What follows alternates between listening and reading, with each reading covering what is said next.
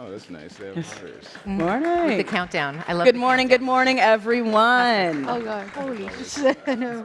Welcome to the first ever GamesBeat Diversity and Gaming Breakfast. Thank you so much to our title sponsor, Facebook Gaming, for making this happen. I cannot believe that this is the first ever diversity panel that is on stage, but here we all are. Thank you guys so much for waking up early in the morning. It means you really care because we know the struggle before 10 a.m. So thank you guys for being here and making time. So we will just go ahead and get started. We have a hopefully very thought-provoking conversation for you, and everyone on this stage is just a luminary in industry. So much so, I'm going to let them introduce themselves. So we will start with Shelman, and then your name, what you're known for, one thing people don't know that you're known for. Okay, my name is Sheldon Bird, Chief Operating Officer at Streamline Studios. Previously at Tencent, Nexon, and Warner Brothers. Probably best recently known for Multiversus. And one thing people don't know about me, I'm tall, probably wouldn't work. So I'll say, okay, every single year I replay Mass Effect 3, every single summer. Interesting. Look at that. Nice. To be continued. Bryna. Hi, I'm Bryna Dabby-Smith. I'm the CEO and co-founder at Brassline Entertainment. What am I known for? I've been in the industry for 24 years at this point, so I've worked on a lot of things, including EA Sports games early in my career, The Bourne Conspiracy, Connected Ventures for Microsoft, Sleeping Dogs. What do people not know? Some of my emotion is in Ultima Online. That's a little known fact. I love it. Leanne. Hi, I'm Leanne Loom. I head up external games for Netflix. What am I known for? Maybe for creating Riot Forge, which is Riot's publishing division. And then, what do people don't know about? Does it have to do with games? No, it could be whatever you want. I'm really into cars. Racing cars, driving cars, having cars, anything to do with cars. I didn't see you as a car girl, but there you go. This is great. Fellow kinship. And Veronica. Hi, I'm Veronica. I'm the CEO of Didimo. People know me because I've been creating technology for characters and automating character creation for the past, 15, 16 years. And what people don't know is that they use my algorithms to speed up the creation of the faces of the Simpsons right at Universal, which I actually never seen yet. So. Congratulations. So we have an amazing, accomplished panel. We're going to dive right in. We will open the floor up for questions about 20 minutes in. And so, just go ahead and start thinking about what you'd like. We'll try to get a mic runner out for this one, but we will see. All right, so let's start with Veronica. Veronica, can you just talk a little bit about your path toward the games industry? What brought you in there, and particularly when you think about the role in which being a woman and a CEO has played? Just talk a little bit about your path in and why you decided this is the role I need to be in. Absolutely. So my background is I'm a software engineer and I PhD in computer graphics. And I always wanted to get into building games, but really didn't know how.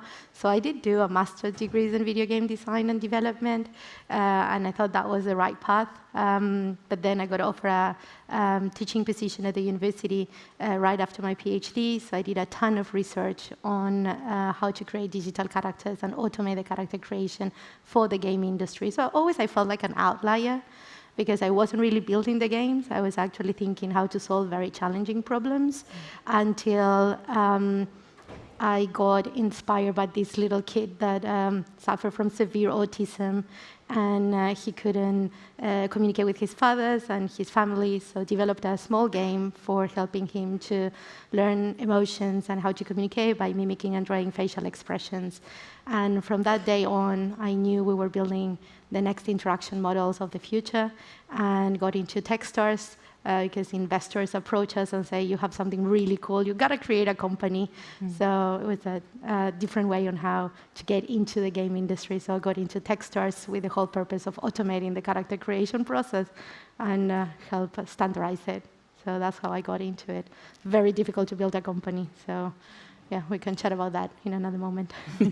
Absolutely. And before we move on, talk a little bit about being a woman CEO in the game space. Oh, gosh. It's tough. It really is. In the sense that And I'll give an example. Please don't take me wrong, anyone here in this room, okay? But I was at DICE last year, not this year, last year, and I was one of the very, very few women there. And it was really difficult to get into, especially if you're shy and introvert like I am, it's really difficult to get into conversations. So I find it really challenging. So this year, as a CEO, I guess I did the smart decision of sending our head of sales and our CTO to mail to DICE, and it was completely successful. And so sometimes you got to step back and let those that can fit in to make what you can't. So yeah, that's something. It's really difficult, I would say, until you start showing a little bit of your credibility. In my safe place is about technology, right? So if we talk about tech and product, then that's awesome, and then people really start connecting. But it takes time to get people to reach out to me. Yes. And we'll come back to that idea of a safe place in a little bit. Leanne, let's talk a little bit about how you got into gaming and then your role in all of these very prominent companies. But what brought you in the first place? So I always knew I wanted to make games when I started playing games, and how I felt playing games. And I wanted to build that for other people too. You know, just that joy that you feel when you play a really great game. For me, that was Streets of Rage. I love that game a lot. Yeah, the original one. Yeah. So that to me was just, you know, in that moment, I just thought, this is what I want to do. You know, I want to bring that same amount of joy to other people that I'm feeling in this moment right now, and like what this game does for me. And then I started off in QA. So that was kind of my entry into games. I just wanted to make games. So back then, that was really the easiest way to get in, especially as a woman. And then I worked my way up through sort of production, and that's my, you know, craft expertise is within production and business and strategy in that area.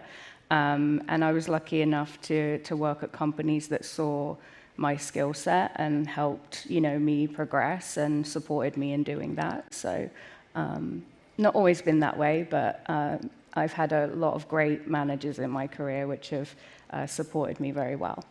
Amazing. We'll get to the role of sponsorship in a second, but I did want to really tease out. You are a successful entrepreneur in large companies, so you have this unique skill set of essentially having a startup inside of a much larger organization. You've done that twice now. Yeah. Can you talk a little bit about what those skills are and how, you know, you started looking at that as the niche that you can carve out? Yeah, when I join companies, I always like to look at potential opportunities or problems that exist in the core business strategy and where that can expand out. So that's where Riot Forge came from. You know, League of Legends is a very highly competitive game, but yet we had a lot of fans of League of Legends, especially, you know, in cosplay and honestly in the more female demographic. That love League of Legends, love the characters, don't want to play a competitive game. And I saw that as an opportunity to make more story-driven games. And as a part-time job, put together kind of a strategy for that. But I just really like to find those opportunities and then build a strategy around that and what that can look like, and then, you know, try and advocate for something different. Amazing. So, Bryna, again, how many years have you been in this industry? You're really going to make me tell my age again. Yes. 24, and No, I started 24 years ago. Let me pause on that for a second, because again, one, we always went, oh, age, but, you know, women in particular, and I think everyone in the games industry gets a little penalized, because when your years start going up and that experience starts going up, people start thinking you're out of touch. Right. You can no longer be a person that drives culture. However, Yep. you've been driving culture your whole career. So let's talk, so in that 24 years, what brought you to gaming? What is the thing that was, you were like, this is what I need to do, this is going to be my career path? Right. And then as you have come to, again, another woman, we have 2 women CEOs on the panel, how you became CEO of Brass Lion Entertainment. So let's just give us that path. I found my people in games. That was really, you know, I started, I had a family member who worked at Electronic Arts, which did not get me the job by any means, but it did get me an introduction. And then people are putting a face to the name, and you're actually able to start to impress upon them who you are beyond just what you have on your resume, which until then was I'd done some, junior admin work and some production assistant work on sets and stuff like that. And I became a production coordinator in 1999, worked on some sports titles, Def Jam Vendetta, and was at EA for 5.5 years. And that was really, for me, I didn't finish university. That was my university. That was my training ground and the beginning of everything. And it was amazing, also intense. After that, I left the industry for 2 years. I went to a design firm, as a lot of people do, and then got sucked right back in. And similar to Leanne, worked through production at High Moon Studios, working on The Bourne Conspiracy, started working on Transformers, came back to Canada, worked on Sleeping Dogs. It's been a long path. But yeah, I wouldn't, I've tried leaving games twice and gotten sucked back in 2 times. So there's a reason for that. It's like once you find your home, you always come back to it. As far as being a CEO at Brass Lion, it's all my co-founder's fault. After I had my child and just did some consulting work as I was starting to work full-time again, Manveer Hare, who's one of my co-founders, was starting to work on his own. And I went out for brunch with him one day, and he told me about what he was doing. And I said, oh, well, if you need help on the production side, let me know. And he went, mm-hmm. And I had no idea that was all part of his master plan. So he slowly sucked me in, and we started working together. And then one day he met with me and said, listen, I want to pitch you on something. And I started my own studio before on a much smaller scale, so this was all familiar ground. And he said, this is working out really well. I feel like we've got something. You're doing the business stuff. I don't want to do the business stuff. I want you to be my co-founder and come in as my CEO. So it was really working with, and shortly after that, we found Rashad Reddick, who was our third, and that was it. We're family now. So that was it. It was, for me, becoming a CEO at this point was really working with partners who had that trust, where we really saw that in each other, and it just felt like the right fit. Right. And I want to tease out a part of your story, not Def Jam Vendetta this time. The running joke between me and Bryna is that I'm such a fangirl for that game that as far as I'm concerned, Bryna made that game by herself completely. However, let's talk about motherhood. Sure. In games, right? Last year at GDC, I was on what I found was the first ever panel on motherhood at GDC. I'm 4 years officially in games. And so I'm just kind of like, y'all don't have this yet? What happened? But it's a thing that you don't normally see. And one of the issues that Phoenix had when she was recruiting for the panel is that she could only find us at executive levels. Right. It was very difficult to find a mother working in games that was not an executive or not new to the career. Right. Everyone kind of in that mid-level had left. You want to talk about that a little bit? Whew, yeah. Moms are superheroes, right? Like you have this ability to bend time that you didn't realize existed until there were children involved. For real. It's like, I thought I was efficient before I had a child, and then I had one, and I was like, oh, I have a whole hour? I can do everything. But you really, for me, that's just sort of when the timing worked out. It happened to be that I was at that point in my career, and I was an older mom, a geriatric mom, as they put it. But there, traditionally, for many of us that have been in the industry, there's this, there's the trauma of crunch and this history of long hours. It's really hard. It's really hard to say, okay, it's 5 o'clock. I'm going to go make my kid dinner. I'll be back. And for that to be accepted at a lot of companies. And it's really unfortunate because that balance is not just necessary for moms, it's necessary for everybody. It seriously is. At Glow Up, where I'm the co-founder in CXO, we have had 4 children. Wow. Since our studio started in 4 years. But we're all women of color-led company, right? Right. And so, my son Gabriel, my second son, was born during the production of the Insecure game. Right. Mitu's daughter Rukia was born in the middle of us founding the same company and do things. And then our executive assistant Christina had twins. And so we have been 4 years. We've had 4 babies, and a part of it is also trying to create a culture where caregiving is not stigmatized. That's a big thing for us. Yeah. And then, you need no introduction, sir. However, gentlemen, let's talk about what it feels to rise to executive ranks in gaming, and particularly, I want to know how you got in. Okay. I want to know what games you loved and what got you there. But I also want to know what it feels like to be at the top, because for a lot of executives of color across industries, we know we're the only. So I'll preface this because this is going to be a long-ass answer.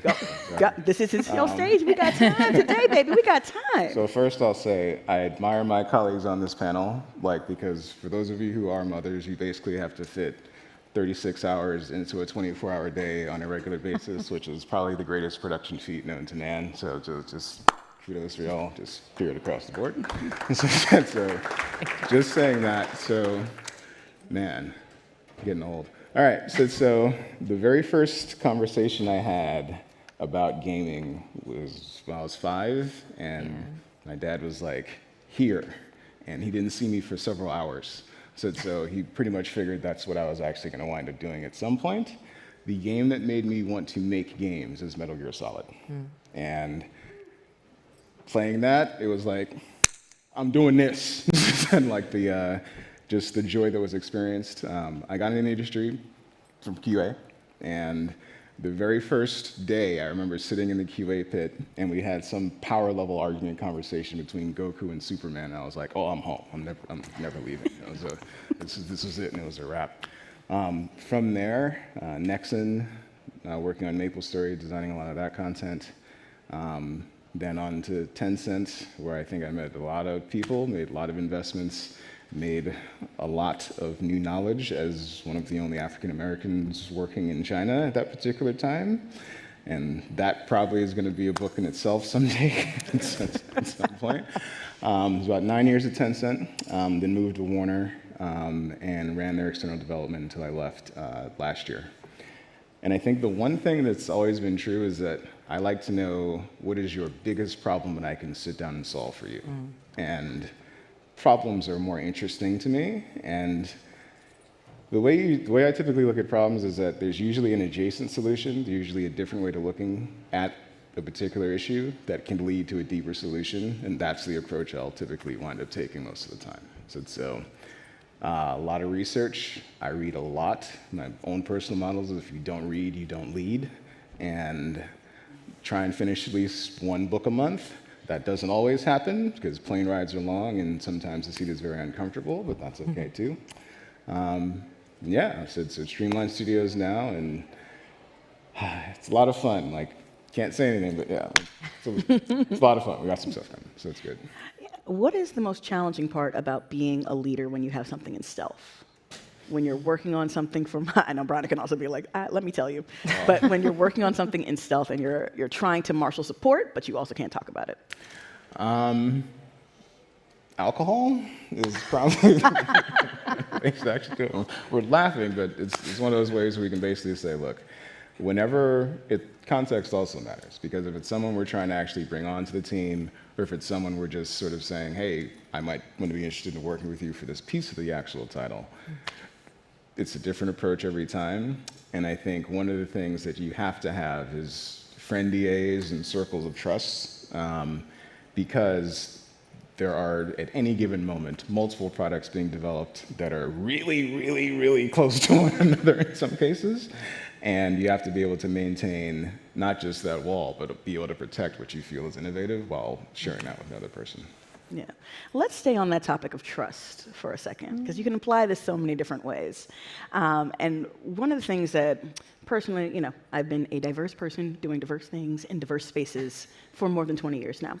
And at some point, you always hear the same stories. Like, let's talk about your harassment. I remember when I worked at ESPN, my eternal ire was we would write a story about women in games. It would always be like, here is all the harassment. I'm like, I don't even know why she got in, what happened, who was she interested in, how did she become an esports coach? Now let's lead with the harassers, let's end with the harassers. So you might notice that there's no emphasis in this panel on this. Instead, what we want to talk about is fostering the types of environment that allows for diverse perspectives to flourish, the type of understanding that it brings. Veronica, you look like you really want to jump in. Let's talk about trust. Yeah, absolutely. I think, trust is the invisible thread that can put us all into the right path. So when we started DDMO, it was just me. It was a solo founder. So you have to start surrounding about the people that you really trust that can do their best at what they are, and let them be, right? And not interfere. And I think that's a hard thing to do. It's just not interfere. And and maybe I can share something. It might be a little bit more personal, but many, many years ago, I made a very strong decision of eliminating every toxic people from my life. It was October 15, and something happened, and immediately right after, I decided to stop talking to everyone and every single person.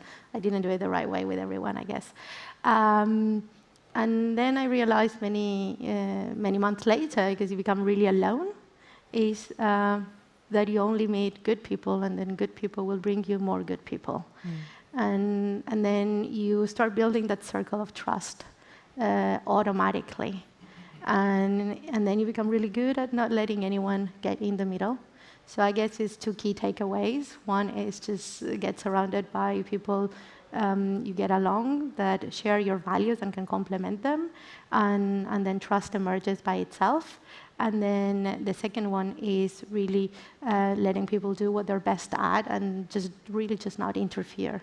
And then that invisible thread of trust can continue to be growing within your own organization, because the people that you hire will hire other people that will build that same thing. Cool.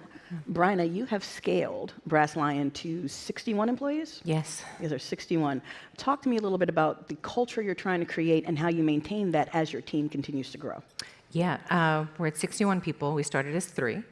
So it's been an enormous journey over the past couple of years. But for us, the key was, we spoke about what we wanted to build and who we were out of the gate, and we just led as ourselves. So we had 3 diverse founders. It's really very much for us, by us, out of the start. So we said, listen, this is what we're about. This is what we're doing. We care about diversity. We care about inclusion. We care about people. And our team found us a lot of the time. So we've gotten to a place where we've built what I believe, and we've been doing it so quietly. We haven't been outside talking about it. We've been very heads down in stealth mode also. But at 61 people, I believe we have what is the most diverse AAA team in the industry today. We're 75% of our team identifies as a person of color, 56% male, 39% women, 5% non-binary, if those numbers add up. I believe that's correct. But more than anything, just an incredible group of human beings that are incredibly talented and have come together because they believe deeply in what we're doing.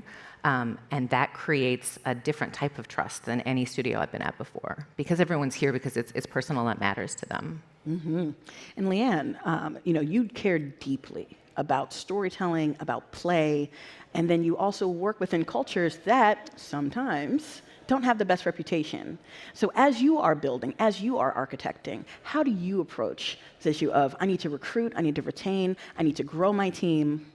How have you looked at that in the structure of maybe a culture that you did not build or create, and yet still trying to make sure there is space for the types of perspectives you want there? Yeah, I think lucky in a way, because the Netflix culture and the foundations of the company culture are really about thriving in diversity and having diverse perspectives, and representation matters in our content, the films, the TV, the games that we're making. So the foundations were already there for me, which is good. Obviously, games is a very different environment, and teams are very different, and the cultures should be different. So I think one of the things that I've always been mindful of is, how can we keep the foundations of the Netflix culture, but adapt that to what we need in games and what we need as a game team to thrive? And then thinking about, how to continue to evolve that over time as the team grows bigger as well. So for me, it's always about, similar to what you were saying about the shared passion, the shared philosophy. We talk about that in our team. What do we want to be? What's our philosophy? How do we want to work with our developers? And making sure that everybody is a part of creating that and passionate about doing that. And I think when you have that shared passion and that shared understanding of what you're trying to accomplish, that builds that trust. Yeah. And you can only get there with diverse perspectives, right, and ideas. And I don't think you can do that without having a team that has diversity within it. Now, Charlamagne, when you mentioned that you were the only black guy at Tencent, it reminded me a lot when I read Reggie's book, right, Changing the Game, about culturally trying to fit in at Nintendo. Culturally trying to look at not only being a black person and a black man, a black leader, an executive leader in an organization, but then also cross-culturally being an American and having our norms and values versus, going to Japan. In terms of the things you have learned, especially as you frame things, if you don't read, you don't lead, what are your top 3 for executives coming up? You're like, if I'm going to distill, I know, easy question, right? If I'm going to distill my experiences, let me save you some problems, young executive. What are your top 3? First, drink tea. Drink tea. Okay.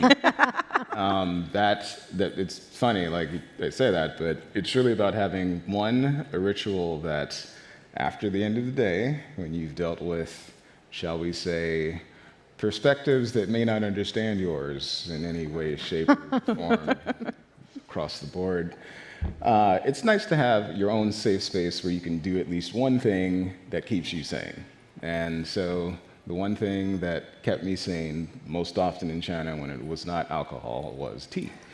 Because tea is, I really got into tea. So I'll put it like that.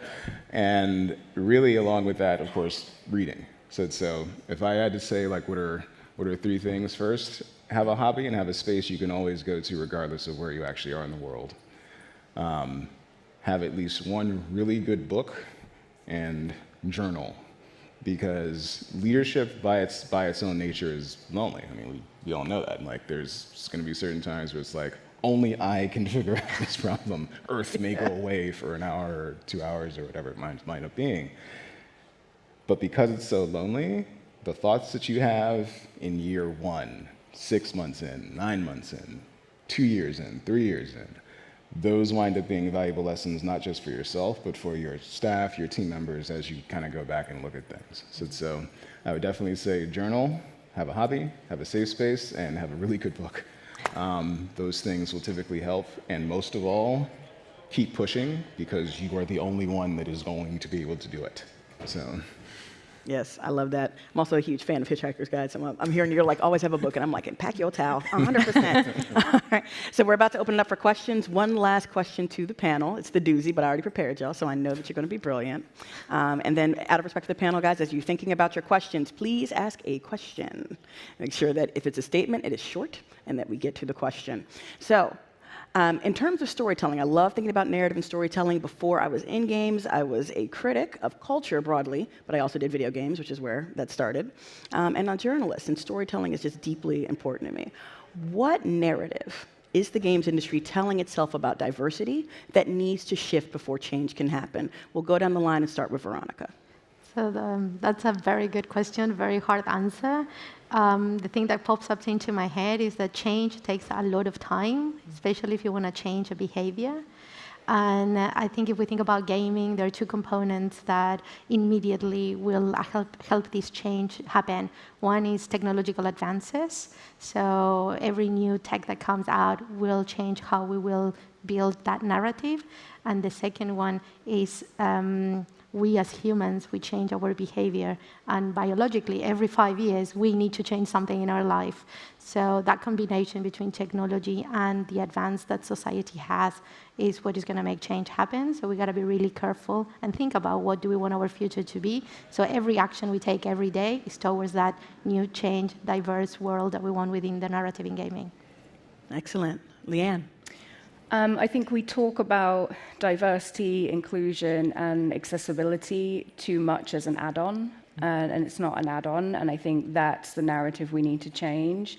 When we talk about building great games, that sentence should include the diversity and the accessibility of that game, just like building a great game has a great character, a story, mechanics. It also should have great diversity and great inclusion and great accessibility. So I would love our narrative to switch so that when we talk about how we make great games, that is just part and parcel of how we approach it, rather than as an add-on. And that applies to building teams as well. I think fundamentally a great high-performing team has very diverse perspectives, and that should just be part of how people build teams, rather than thinking about it as, a specific number you have to hit or a strategy or an add-on, but actually build it all included. Fantastic. Bryna?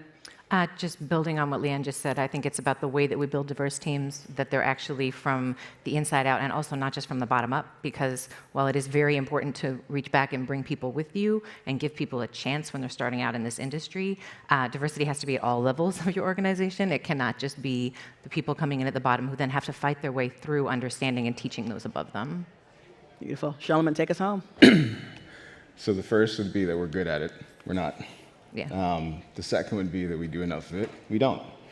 The third would actually be that most of the time when I'll actually, read and basically follow up just on everything from labor reports to recruiting and things like that, a lot of places just make excuses. Mm-hmm. I've seen a lot of, we're going to put 100 million in the actual market, or we're going to fund 100 million, and you look a year later and, it's only 2 million or 3 million or 0 million, or nothing's actually been done in those cases.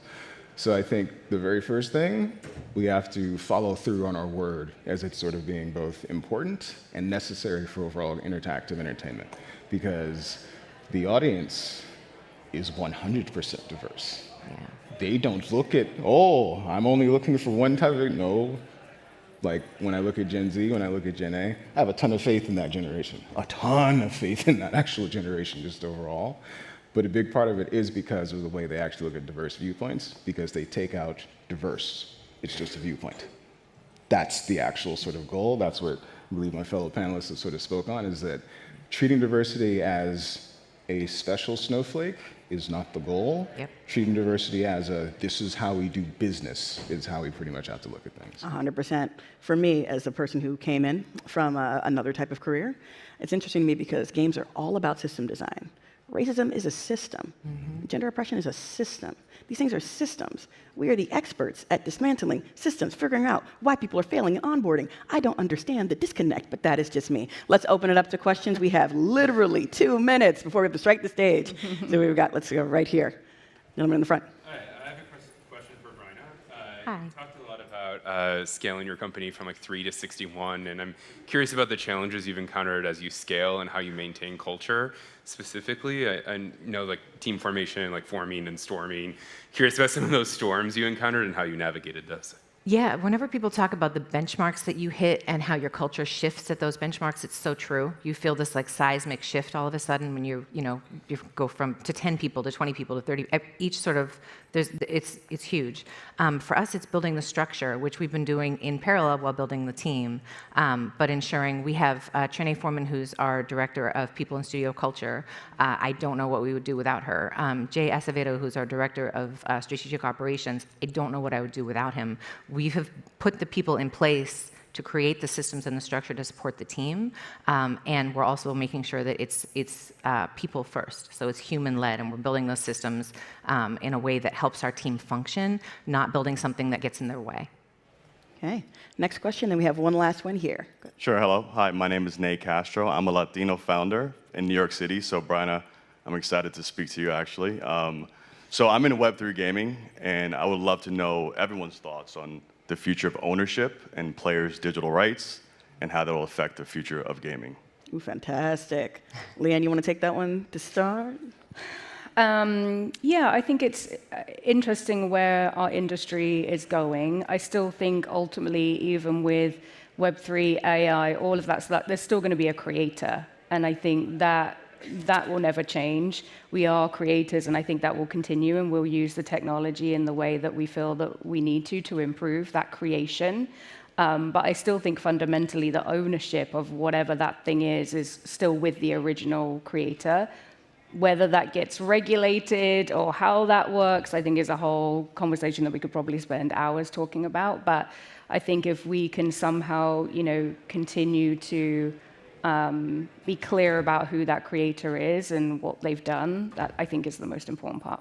Veronica, you want to jump in, especially from the tech product perspective? Yeah, absolutely. So in terms of the IP ownership, I think it has to remain and stay within your company, so you can still continue leveraging whatever other titles you want to publish, I would say.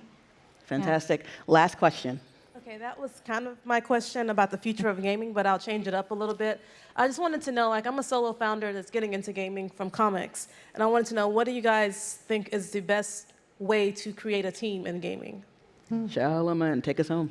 So, all right, so the areas you're going to need, those are pretty commonplace. It's more going to be about people you can actually trust. And as a solo founder and having funded many companies like this, functionally, you have to have someone who you are willing to share a loaf of bread with, or a turkey sandwich, or just hot sauce on the days where it actually gets rough in terms of being a founder, because you have to be able to look at the like across the desk, across Zoom, or across Blue Jeans, whatever app you're actually using, but know that this person has your back 100,000%. Yes. If you cannot do that, you cannot actually work with this person. This is the wrong person to go on this journey with.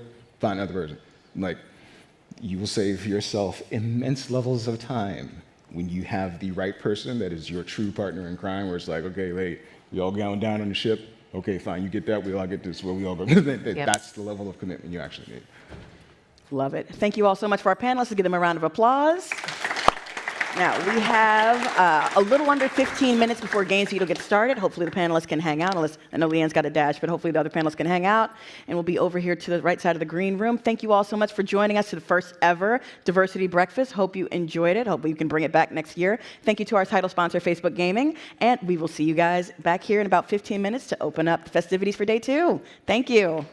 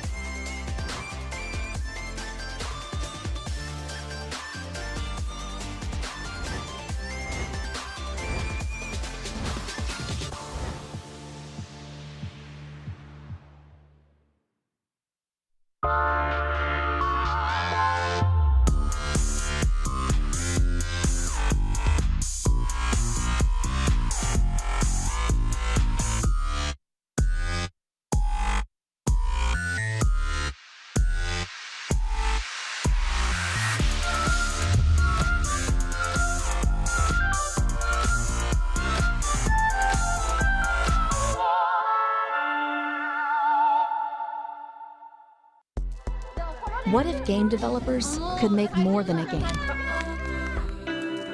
What if you could make it big anywhere in the world? And turn your creativity into a business? Make more than a game. Make it part of the new digital economy. Welcome to Xsolla, the global video game commerce company. Enjoy the game.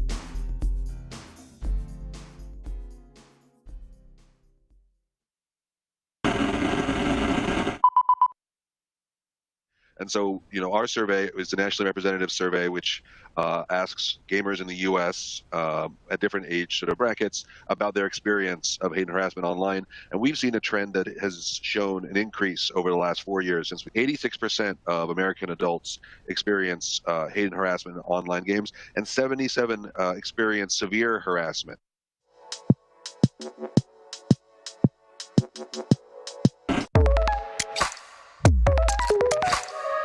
As we're launching Sky into new markets, we've had Google Analytics front and center of some of the decision-making processes. One key part at the beginning was to look at users' review on the Play console so that we can be sure to have this connection with our players. We use Google Ads to ask very specific questions, and this tells us where and how to spend money on advertising and find new players.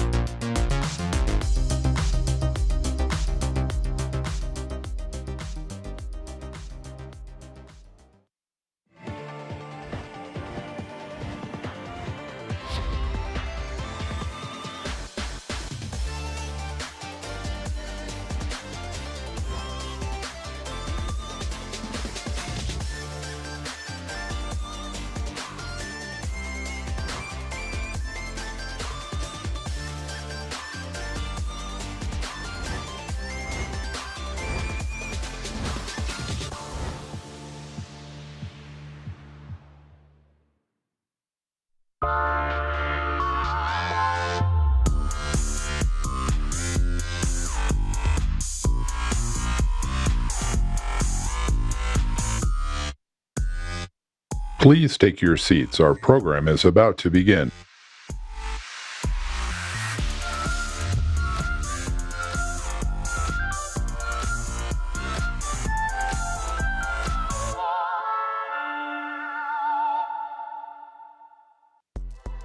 What if game developers could make more than a game? For the courtesy of your fellow audience members, please silence all mobile devices. And turn your creativity into a business. Make more than a game. Make it part of the new digital economy. Welcome to Xsolla, the global video game commerce company. Enjoy the game.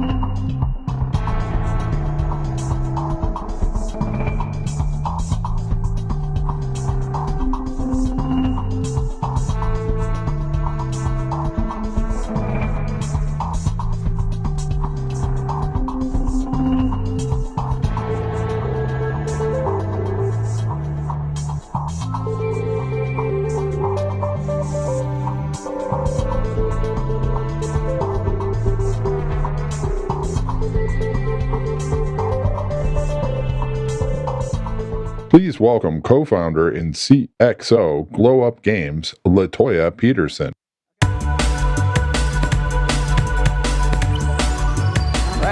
All right. Good morning. Good morning. Hello. Once again, I always appreciate the early risers. A little heart to you, because my goodness, We're on day 2, and y'all are here on time. Give yourselves a round of applause. I'm so proud of you. Welcome to day 2 of GamesBeat Summit 2023. I'm LaToya Peterson, co-founder and CXO of Glow Up Games, and we're a game studio specializing in storytelling centering Black and brown joy. I'm happy to be back with you this morning as the MC for the second day of GamesBeat Summit. We've got more great sessions in store for you today. This afternoon, we'll have sessions taking place on 2 different stages. So, once again, from 11:30 a.m. to 3 p.m., we'll have sessions both here in the California Ballroom and next door in the Promenade Room. So be sure to check out both stages and check in the app, we'll talk about that in a second, to see where you should be to get the most out of your day. We also today have our special 2023 Visionary Awards taking place at 4:30 p.m. here in the California Ballroom. Hope you'll join us for that. Please help us honor this year's winners. We put a lot of time into the ceremony, so can't wait to see who gets to reap the benefits of their labor. Now, this event would not be possible without our incredible sponsors. First, with our headline sponsor, Facebook Gaming, our platinum level sponsors, our diamond level sponsors, our connections level sponsors, and our bronze level sponsors. To learn how you can partner with VentureBeat Lab to showcase your thought leadership and to help sponsor our next GamesBeat event, please contact us at partners@venturebeat.com. Thanks also to our amazing advisory board. As a reminder, for those of you who didn't join us yesterday, our official conference hashtag is #GBSummit. Please join the conversation by using GB Summit or tag us at @GamesBeat. You can also download the Events app by searching for GamesBeat Events in the App Store or in Google Play. If you need Wi-Fi, it is shown on the screen right there. The network you're looking for is GB Summit 2023. Password is next level.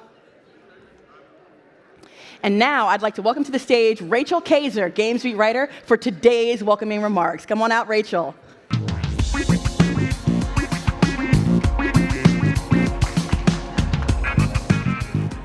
All right. Good morning, everyone. I hope you all enjoyed the breakfast. And just want to say I'd like to thank everyone for taking time out of your busy playthroughs of Tears of the Kingdom in order to be here. If anyone wants to take their Switches out while I'm talking, I won't be offended, I promise. I'd be more offended if you thought you had to refrain on my behalf. And speaking seriously, though, thank you everyone who has come out for another GamesBeat Summit. And in my opinion, this event is about more than just the present of gaming, but it's also about more than just the future of gaming. It's about multiple possible futures. Now, I've attended several of the GamesBeat Summit events in the last several years, and I've noticed, and I'm sure you have as well, that there are several common threads at the past few events. Now, if you look at our agenda, certain words are going to jump out at you. Metaverse, blockchain, AI, user-generated content. It's all about trying to predict the next big disruptor in the space, and that's what everyone in this room is good at. Yesterday and today, follow up on those threads. And we had discussions about the transformative power of AI and the potential of generative AI. We've talked about the success and widespread adoption of blockchain, Web3 games. And of course, we sat in on discussions with Mike Pondsmith and Robert Kirkman, which were fascinating and hilarious. I hope you were all able to catch those. They were great. We also talked about new frontiers in games. We had a panel about Hollywood and gaming and how that relationship is changing, and both parties are adapting to the new paradigm.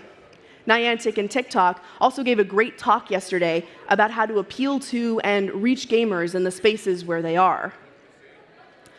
So yesterday's discussion was about optimism, the blue sky vision of the future, and the promise of all these new tools and technologies to revolutionize the world of gaming. And this day isn't necessarily going to be wholly different. I mean, we're still covering things like the new horizon of mixed reality and the future of franchise gaming. And we'll also be giving out the Visionary Awards later, as LaToya mentioned. But as we look forward, I think it's also imperative that we look within. Now, it's important to make sure our own house is in order before we think about expanding. It would be great if we could assume that the games industry that we have now is the best version we could have. But we all know there's room for improvement. Now, if you were present at either of our breakfasts, which I'm going to assume because the breakfast was just a few minutes ago, then you know that fostering diversity in games is an important topic that only became part of the conversation relatively recently. And there's also the question of how amenable gamers are to the metaverse or to the widespread adoption of AI in game development. Now, Mike Pondsmith made a great point yesterday that the new tools will evolve in the way that the users desire, and we can't necessarily tailor that evolution along the paths that we want. It is true that sometimes you can adopt new standards without gamers being on board at first, but I think that's the exception and not necessarily the rule. You'll see a bit more of this tomorrow in our talks about skepticism and challenges that we'll have to discuss before these new tools can take root and change the industry. Now, another reason that this is important is because gaming culture is becoming increasingly more integrated into general culture. Now, Hollywood has discovered that games are the great untapped archive of IP. The Last of Us, Super Mario Bros., that's just the start. We're going to see a plethora of gaming-based movies and shows within the next few years and probably beyond. So as we create for the future, we should be aware that what we create has far wider reach and greater influence than it ever has before. And that brings me to today. If yesterday's theme was about the potential and presumed success of these new tools, then one of the themes of today is about how we, the ones looking at gaming's future, can make the whole industry more open and receptive to them. You'll hear discussion about whether we should be building the metaverse with open standards and how to use AI to build better UGC and games in general. We have a panel about how games are revolutionizing healthcare and a roundtable about how games can influence mental health. We have a panel about how to properly translate established IP to games and how to properly translate brands and advertising to the metaverse. Fable Studio is speaking about ethics and AI-built societies. And we also have a panel about how to navigate the new world of direct-to-consumer game commerce. Now, this conference, as I said, is about multiple possible futures because the games industry can evolve and change in so many different ways. Now, I hope that as the industry continues to evolve, that we improve alongside it so that the future we can have is the best one we could have achieved. And on that note, I just want to say thank you all so much for being here on day 2 of GamesBeat Summit. And I know at the end of the day, a lot of you are going to want to just grab your stuff and go home, but I encourage everyone to stick around until the end of the day because we've got a great talk with David Haddad coming, and we've got the Visionary Awards, and speaking of gaming's future, we have a big town hall at the end of the day, which is about that very topic. So I hope you all stick around, and I hope you all enjoy the rest of your day, and thank you for coming to GamesBeat Summit.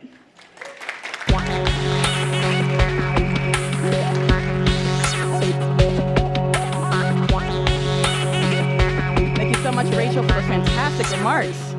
Now, to kick off day 2 of GamesBeat Summit, please welcome Alina Soltis, co-founder of Quantum Tech Partners. Alina will share with us a realistic look at some of the M&A trends impacting gaming from a financial perspective, and where to find those greener pastures and pockets of opportunity that are developing for the remainder of 2023 and into 2024. Please welcome Alina to the stage.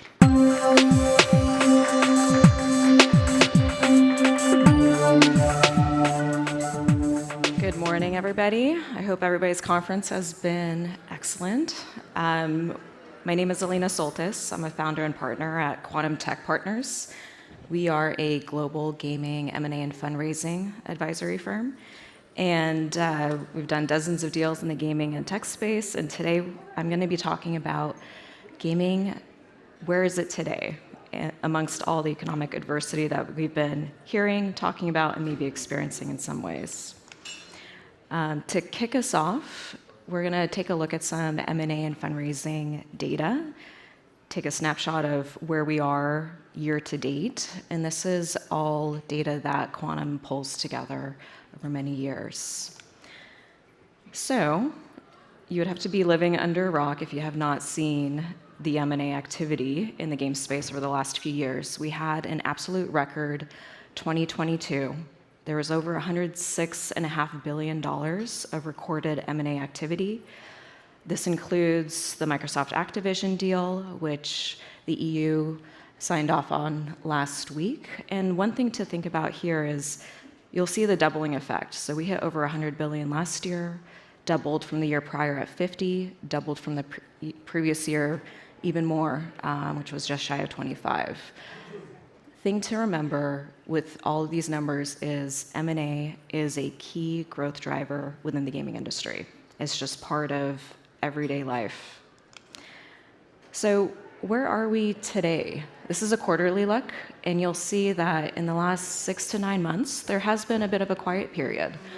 We've been coming off of extremely active levels.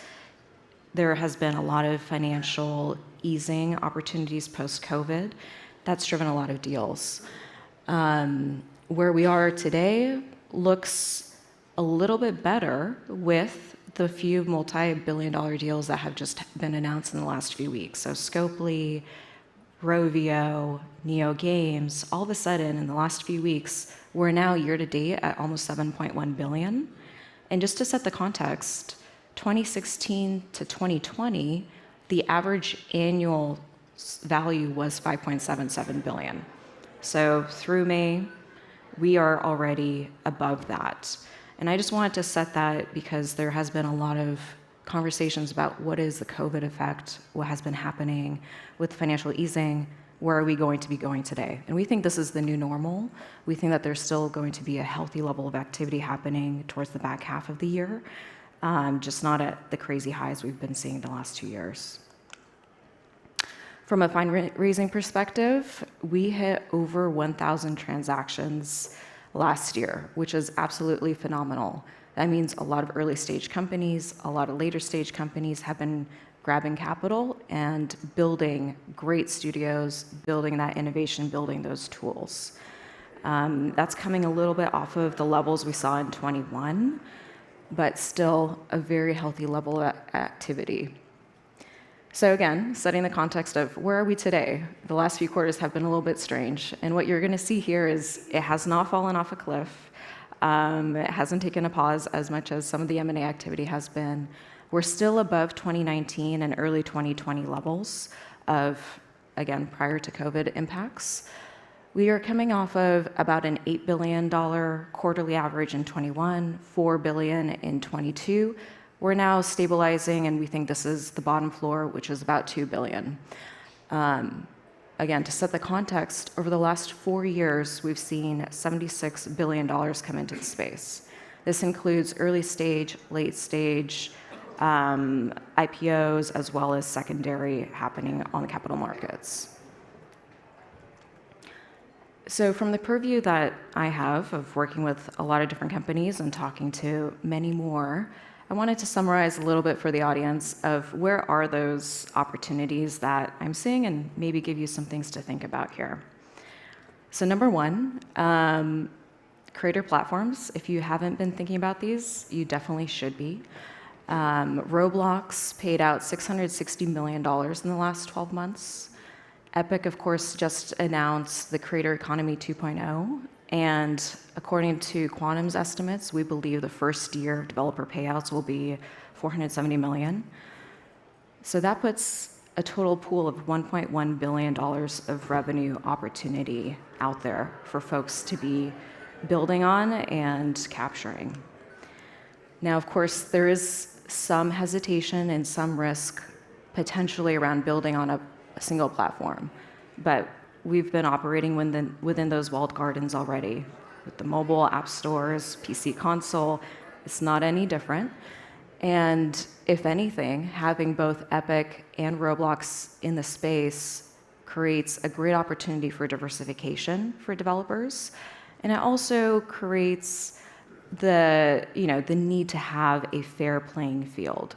So some of the fears before where potentially economics could change without you being aware of them, it's a lot harder to do that when you have so much business flowing through and also 2+ very large platforms in the space. And so we're seeing that growing confidence. We're starting deals are starting to happen. So for example, Embracer recently acquired Welcome to Bloxburg. That was an up to $100 million deal. There's some groups like GameFam that have already raised $29 million, Voldex amongst a few others who are earlier stage that are building on Roblox. It's a great opportunity, something for the audience to think about. The other area of expansion that would be hard to miss is all of the new distribution and revenue options. In the Epic Apple saga, the only win that Epic has seen is the anti-steering provision going their way. And that essentially allows developers to have links to their own web stores. Of course, there's a massive revenue win there, right, with the elimination of some of that transaction fee. But something for everybody to think about also is you can now build a relationship with your audience, right? They're coming to you. You can all of a sudden start having CRM and being able to track those transactions directly, all in the hopes that you're able to build that retention, build on that loop, and effectively monetize towards in that whole picture. So that's a huge win, something to certainly be thinking about. Now, we are all in LA today for the conference, and so it'd be impossible not to see the Netflix impact in the film and TV industry. They're doing the same thing in games. All of the capital that they pre-funded for making really great content, building that audience base, same thing is happening in gaming. There's 70 studios that are working, external studios that are working on projects. There's 16 titles that we're aware of that are being built in-house. And this creates a great opportunity for developers to build on that distribution network, massive distribution network that Netflix has. Netflix has demographics across all ages, genders, types of people, international. So all of a sudden, those games that you had in the back of your head where you love to build, but the traditional gaming audience might not be there, with Netflix's help, you can reach those folks. And that should bring another level of creative development opportunities and just games coming out to market. And I'd love to see those start to happen. And then lastly, subscription revenue. It's been a little bit of a sensitive topic sometimes to talk about. There's discussions around potentially your upside is capped if you're building on Apple Arcade or other avenues. But in a world where we're starting to see more cloud players come out, building that audience, they are eager to do deals and build that distribution. The thing that I think about from a financial perspective is being able to streamline your revenue and have cash flow coming in a time where gaming is very peaky, there's a lot of ups and downs, creates that longevity for your studio. It creates the view of building into the future and allows you to work on projects that you really want to do, plus do some of these experimental projects. So those studios that are thinking ahead are stacking that entire revenue pool and using this ability that's now in market to really go after that. So with that, thank you, everybody. Thank you, Dean and GamesBeat, for having me. I hope the rest of your conference is fantastic.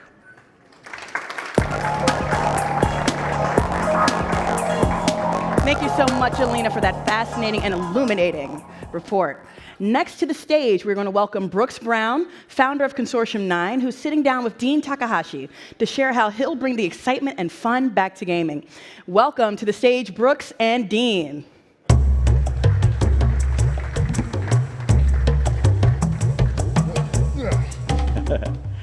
All right, thank you. Brooks and I talked a lot during the pandemic on Clubhouse. Once upon a time, when that app was decent. Yeah, that was a lot of fun.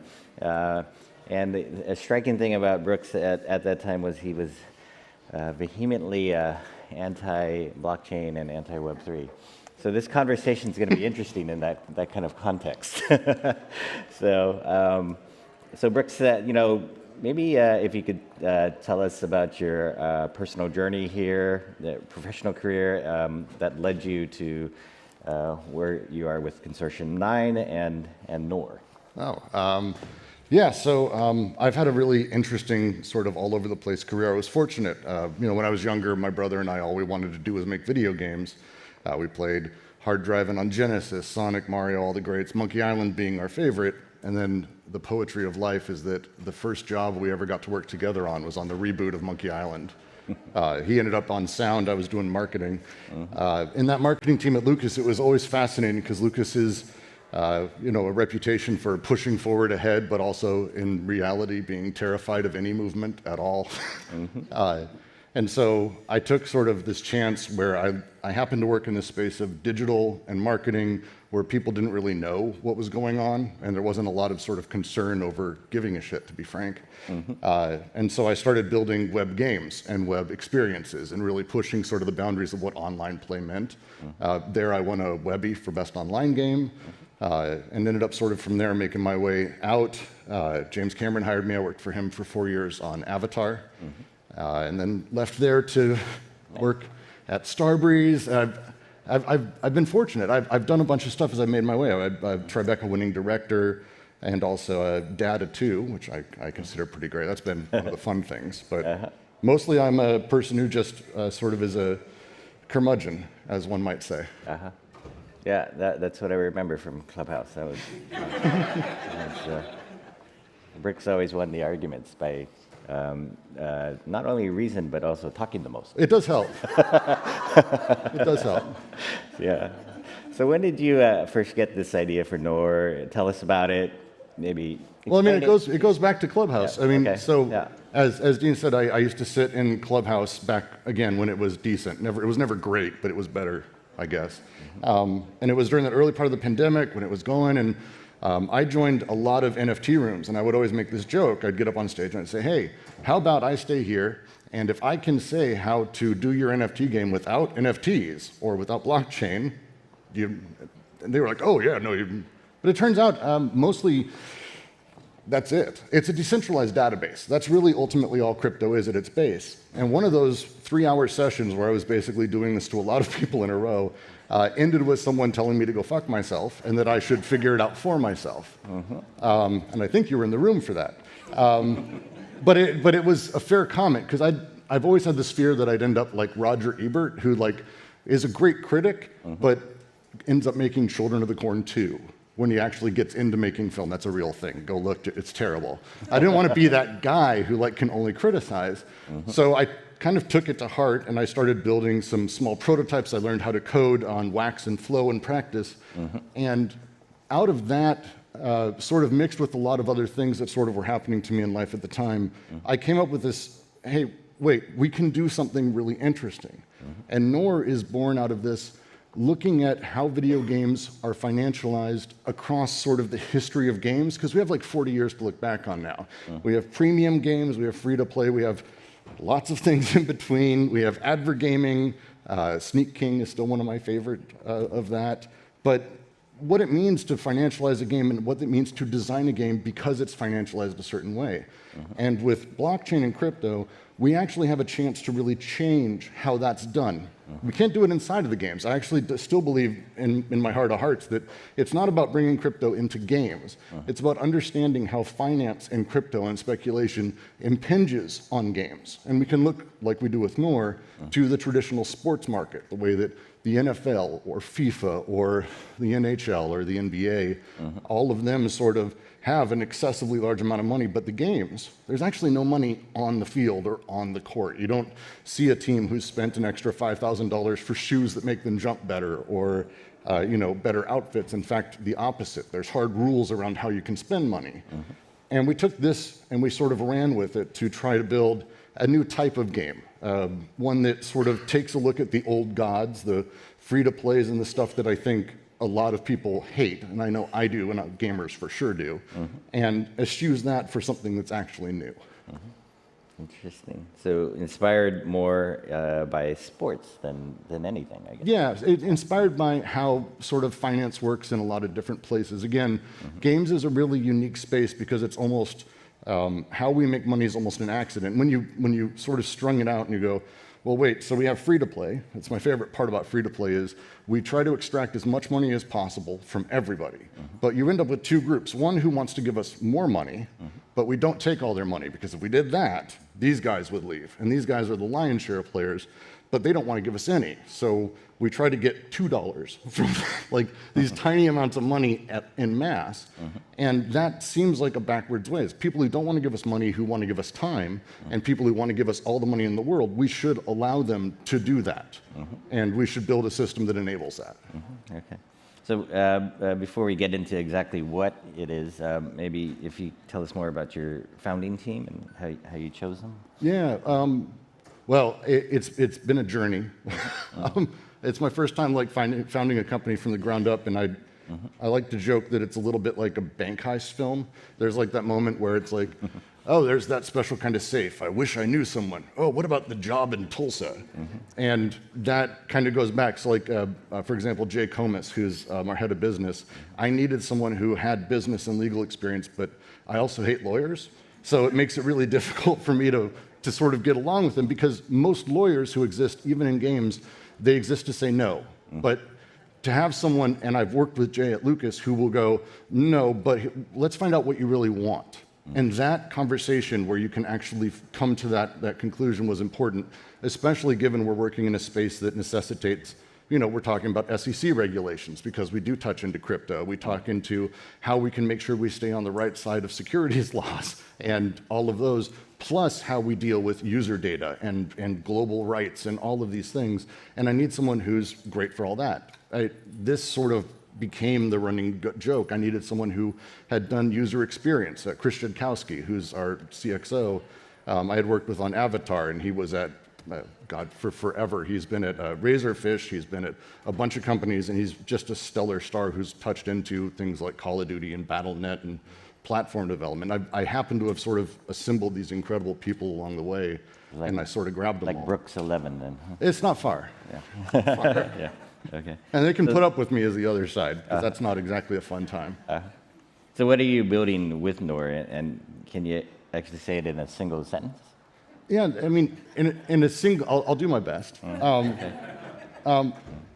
If we were to take what fantasy football does, and we were to extend it to not just win and losing inside of one game, but put it for all games, and on top of it add in broadcast rights, team ownership, advertising, sponsorships, all the things that make that large-scale economy that sports survives with, that's our game. It's a game of games inside of it. That's the shortest I've ever said it. I hope it's okay. Yeah, that's good. Trust me, I can go much longer. No, that's good. And can you explain then some different pieces of that? Yeah, so like, let's say right now in video games, I make a game that people love to watch. Well, right now, that is not only not sort of monetized by, let alone the developer or the publisher, but it's monetized by a third-party company. And this is something games has done sort of across the board. Sports teams. Like Twitch or something. Like Twitch or YouTube or Rumble or worse platforms that are kind of shocking that your game gets sort of put on. But you get no revenue, no say, no rights. And they've kind of allowed this, and we're kind of okay with this. And I find that odd as someone who's made games that have been up there. But we do this over and over. Esports as a thing are effectively sort of pro se marketing orgs that fans put together. They're not really a sports team. A sports team has a say in the sport. We don't. So instead of having all of those external bits and saying, okay, with broadcasting, we're going to just let whoever do it, we don't have so much control on anyone doing it, but being able to say, well, wait, we're going to have special cameras in the game. And these cameras and broadcasting tools are going to be ownable. And people are going to be able to have the best view and actually the only one of the tournament, the same way that the tournaments are done now, where you actually can close off a lot of how people are streaming and how they're setting up. This sort of semi-control over the thing and the ownership and having that sort of scarcity that, again, crypto and the speculative market inside of that has built in, extended across everything in what we call the metagame, we think there's a huge amount of opportunity and upside just waiting for developers to come along. Interesting. Can you visualize that for us in some way with like a kind of existing game or something? Yeah, so if we take Dota, for example, players come to Dota and they want to just play it.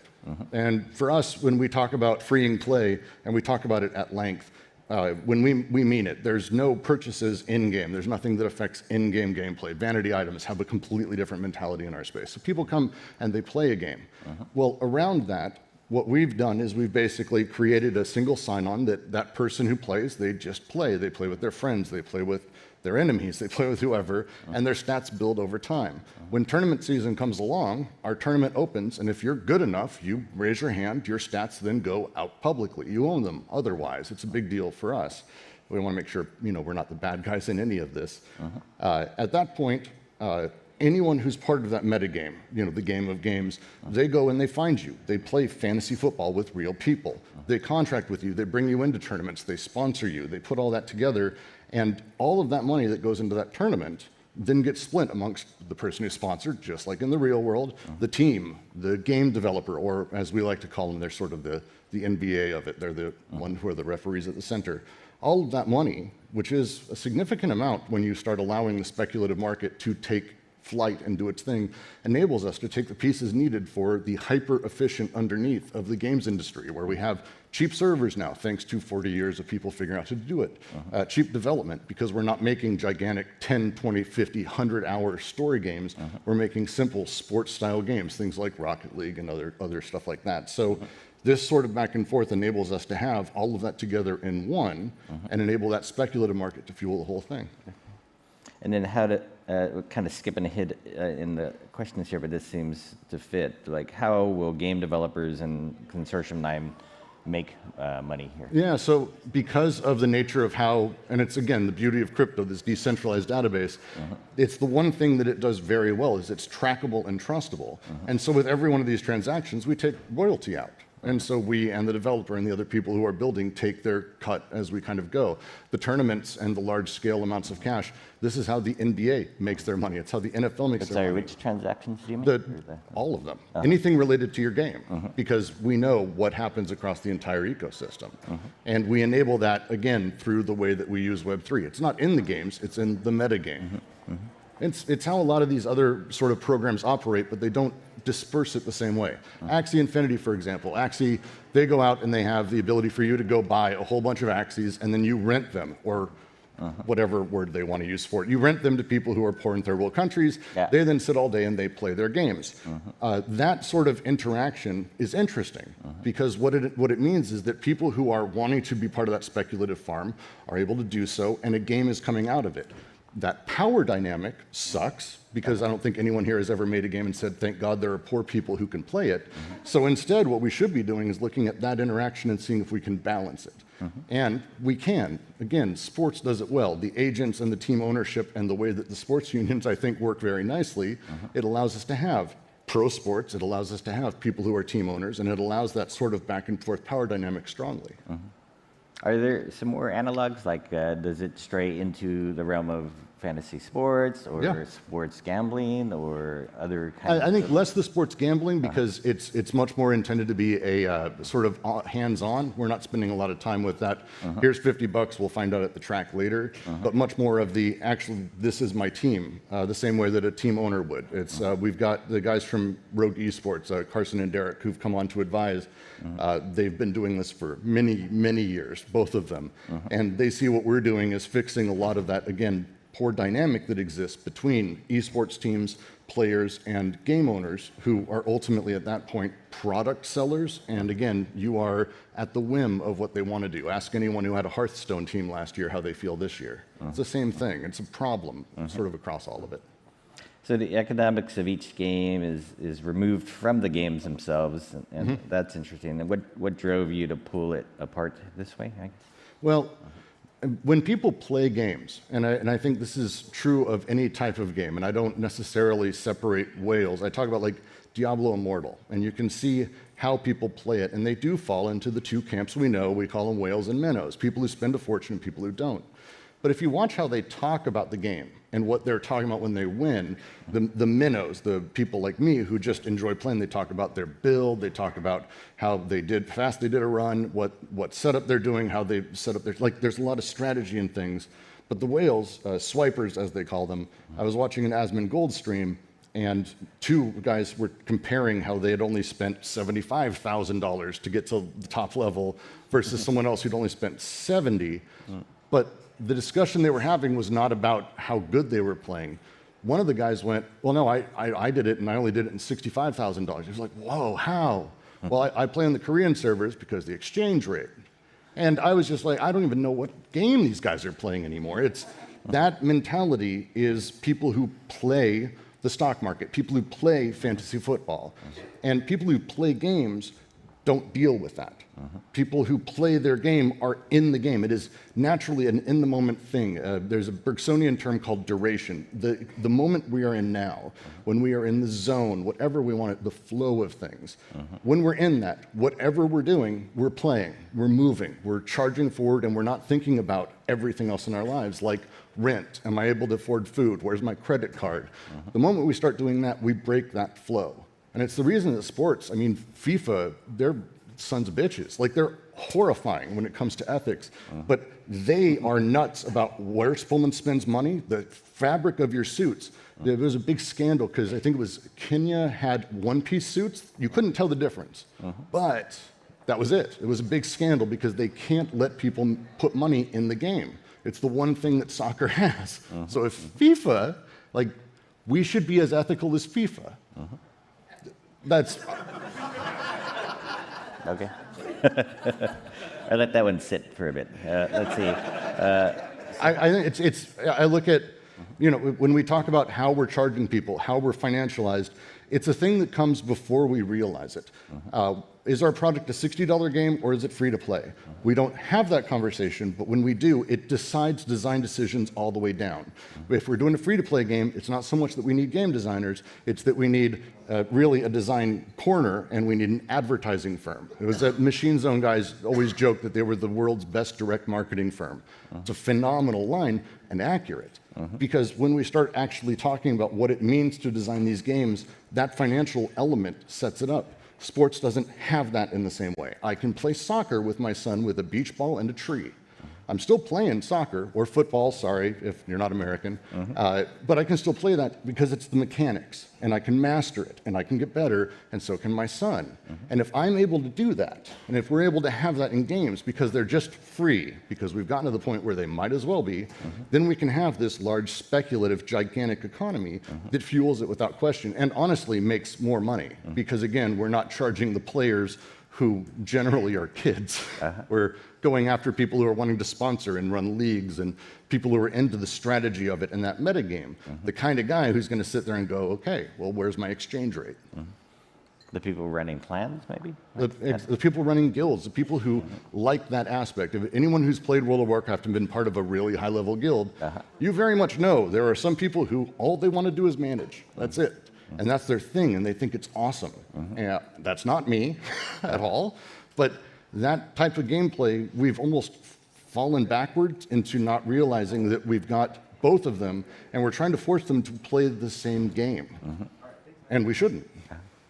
So this might be repetitive in some way, but how does NOR free play actually allow for completely free games, and how is this different from free to play? Yeah, I mean, so it's because we don't charge anything. Free to play very often is like first taste free. That's why most free to play games start immediately with, here are gems and here's how you spend them. And here's also how you're going to get free stuff. And by the way, it's really good stuff. Boy, it'd be a shame if you needed to use these more gems. We only have so many. Like this setup we've got and we've refined. And I've been in the room for those discussions with very talented people who really care about making great games, but you use words like trick, coerce, fake people out, getting them to do something they don't want to do. That thing is sort of a weird mentality that a lot of money and a lot of time is spent on. But underneath it, underneath all of it, we've actually gotten efficiency in the video game industry to where things are actually far cheaper to run than we want to sort of talk about, especially as we start moving into sort of cloud-based or other types of rendering, or as we move into just everything is so changing so fast, and we aren't willing to go, well, wait, now that we've got efficiencies where games are cheaper because of the engines and the moves there than ever. Hardware is ubiquitous. My phone is more powerful than my computer I had 20 years ago. The ability for us to have decent games and use the efficiencies of that marketplace that exists now to create something new, and then have those free games that are just as good, because what's the joke? I have a dual 3090s in my machine, and I still turn everything on the lowest settings because I want more frames per second. No one cares about RTX except to show off once in a while. You want frame rate. That's the thing you care about. So let's give people that. Give people gameplay made for gameplay. And that efficiency is something that we can hit now more than we've ever been able to. And on top of it, we finally have this really interesting tech. It's crypto, Web3, whatever you want to call it, that gives speculators that room to play, that gives people that chance to dive in and go, well, look, I can actually own a team. And there's only so many teams that will ever be in this game. And it's not some other new team will show up because 5 guys decided to create one in their basement. Now we can actually move into a place where we have regulations and we have setups that everyone's part of. This larger thing, we can exist now. It's wonderful. It's a timing thing. We're lucky. So let's pull back some, and gamers are not fans of crypto these days, and I wonder how you're looking to get beyond the haters. Yeah, I mean, it's one of the things that, I mean, I'd be lying if I didn't say we weren't worried about it, because every time there's a new crypto game, it's deserved. All the hate is deserved. And very rarely there comes something that's doing something interesting in the space, but more often than not, you end up having discussions where people are talking less about how fun is the game versus how liquid will I be in 6 months. That's not a game if that's the discussion I'm having, and gamers know this. And so when we talk about how do we deal with gamers, how do we do it, for us it's a show don't tell. Our games will not have crypto in it. We won't be taking anyone's money. There won't be even purchase pathways. That's not how we're setting up. We're very much talking about the meta game, where people want to take part in that and they're dying to, which is going to be its own thing. When we show people and they see that separation, we're pretty confident it's going to give us room that we want to be able to play with. Okay. And so a lot of this seems very similar to esports. And in fact, I guess Paul Bettner of the Wildcard Alliance was here yesterday, and he was talking in some similar ways. So I don't know if you guys, Paul and I haven't talked, but my little brother actually worked for him. But we say a lot of the same stuff. It's been fun to sort of run into each other crossways. Yeah. But it seems related to esports, like many folks in the Web3 space have also been, pushing towards esports. Does NOR handle this differently, I guess? Well, I mean, again, for us, the sport is the mechanics. Because the underlying thing of game design is there's a lot of different setups of how we can talk about it. We can break down the theory of it. But ultimately, what someone's doing this, or mouse and keyboard, what is this? The mechanics are the mastery. People getting better at that is where esports wins. And that's where the interesting stuff comes from. Games Done Quick is a great example of that.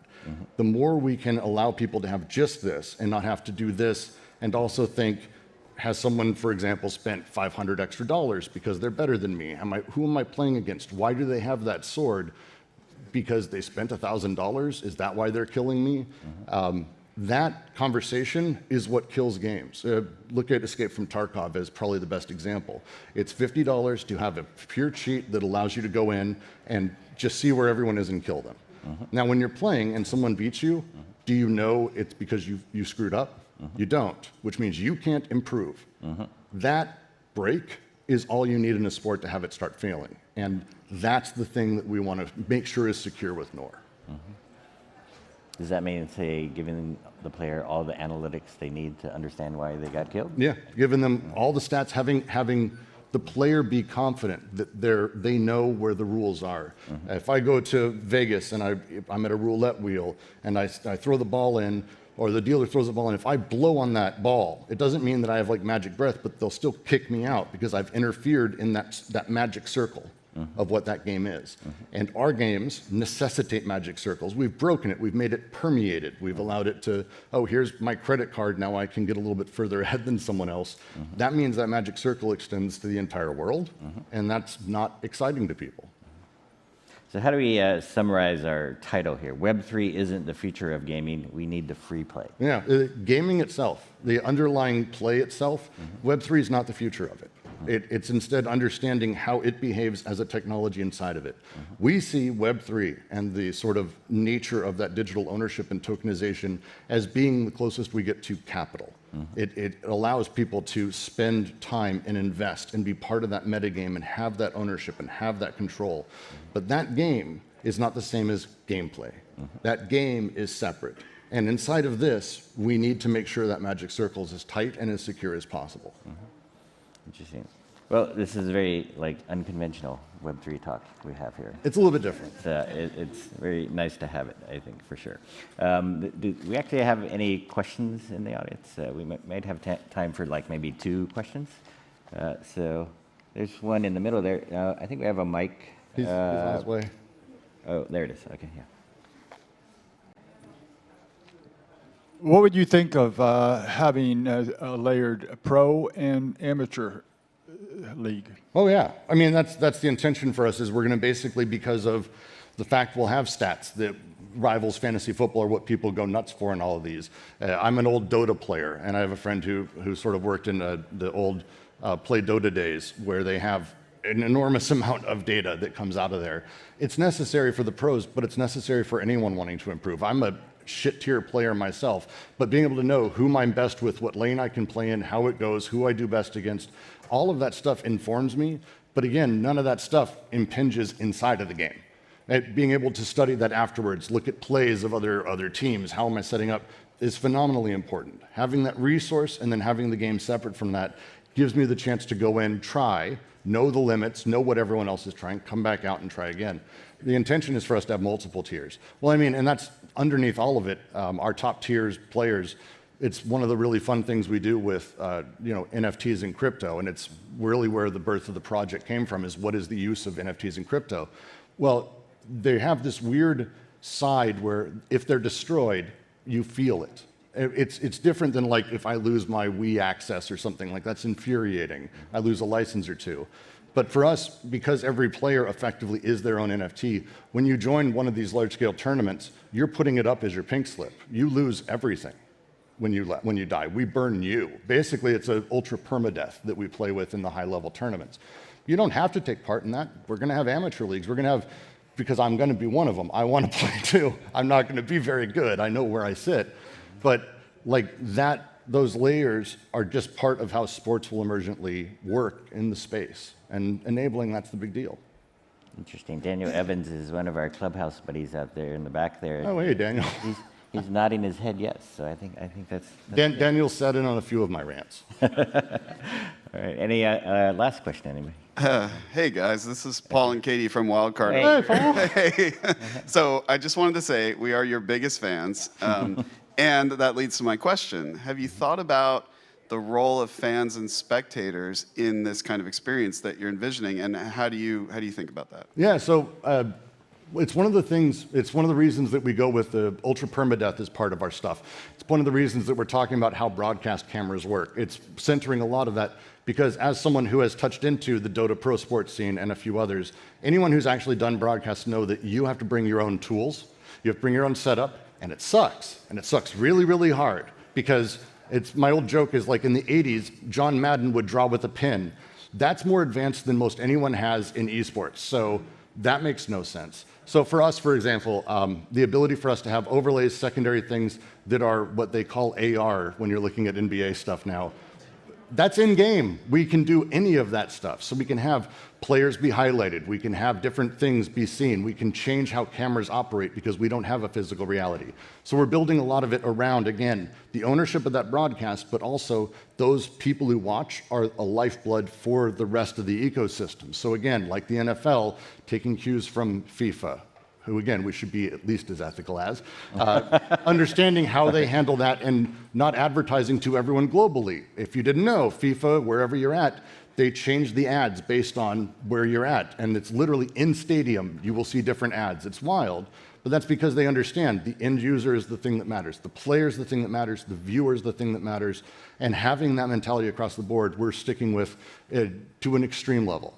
We're a bit zealotry. All right, we better get off the stage because I think FIFA's hiring a hitman to come after us.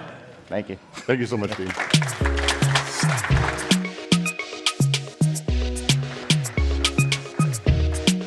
All right. Thank you so much, Brooks and Dean, for that fantastic conversation.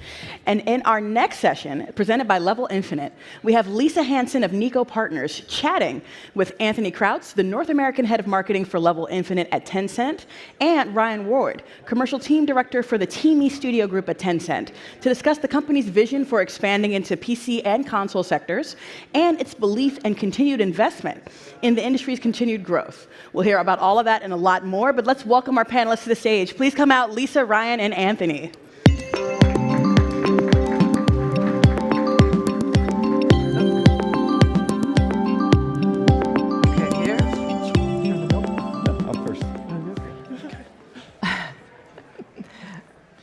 All right, hi everybody. Hope everyone's doing well after that last session. Today we are going to talk about a lot of growth that started in China and is heading through the West. This talk was supposed to be with somebody named Eddie Chan, and he was unable to come, so we're pivoting, and we're having these fantastic gentlemen, Anthony and Ryan, who's going to talk a little bit about the publishing in the West and the development in the West, headed up by Tencent. I know from my experience with Nico Partners, which is a market research firm that covers the video game industry in Asia, that Tencent is the giant in the room. It is not only the biggest game company in China, it's the biggest games company globally. And as we are looking at sort of growth rates slow down in China, it makes perfect sense to me that Tencent is extending its international reach now. So I'd like to ask these guys some questions and see what they can tell us about that quest for global expansion from Tencent. And so perhaps, Anthony, starting with you, since you're part of the publishing group and the brand is Level Infinite. Level Infinite is a fairly new brand for Tencent. And can you just tell us a little bit about the brand? Sure. Thank you, Lisa. It's a pleasure to be here in front of everyone as well. Level Infinite and Tencent is synonymous. We want to bring great content to our users. Content is king. That's kind of our philosophy. Bringing big games to a wide audience is kind of our mandate. The Level Infinite brand just embodies that. We have a lot of partner studios, a lot of content creators that's under the Tencent umbrella. And the Level Infinite brand just brings everyone together, making sure we have the resources, the focus, and the understanding of the marketplace so we can bring the right users to the right content and create the hit. Okay. And as part of that content, we have the Teamy Studios, which now Ryan is a big part of. And Teamy is, in my opinion, best known for Honor of Kings, which is this little hit that emerged once upon a time that already has more than 100 million DAUs. It's a mobile sensation. And one part that's thrilling to me is that it has always had more than 50% female participation. So one has to wonder, like, how did that happen? But I think it was just all kinds of great stuff with the social posting and the game mechanics and lots of aspects of the game that made it so. And as such, I think it's a nice hallmark for Tencent to say they really can understand the audience and welcome everybody to play their games. And I bet Teamy has a plan for kind of expanding the portfolio beyond a lot of the big hits, and you can even list more of the great hits that Teamy has done, and perhaps where you're going. Yeah, so we're making AAA games out in North America is the key message. We're looking at our global market growth strategy, and we believe that AAA games with AAA development talent and the budgets that scale with the effort. We're making 2 games in 2 different studio locations, one out of Montreal and then one on the West Coast, primarily. But we're making really interesting content to work with Anthony and their team to try and scale the strategy. All right.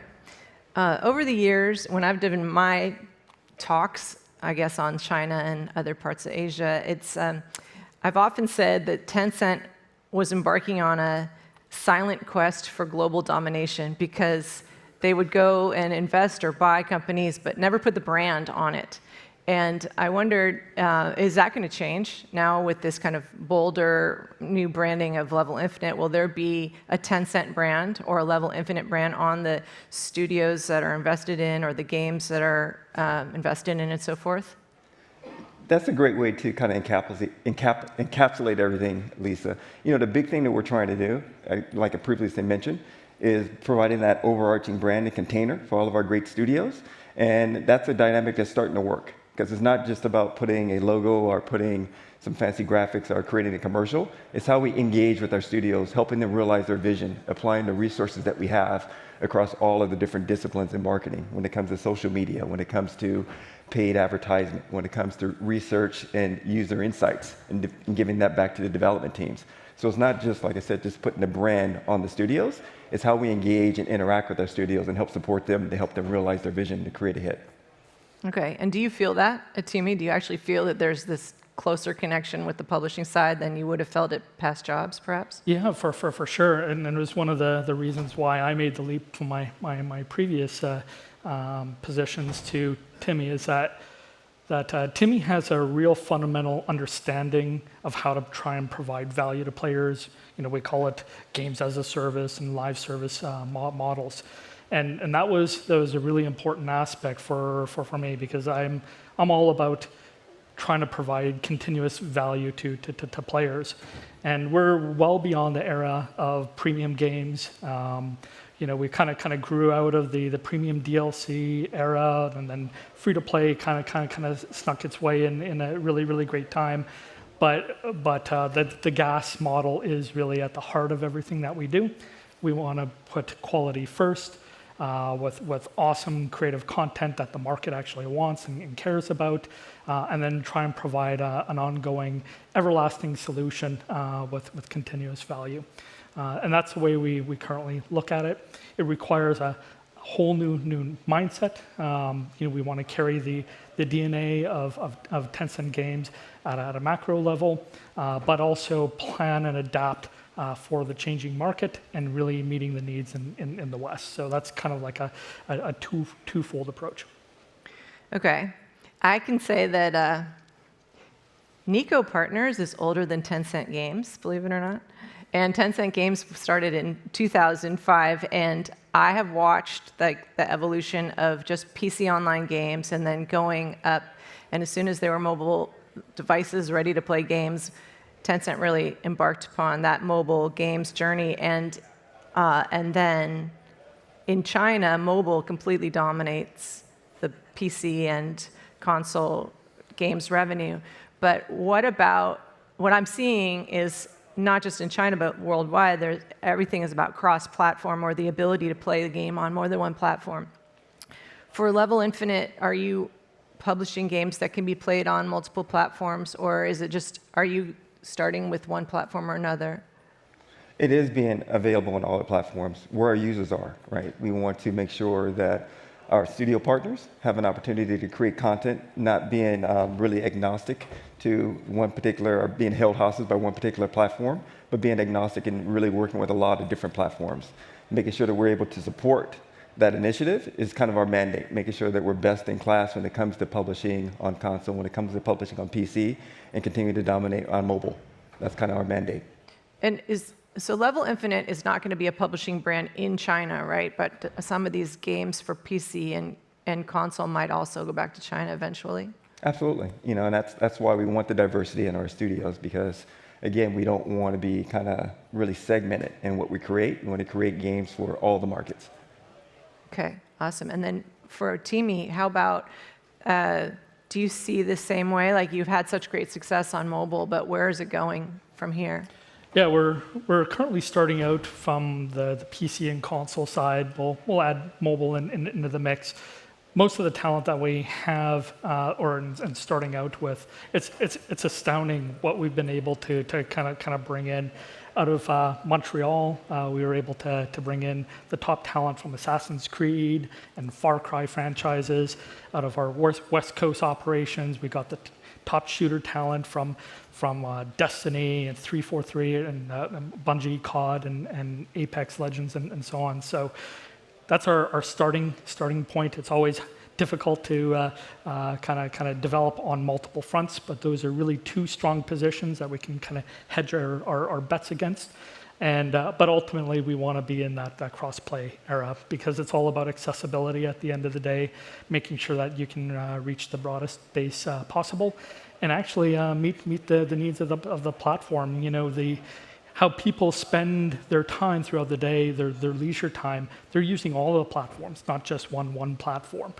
You know, on average, you're spending 6 to 8 minutes session length, maybe 20 minutes at lunch on a mobile device. But as your day goes on, you start switching over to the 10-foot experience and on your sofa and the big screen, or your streaming platform and your gaming PC. So ideally, you want to capture all of the leisure time that you can, and in the fair and safest way. Right. Okay. And as you're kind of thinking of these new games from Teamy, and I think we have a little bit, I mean, Level Infinite is talking beyond Teamy Studios. Lots of studios that are not Tencent owned or maybe eventually invested or something. But for Teamy being a Tencent company, then how do you have to approach every game that is pitched from the perspective of, will this be great on all platforms and a 10-foot experience and all the rest of the stuff? Or how does that green light process work? Yeah, right now it's like we're in a fortunate position that we get to kind of chart the waters for our future and what our future needs are. So while we respect and try and leverage the DNA of what we're doing, we still have to kind of create a process that works more appropriate for the Western markets. I kind of look at it in two different buckets. One is the creative rationalization, and then the second bucket is what is the winning strategy around that. Everything that we do at Teamy starts with the creative process, which is around fantasy rationalization, gameplay fantasy, the world fantasy, player fantasy. We start from the narrative beginnings, so that it will have we can develop an IP of broad appeal. And then the other aspects of that is having our kind of gameplay pillars established, looking at our replayability moments, the epic moments in gameplay, what our core game loops are going to be. So we're kind of starting from these key pieces. We're not even talking business yet or business opportunity. We know we have to make great high-value games to change hearts and minds and win the eyeballs, as they say, and then layer in the business strategy around that. What platforms we're going to go on, where we're going to publish, and what are, you know, even what is our production strategy, kind of going through it. Where we are today, we're very proof of concept minded, fast iteration, and try and learn from those experiences, and then later on it'll be ramping up to mass production. But at the end of the day, are all the ultimate decisions made in China? No, actually, we start off in the decision process. I'm kind of like the first person in the loop. I work directly with the development teams, and once we get our pitches aligned and our winning strategy together, then we start bumping it up. So we're starting from what the dev teams want to make, why they want to make it. And there's a nice education process that we have back and forth in that, but I'll be the first person in that line, and then we start managing upwards from there. Share our learnings and sharing what the market needs. Then we apply user research and everything else to that as well. Okay. And for the Tencent Games Publishing, so through the Level Infinite brand, which I think is synonymous with Tencent Games Publishing outside of China, is that correct? That is correct. Are you looking at a variety? I would imagine that Tencent has such an enormous name in esports, for example. Are you looking at titles that might be great in esports? Are you looking at kind of expanding Tencent's strength in that globally, or perhaps other types of interaction, not just esports, but if it's some sort of new model like AI or metaverse or blockchain or something, are you looking for a variety there? Yeah, we don't want to be confined or constrained in one particular genre or platform, as I mentioned before. We want to be where our gamers are, where the users are, and provide them with great content. We're constantly evaluating content. I work really closely with Ryan, a lot of his counterparts as well. The leadership team that's evaluating content as well for the marketability, user segmentation, and if it just feels right, for the market. We don't like to be formulaic because we want to chart new courses and new directions in the gaming space. We want to be innovative, we want to be unique, but a lot of times it takes a lot of collaboration from all the different cross-functional teams. So we have an eye for kind of what works because we've been so successful in our previous content. We have a wide portfolio of successful games. We want to mirror what's working and double down on that and eliminate what's not working and take those learnings and apply it to when we evaluate new content, how we're going to bring it to market, who are we going to go after, how we're going to target them effectively to get them engaged. If you look at the growth of our social channels over the past 3 years, it's been exponential just because we've done a great job at connecting with our users. They stick with us. They want the more formulaic content. They want to engage with our content on a deeper basis. We want to double down on that and make sure we're not only delivering for them, but also for the industry and innovating and inspiring studios as well. Is Tencent kind of all in, even though there's this down economy and a little bit of stagnation in China? I think that there will continue to be great growth in China and throughout Asia and these other fast growth regions. But what about in the West? Is Tencent thinking that there's a lot of growth ahead? Absolutely, and that's why we're more globalized as an organization. We've been in this industry a long time. We've seen the peaks and valleys, and it's how you manage and how disciplined you are with your development portfolio. Yeah. What are you really focusing on? Really, it forces us to be more focused in our attention and how we allocate our resources. Do you think that Level Infinite is kind of one of what might become many branches of Tencent that reaches out from China to like the rest of the world? Or is there future kind of globalization of the Tencent machine? Absolutely, and that's why it's important for us to get a better understanding of what's working in the marketplace, not just from a Western perspective, but an Eastern perspective, because I'm a big fan of content is king. And it doesn't matter really where it is. If it's a great game, it can migrate to other regions and other territories and be successful. Mm-hmm. But it's helping the development studios to realize that greatness and bringing that out and supporting it with resources. Yeah, okay.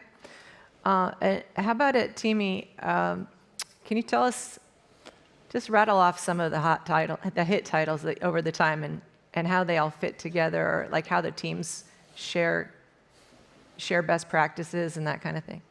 Yeah, so like historically, we've done some really great mobile products with PUBG Mobile, COD Mobile, and so on. Those have been well executed mobile products. I would say though that for us, and at least in the West, our sights are really about creating the new products, that are some years ahead for us. It's going to be very PC and console focused, and then get the cross-play in there element in there as well.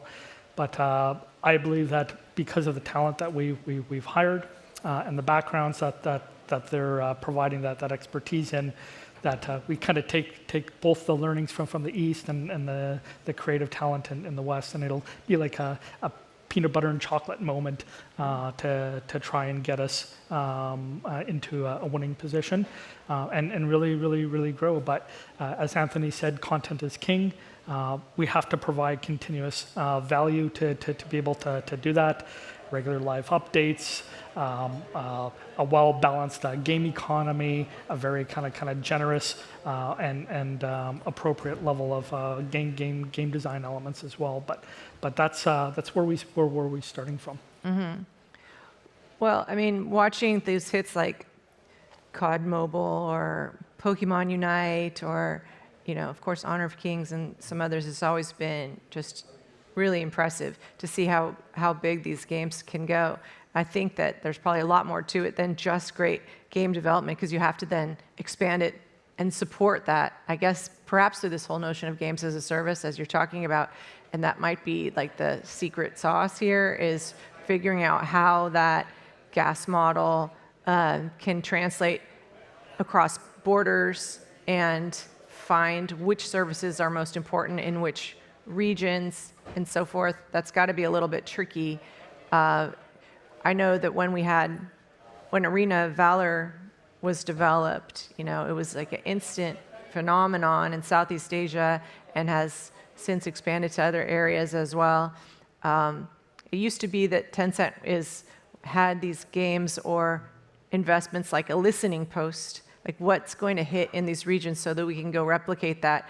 It sounds to me like now with Level Infinite and the new kind of structured focus of Teamy that listing post delivered some answers and that you're kind of doubling down on that. Is that kind of a fair assessment, or how would either one of you kind of answer? Yeah, I think so. It's it's got to be a very pragmatic approach. We've got to be responsible with how we get there. But we can really zero in a couple areas. Like an area that I find quite interesting right now is that we have so many great different types of products. We're kind of entering this phase of genre bending, where you might get a little bit of this game and a little bit of this other game, and it also kind of propels maybe this area a little further than what it was. When I look also at the first generations of battle royale games with H1Z1, PUBG, and Fortnite, and all of a sudden you got an Apex Legends that comes along to try and kind of propel that forward. But we're talking about markets that are 3 and 5 years out from now, and it's hard to really predict and understand. So you create your teams that are agile enough, that have agile development philosophies, agile capability. One of the most important pieces of getting there is being able to daily playtest what you're making, and understanding what's in front of you. And then the proof of concept and pre-production phases are always the hardest part. But the other hardest part that I see is like getting the launch date once you're in production is almost easy. It's the live games phase, because we're trying to go into this at making games at 5, 10 plus years. It's totally possible in this era. If you're listening to your customers, developing their community with them, having them very involved in the development process where possible, and just kind of like the high frequency of iteration. It's hard to meet the content demands nowadays. It's more expensive than ever to make games. So that's why we have to take a very pragmatic approach and not just throw a bunch of waste and money at the problem, but keep our sights on the quality aspects that we want to move forward. Yeah. Well, touching more on that notion of esports that I mentioned, I have seen that in Asia, at least, a game that has sort of esports elements, even if it's not played competitively in esports, has a longer tail than some games that don't have those elements. And that gameplay analysis, I think, varies from region to region. And so I can imagine that you would need to really bubble up and say, we're going to place strong bets on these titles which have gameplay and a message for a really broad audience if we're going to put that much money in it. So I've heard that Tencent Games is really looking to develop or invest in titles that they think will be number 1 or 2 in each genre. And so if that's true, and if there's this genre bending going on, then what happens, Anthony? How do you define number 1 or 2 in a genre if there's genre bending going on? That's a great question, Lisa. A lot of people want to know that answer, right? That's the secret sauce. There we go. Essentially it's learning. Like I said, it's an iterative process. A lot of times when we look at concept, does it make sense? We always look at, does this make sense for the user base that we're going after, if it does have an esports component to it? How do we double down and apply those resources to help realize that? We have a very vast and robust infrastructure for esports within the Tencent organization, right? To plug into that, we need to make sure that the feature set is there for the games. It's going to bring the audience. The unique and great thing about esports is that it makes stars out of just average players, right? Because now you get to be on a bigger stage competing, not only your country, but potentially in the world championships and competing against other players and getting your notoriety up. But if the game is not reinforcing that, how is that going to motivate you to want to play it consistently to get better at it, right? So it's that gameplay loop, it's that gameplay mechanic that reinforces how strong that esports component to the game that's going to be. And then that's what we plug into our esports infrastructure when we can prove that it delivers on that experience, when it proves that it can deliver a consistent audience that's going to engage with it. Okay. And then, Ryan, I think I'd like to touch a little bit more, and this might be one of our last questions, about the creative process. You've talked about it a little bit, but how does that, at what point does that depend on the kind of game technology and the advancement of game technology. And I'm sure that Tencent is a company that gives you all the resources you would need for that type of game technology. But talk to us a little bit about the creative process within TiMi and game technology from Tencent overall, and your opinion of the importance of that. Yeah. Well, what I appreciate that Tencent allows us to do is really chart our own path. So we can look at our market, look at the best tools for the job, the best technology for the job, and I get a lot of that support information from our tech directors on our games and so on to help us try and make the best decisions possible there. How it applies to the creative process, I'd say we kind of keep it in mind in the early days of proof of concept phases. Right now, it's the focus is heavily around what is our art direction. Is that a winning art direction that supports the player fantasy? And then does the player fantasy support the gameplay fantasy and so on? We are trying to be the number ones and number twos in different genres. So it's a very kind of delicate approach. But then depending where our development timelines are, I want to be able to establish all the best business relationships with partners to take advantage of all the different types of things that we can integrate with that. Obviously, AI is a recent surge theme, but Tencent has been in the AI space for quite a long time. The way we're currently looking at this is how can it be assistance to what we're already doing. It's easy to kind of chase reducing production costs and so on, but I look at it as how do we increase the quality of what we're doing in a better, faster, and more meaningful way. But we have lots of possibility in front of us. We don't have all the right answers yet, but it's worthwhile trying to captivate what we can from it. I'm hopeful that AI makes developers more productive and able to do even more with their craft rather than sort of take away some of the roles. But I think that there's a huge amount of promise for AI in game and in the development of game. And I think we are wrapping up now, but I'd like to thank you. And these gentlemen will also be present at a lunchtime roundtable, which is where they were supposed to be originally. And I thank them so much for filling the empty chair. And thank you all for listening.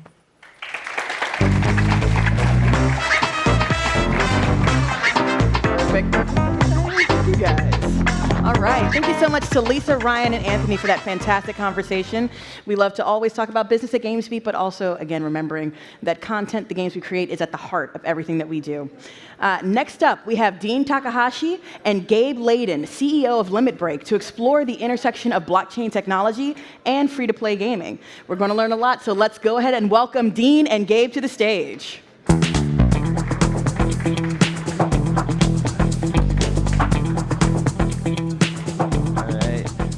Thank you very much. I have another Clubhouse story to tell. I remembered Gabe in the heyday of Clubhouse getting into some very big NFT rooms and telling some interesting stories. I think the fun one was about how in the early days of free-to-play, Gabe Layden and while at Machine Zone had to go to Apple and wait for 18 hours in the lobby so someone could tell him how to fix. Well, that was back when it took 3 months to get your app updated. And fix his game. Different time. So early days of free to play.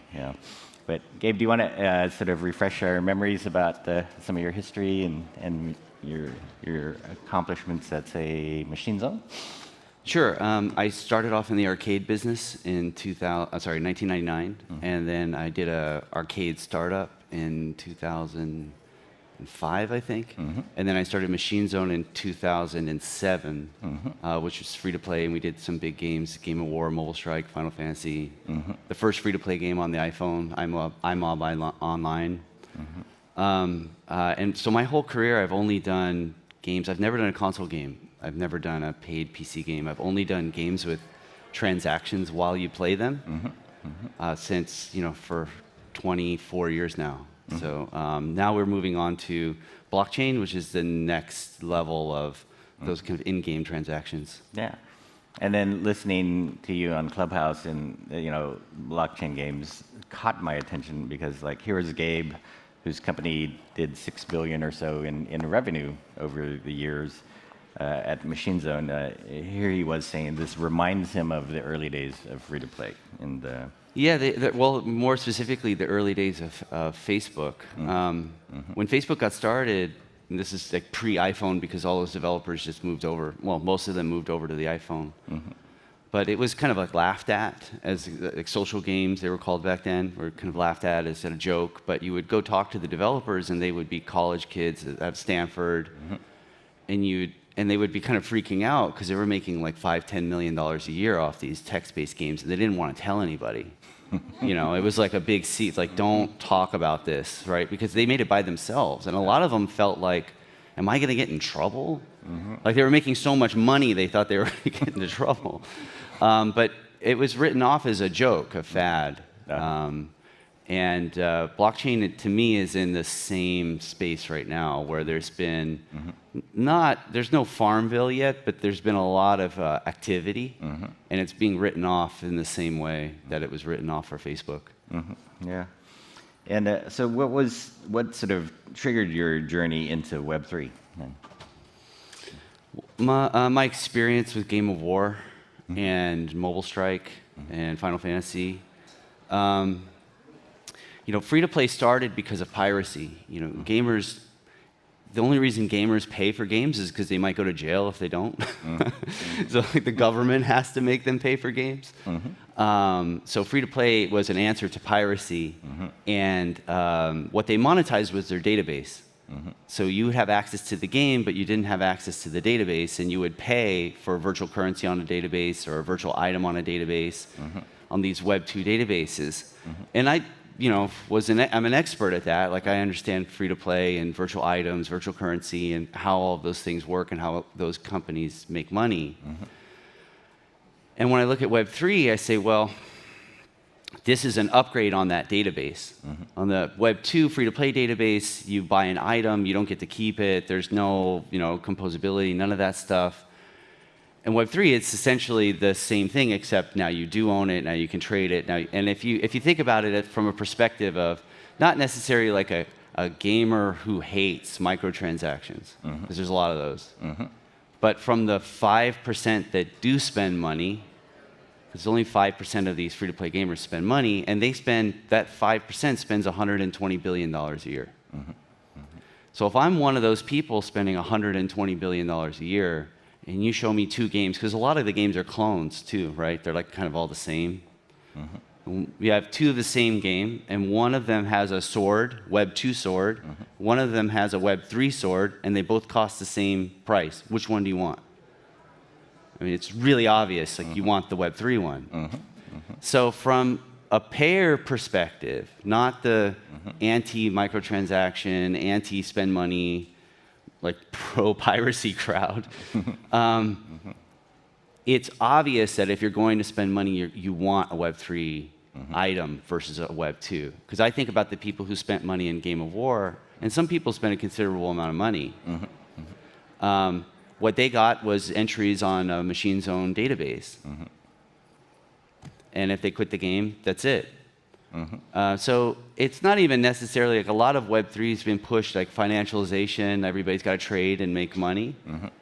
But the fact that you can keep it, and maybe it's not even worth more or worth the same, but it's worth less, but now it's still yours and tradable, that's a significant upgrade over what they have now. So for the people who are spending money on free-to-play, it's obvious that free-to-play is going to be replaced by Web 3 because it's so superior of an experience for the spender that there's no way that they would want a Web 2 item over a Web 3 item. So that's a big statement because free-to-play is the biggest part of gaming now. Mobile free-to-play is 60% of gaming. Yeah. Right? And free-to-play got all the same pushback. If you go back, read some GamesBeat articles in 2007, 2008. Oh, yeah. It was considered a fad. Why it was are you writing about this stuff? Yeah, why are you writing about it? This is evil. Why would you go work at that company? Nobody wants this. Nobody wants to spend $5, $20, $100 in a game. We just want 99-cent games, right? And if you were making free to play at the time, you really felt bad because you felt like you were like on the wrong side of what everybody wanted. But now, you fast forward to today, it's just the most obvious thing ever. It's the biggest part of the business. I mean, we did run into the same thing, which is we ran into a lot of scams. We're kind of in a downturn now that is burning off a bunch of those scams. And theoretically, I think I remember some articles about the better companies are probably emerging now, right? Do you remember some of the articles about the toolbars that the free-to-play games would have people install in Facebook days? Yeah. So in the beginning, it's how I look at it is because I was just a kid when I started Machine Zone. We raised $20,000 from Y Combinator, and we lived on that for 2 years. We had nothing. So we were just trying to survive, and most of the other people on Facebook at that time were like, they didn't really have any ambition. The only one with ambition was Mark Pincus.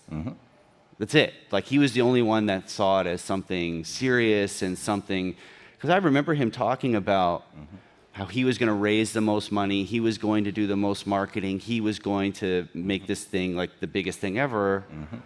And as a kid with no money and just a couple little games we built with nothing, I thought it was insane because everybody around us, we were just trying to survive or make a little bit of money or raise money because you couldn't raise money back then. And I see the same thing, the exact same thing playing out with Web3 right now, except this time I'm 43 and I've been doing this a long time. So I look back and, because we were competing with Zynga at the time and it was brutal, it was really hard. I look back and I say, well, Mark was right about a lot of things, and one of the things that he was right about is that he was going to take it serious. So I have the same approach now, and we raised a lot of money to do that, but I have the same perspective now, is that a lot of people are writing this off, and it's creating space for somebody to come in and take it seriously. He did come speak last October at our GamesBeat Summit Next and talked about his Web3 game company. So. Well, he's a smart guy. Interesting. But you didn't immediately dive in, at least, and publicize it, right? You sort of stayed quiet for a while. Limit Break was relatively late in announcing, like, we raised a bunch of money, right? I mean, we raised $200 million. It's a lot of money. It's a lot of pressure. It sounded like you took your time. Well, no, I mean, when I saw NFTs, it was obvious to me because I used to sell items and games every day. That's all I did. I'd sit by a chart, and every hour we would launch new stuff. So to me, it was like, well, now they're just selling these same things on Web3. It made perfect sense to me. But when I saw Axie, it wasn't necessarily like the growth of Axie and like the play to earn stuff that I saw. It was more about their average purchase price was $650. And if you know about mobile, at the time, at least it's changed now, mobile had a max purchase price of 100. So what Axie was doing, what is impossible on mobile. It's actually pretty much impossible on any other platform. So that really struck me because I'm very familiar with all that stuff. And I realized that gaming throughout its history has been limited by payment bandwidth. The very first story of video games is Pong. And the story is they put it in the bar, and on the second day it breaks. Why does it break? Because there was too many quarters in it. Right?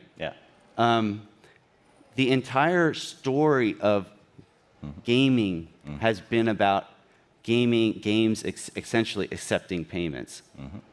And what changed free-to-play and why free-to-play got so big was because of the in-app purchase. Because I was there before. We were the first game to have an in-app purchase, literally. And we were doing in-app purchases before we could have in-app purchases by selling paid apps that would unlock virtual currency in the free app. And so the entire industry is defined by those in-app payments. And when you see Axie's in-app payment data, it's not something. That data, that kind of what they've got, what they had going at least, was literally impossible on any other platform. So when you think about like the kind of the when people talk about blockchain, they focus really heavily on microtransactions, like cheap payments, lots of all that stuff. But we already have credit cards that do that really, really well. In-app purchases do that really, really well. What in-app purchases don't do well are $1 million Bored Apes.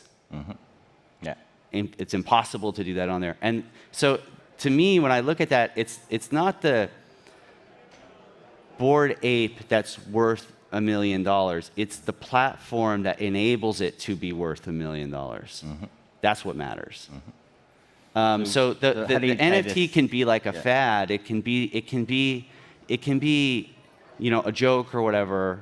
But it's the fundamental system that it's built on that allows that to even happen in the first place, which is so new that if you understand that free to play is built on the concept of frictionless in-app purchases, and then you see what's happening in the NFT world, it's super obvious that free to play will be disrupted by this because of all of those attributes. There's no way that tie some of this back to starting Limit Break then, and some of the decisions. Well, it was because of that. It was because basically at Machine Zone, what I didn't realize until I saw Axie is that I was hitting up against a brick wall, basically. I couldn't do any more than what I was already doing, and I didn't know that. So we would just spend more money on marketing and get more users in because there's certain fundamentals about people who spend money in games. There's certain limitations that are gone in Web3.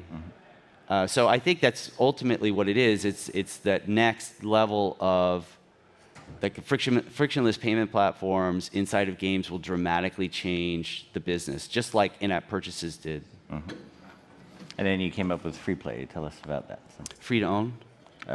Free to own. Yeah, so when I think about it, I kind of see myself as going to war with free to play and replacing it with something better. The big problem in free to play, you get to access the game for free, but then you have to pay in the item shop. Now the items are kind of loose. They're on like a decentralized system. They can be handed out. Like I can give them to you. You can give them to somebody else. So there's this ownership aspect that is pretty much impossible in free to play, and I see it as a fundamental weakness in free to play. So when I say free to own, it's an attack on free to play because how I see it is like, yeah, you're playing these games and you're buying stuff in these games, but you don't own anything. And I think that makes free to play very vulnerable to this. So when it's a marketing term to kind of like define the difference between the two, and we've seen tremendous response to free NFTs. Yeah, you tell us a bit about launching the Digi Daikaku. So when we launched Digi last August, we had no blockchain experience as a company, or really as employees. Like we didn't really. We had a few people that knew some done some smart contract work, but as a company, we'd never done that before. We were like free to play. It's mostly ex-Machine Zone people. It's mobile free to play people.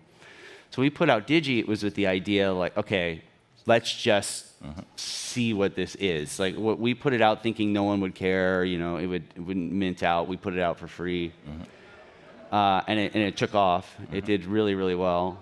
But it was more about.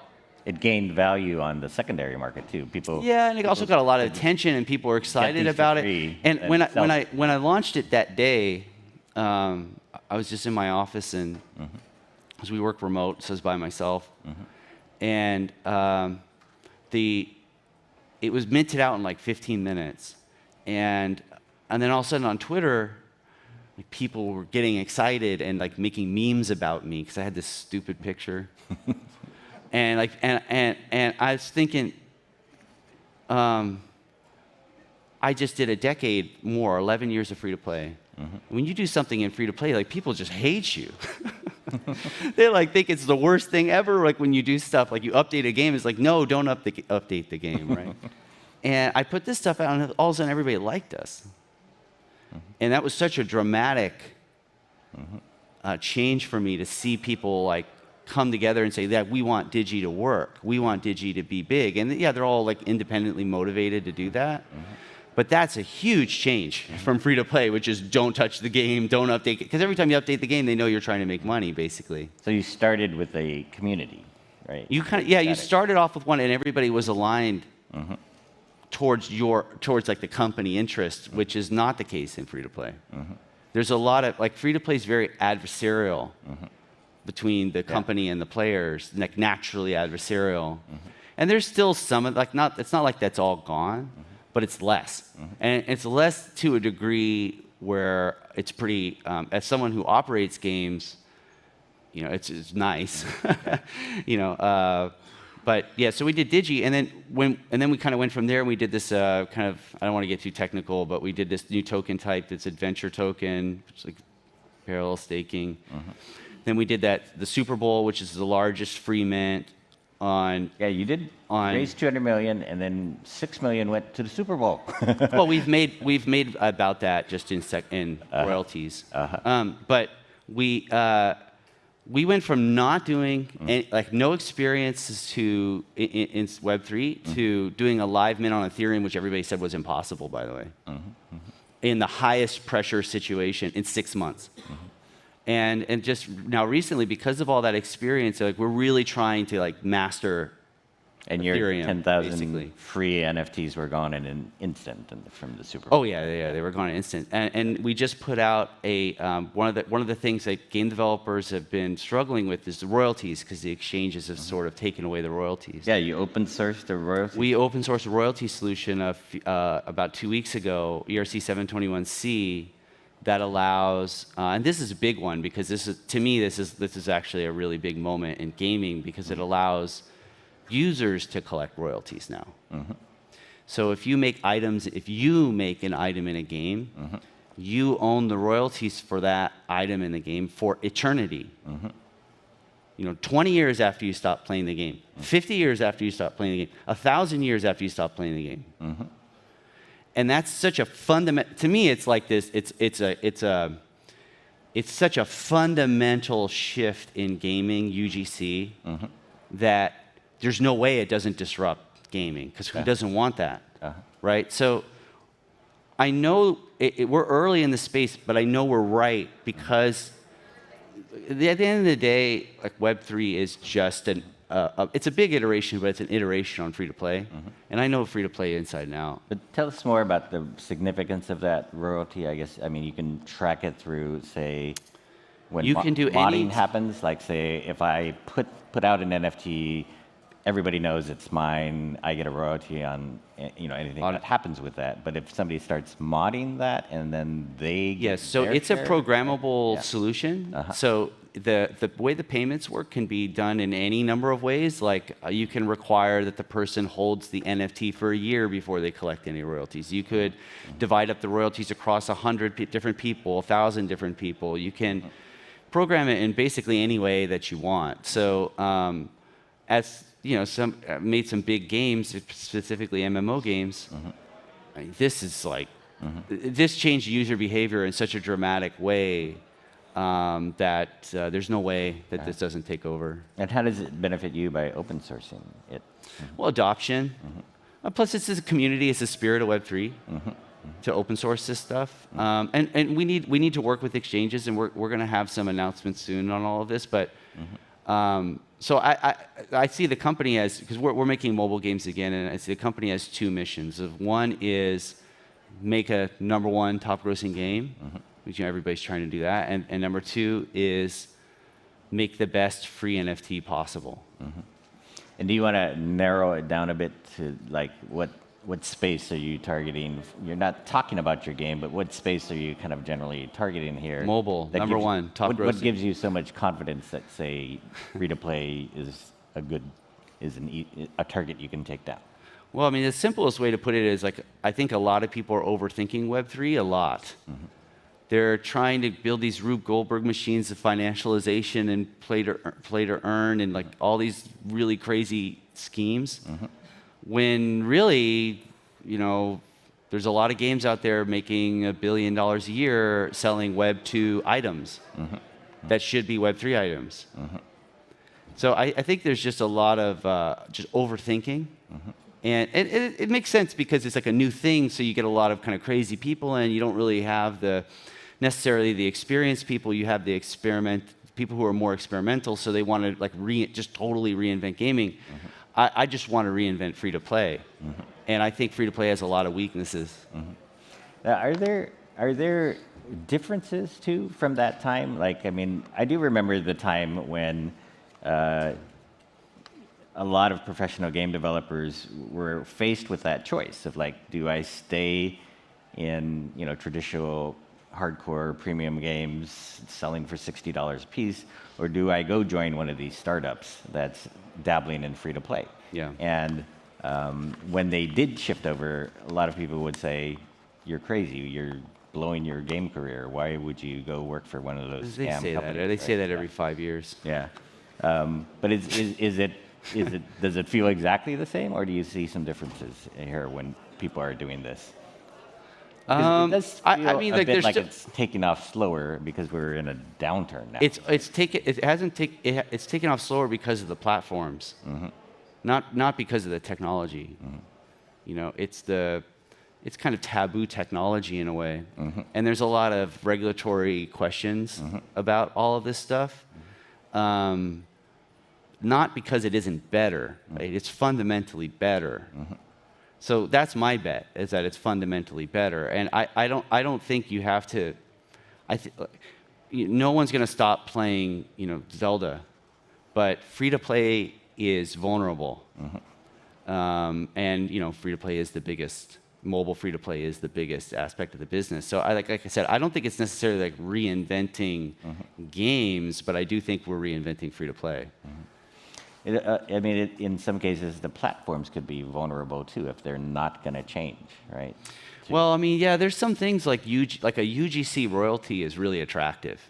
If you're a game developer and you want people to play your games, offering something like UGC royalties will attract a lot of people. And that's, as we all know, everybody in this room knows, marketing is the hardest part. Getting attention, getting people to play your game is the hardest part. It's harder than making the game. You know, game companies, they have to figure out how to make a game, and then they make the game, all of a sudden they have to turn into marketing companies, which is a totally different profession. I mean, the interesting thing now is that, yeah, you used to have to advertise very heavily to find those 2% of the users who would actually pay you something in free-to-play. You still do. Yeah, and so it's very expensive undertaking there. You blow all your venture capital money that way. But I mean, the thing that does seem different is that you have the chance to identify your whales up front. If you saw what Limit Break did in 6 months with free NFTs from a marketing perspective, it was unreal. In what way? The amount of tension that we were able to generate.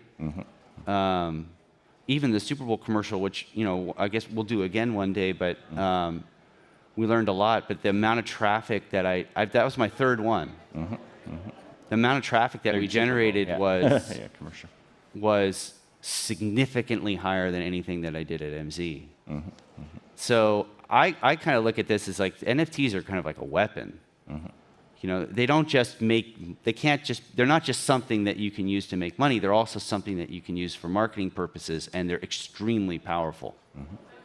And so we bought freenft.com, and we have a launch platform for free NFTs, which is very popular. So we're really dialing in on what is a free NFT, because I have a feeling like the NFT's main purpose won't be necessarily monetization, but marketing. So are there any obstacles that you're worried about in some way? Like, say, you know, what's the U.S. government going to do, or, you know? NFTs, coins are a different world. Much trickier. NFTs are a lot safer. You could, you know, as you get into more programmability, there's like more kind of things to question. But if anything, it's trending towards NFTs rather than away. Right now, you can have Axes on the App Store. You can sell NFTs through the App Store. You can do certain things that you couldn't do a year ago. So it's not trending negatively for NFTs. It's trending positively for NFTs and negatively for coins. So they're kind of like they're separating. There is some chatter out there that the people are so excited about AI that blockchain games are going to sort of get hurt by that. Blockchain is a database. Why would that change anything? You know, if it's not the hot shiny thing anymore. I mean, you definitely don't want to raise money off blockchain right now. I mean, it's definitely, if being an AI company is better for sure. But from a gamer perspective, it still goes back to the fundamental. If you're spending $100 on an in-app purchase, one of them has a sword, Web 2 sword, one of them has a Web 3 sword, which one do you want? It's a no-brainer, right? So I just see that no-brainer opportunity on a $120 billion business, and we're just going to go right for the heart of it, instead of being too experimental. I do think that stuff like what EVE Online is doing, that is the future if they can pull it off. But I don't think it's today. You know, today it's free to play. Well, it does feel like there's a fair amount of brainer stuff going on here. Yeah, I mean, if you take it from a payer's perspective, this is just obvious. From a free person's perspective, they're scared of $1 million NFTs, which makes sense. But if you're buying stuff, you're excited about $1 million NFTs.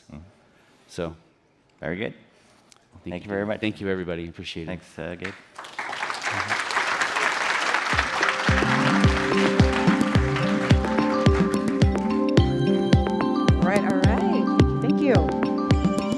Okay, everybody, 2 short announcements, and then we're taking a break.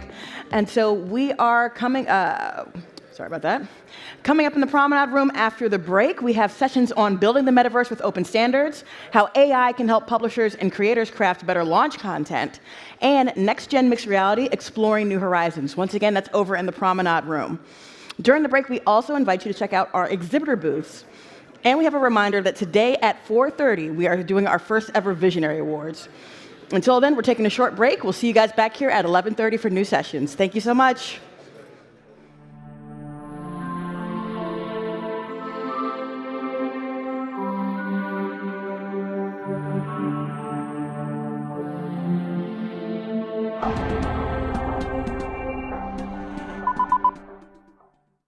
And so, our survey is the nationally representative survey, which asks gamers in the U.S. At different age sort of brackets about their experience of hate and harassment online. And we've seen a trend that has shown an increase over the last 4 years. Since 86% of American adults experience hate and harassment in online games, and 77 experience severe harassment.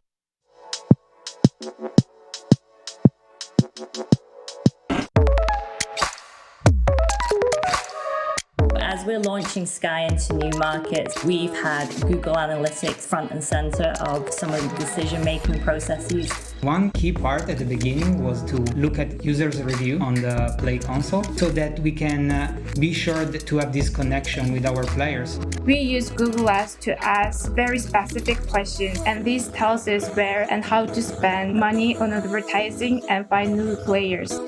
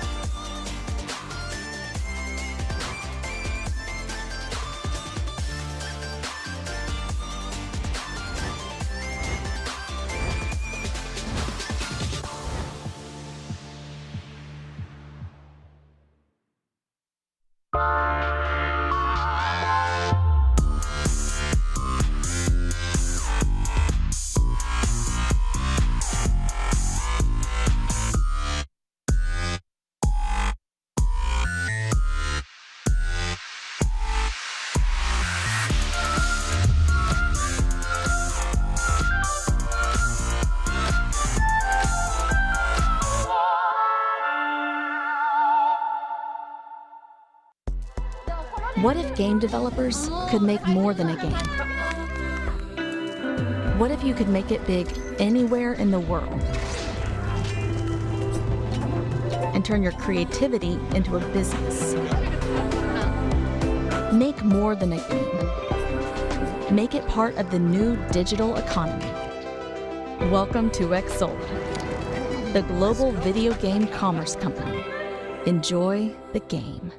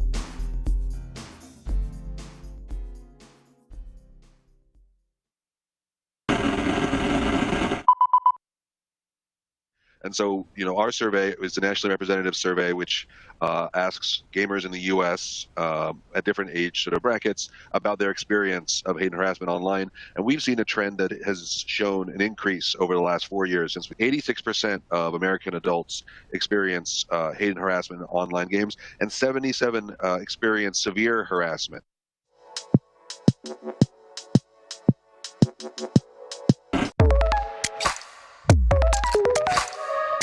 As we're launching Sky into new markets, we've had Google Analytics front and center of some of the decision-making processes. One key part at the beginning was to look at users' review on the Play console so that we can be sure to have this connection with our players. We use Google Ads to ask very specific questions, and this tells us where and how to spend money on advertising and find new players.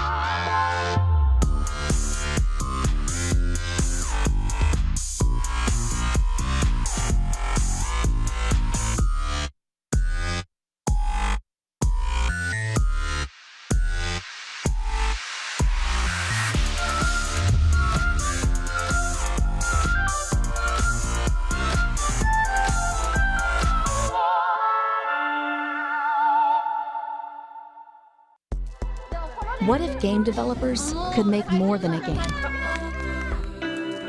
What if you could make it big anywhere in the world? And turn your creativity into a business. Make more than a game. Make it part of the new digital economy. Welcome to Xsolla, the global video game commerce company. Enjoy the game.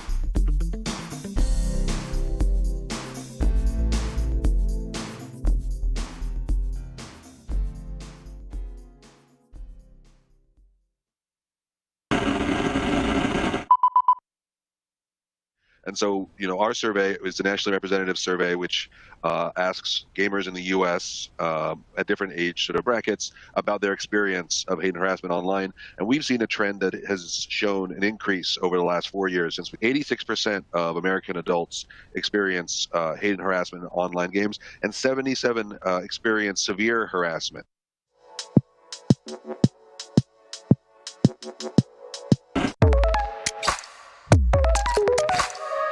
As we're launching Sky into new markets, we've had Google Analytics front and center of some of the decision-making processes. One key part at the beginning was to look at users' review on the Play console so that we can be sure to have this connection with our players. We use Google Ads to ask very specific questions, and this tells us where and how to spend money on advertising and find new players.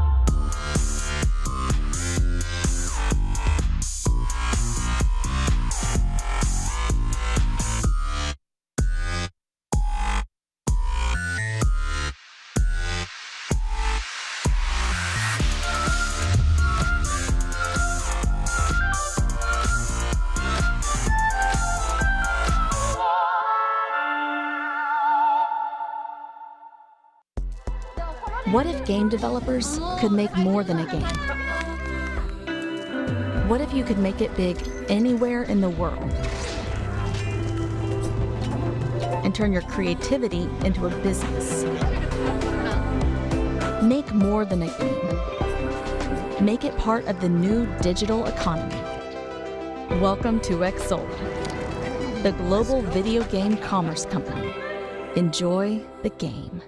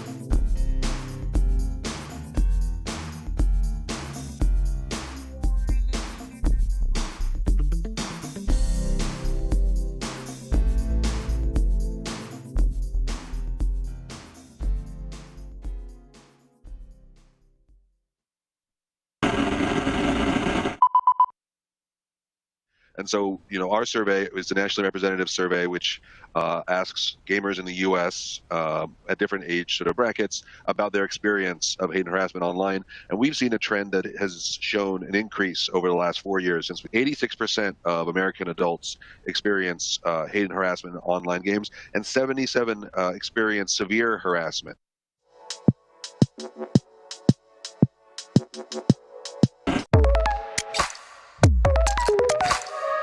As we're launching Sky into new markets, we've had Google Analytics front and center of some of the decision-making processes. One key part at the beginning was to look at users' review on the Play console so that we can be sure to have this connection with our players. We use Google Ads to ask very specific questions, and this tells us where and how to spend money on advertising and find new players.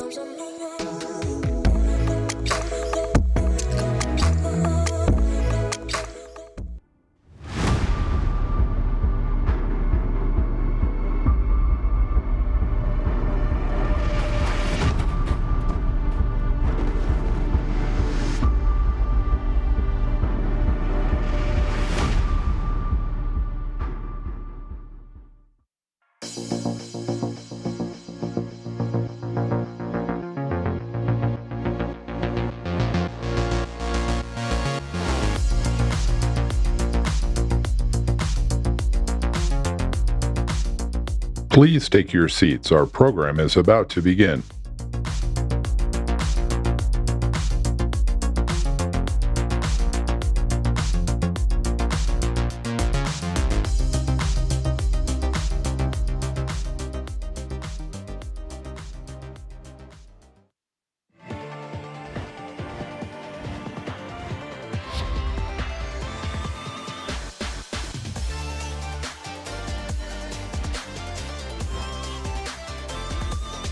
Welcome back, co-founder and CXO, Glow Up Games, LaToya Peterson. Thank you. Hello, everyone. Welcome back. Welcome back. I know we are so close to lunch. We can taste it, but we have a couple more action-packed panels for you, and then we will roll on. So we hope you enjoyed the break. This afternoon, remember, there are sessions in both the California Ballroom right here, as well as breakouts in the Promenade Room. Next up, we're excited to present a panel on gaming for health, how video games are revolutionizing healthcare. So please welcome to the stage our fantastic panelists, Stanley Pierre-Louis, President and CEO of the Entertainment Software Association, Eddie Martucci, CEO and co-founder of Akili, Mirelle Phillips, founder of Studio Elsewhere, and Laura Tabakoff, assistant professor of rehabilitation at the Icahn School of Medicine at Mount Sinai. Please welcome our panelists to the stage. Give them a warm round of applause.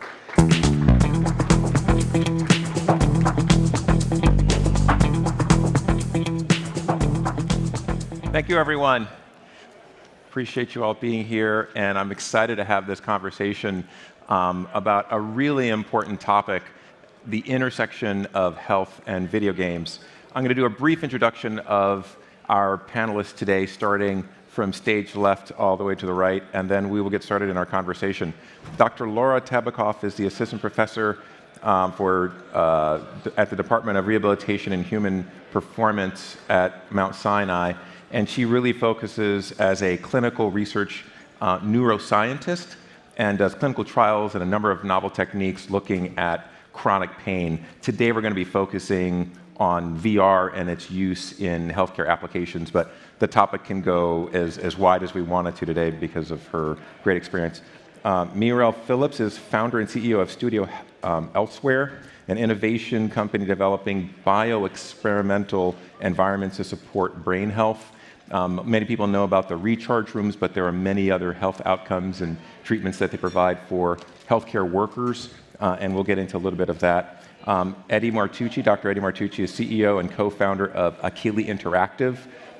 He had this bold vision of bringing together video games and cognitive health and treatments, and is probably best known for their flagship product, EndeavorRx, which is an FDA-approved treatment for ADHD with children.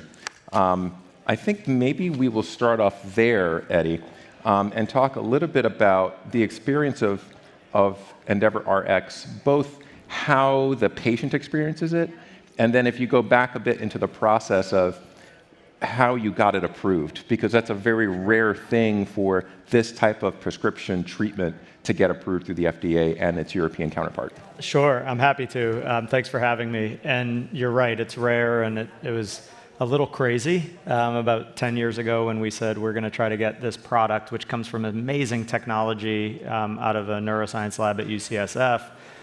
We said we want to get this thing approved by the FDA before we had talked to the FDA. And the first time we approached the FDA, they said, we've never seen anything quite like this, so we're not sure how to handle it. So that gives you a sense of what the journey was, right? A lot of education, a lot of work.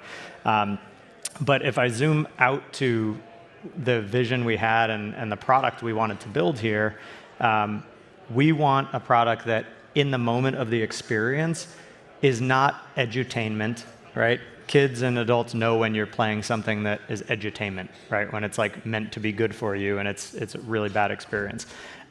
We didn't want it to be an ugly pig, we used to say, right? Where you paint the pig and it's a little bit prettied up. We wanted in the bones of the experience to be an entertainment product, a real video game. And we used to say that in the moment of the experience, we want patients to forget that they're using a medicine product, that in fact they're just using a fun video game. So that's the ethos that we designed EndeavorRx under. And we actually founded the company with myself and others who came from the biotechnology and biopharma world, and some of my co-founders who came from Lucasfilm and EA and some of the biggest game companies. And together we built this product. We took it, the path was to take it all the way through clinical trials. So we've done large-scale clinical trials just like you'd expect from a pharmaceutical product. We have taken it to the FDA, a 2-year review process for the first time, and EndeavorRx is now the first and still the only FDA-approved video game out there. So it was a long journey, took a long time. I think there's a lot of things we can learn now going forward. We pointed the first product in ADHD, focusing on attention. That's really what this technology does. It activates the attention networks in the brain, so how you control your attention functioning.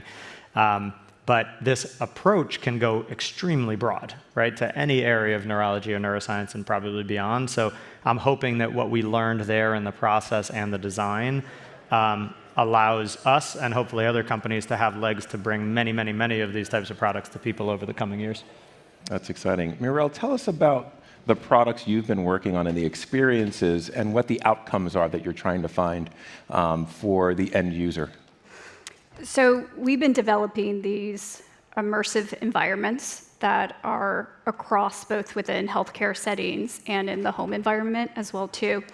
And one of the ones you mentioned, the recharge rooms, it took this pandemic for, I think, people to connect the dots that it's not just about in healthcare treating a patient. You also have to treat the provider because their burnout is what's interdependent with patient cares and patient outcomes. And there's very limited research and different types of resources for what's basically propping up our healthcare system. So we had to scale that incredibly quickly during the pandemic to get it out to about 60 hospitals in just a few years. And I think there's so much that we've learned, but I think essentially using immersive technology provides something that is incredibly resource efficient to people that are time impoverished. All providers, healthcare workers have less than 15 minutes to get something that's going to support their cognitive needs, their emotional needs, what's going to kind of broaden the buffer that they have to deliver excellent patient care. And then what we see just on the administrator side is when you pair what something is that's quite popular to experience with just robust data and analytics and the research that we're seeing with our academic partners at Mount Sinai, there's something there that everybody is learning from around well-being that has all these other outcomes as well too, and translations that's moving the needle forward collectively. Wow. Laura, you study chronic pain. We're focused today on VR and its use in pain management, but I know that you look at this landscape really broadly. Maybe talk about the use of technology, focusing on VR and other areas in pain management and how it impacts patients and what the advances might look like. Yeah, so there is enough neuroscientific advancements for us to be treating chronic pain in better ways than we are traditionally treating. So traditional treatments usually involve medication, opioids still, despite our knowledge about the devastating effects of the opioid crisis, still prescribed for chronic pain, and it's not an effective treatment for chronic pain. And other than that, surgery and intervention. So I think it's our need to be providing better care, and we have neuroscientific advancements showing that actually the brain plays a big role when treating pain, and we should be focusing on that and also empowering patients with knowledge about that, because patients are usually mind blown when I say, hey, actually your brain plays a big role in your chronic pain, and we should be targeting that with digital therapeutics and VR, and we have the technology for it. And everyone is very excited about it. Patients are, I would say, desperate for these types of approaches. It's 20% of the American population living with chronic pain, and if you think about the size of that market and the number of people, it's millions of Americans suffering, and only 10% actually feel any pain relief with their traditional approaches. So I think it's really our role to be providing better options, and technology is here for it. We ran a few clinical trials at Mount Sinai, and the results have been outstanding for virtual reality and chronic pain. So I think we have the knowledge and we have information from these clinical trials to really advance the field, and it's just a matter of building the right collaborations and making sure that we're offering something better. I've heard that beyond chronic pain, it might also work for burn victims and people who suffer a lot of trauma, even if it's shorter term, relatively speaking. Is that pretty accurate? Absolutely. I mean, there's a lot of overlap with chronic pain is just one manifestation, but when we're thinking about stress, anxiety, trauma, OCD, phobias, I think VR plays a big role in providing patients with the opportunity of experiencing, for instance, if someone's afraid of leaving their house, the opportunity to experience that in a safe environment guided by a therapist, or just VR using the possibility of harnessing a healthier brain-body connection, which is something that we leverage a lot at Mount Sinai as well in our clinical trials. And the technology is there, we just need to link it and making sure that we are advancing the field, putting patients first. So I think one of the main issues that we see is that there's this top-down model that doctors will prescribe something for stress management or anxiety, or just tell patients, hey, why don't you breathe? But we need to actually give tools for patients to learn how to breathe. I mean, at least it never worked for me. So, I think technology is here for us first to empower the patients and really put them first, and for us to listen and learn and advance the field with that knowledge. Eddie, as you're making these games, and they're video games, they're viewed as entertainment, but you're using them as a prescription treatment, how do you balance that both in terms of public perception, but also for the patient to ensure that it's having the intended effect, but maybe not too much? At least that may be a perception. Yeah, it's honestly something we're still trying to get right, because you're right, there's like what I'd call overcorrection on either end of the spectrum, right? So if you come to EndeavorRx, our product for kids, if you come to that product and say, oh, I want to use this because I'm looking for a new game, and this could be really cool. Or if a parent says, hey, try this game out because it might be something you really like. But that's not the right model, because we're erring too far on the entertainment side. Like, this is meant to be a treatment. It's a serious thing. It's meant to try to address the neurological issues that children are having. And we know that if it's used properly and intensely for 4 weeks, we get amazing clinical outcomes. At the same time, the other side is also not helpful, where we say, well, it's a video game and therefore it can't possibly be medicine, right? And so forget, the video game. And in fact, there's a very small minority of doctors who still say, I won't possibly recommend a video game to my patients. I think that number is dwindling. But there is a minority perception out there that video games are bad for you. And so there's a little bit of a hurdle, a cognitive hurdle that the world has to get over to think about these things as actually serving the same purpose. And that's really our goal. If we can say that the design from the user experience side is supporting the treatment, and vice versa. The mechanics inside the treatment itself are actually integrated directly into the design so that they feel smooth and they're easy to use. That's the win, right? I think if anyone thinks about the world as, I always react to binary positions, right? It's either this or that. That can't possibly be true. It's almost never true anyways in life. You don't live in Washington. Right, well, we all see what happens in Washington. But I think here that's the point, is it's either for fun or it's supposed to be helpful. The ability to have both is actually what is gonna change the world. Because today in mental health care, you have patients that, I mean, we are all patients in some form or other, have probably never said, oh, I can't wait to do my treatment today, or I can't wait to have that aspect of care. No, we fear it, right? It's scary. And so if we can actually bring the best of both worlds together, we can have effective treatments that actually people look forward to. They're in a positive mindset to come into, and many more people will seek care. So I do think you're right that there's nuance that needs to be broken down, and we're trying to do that all the time.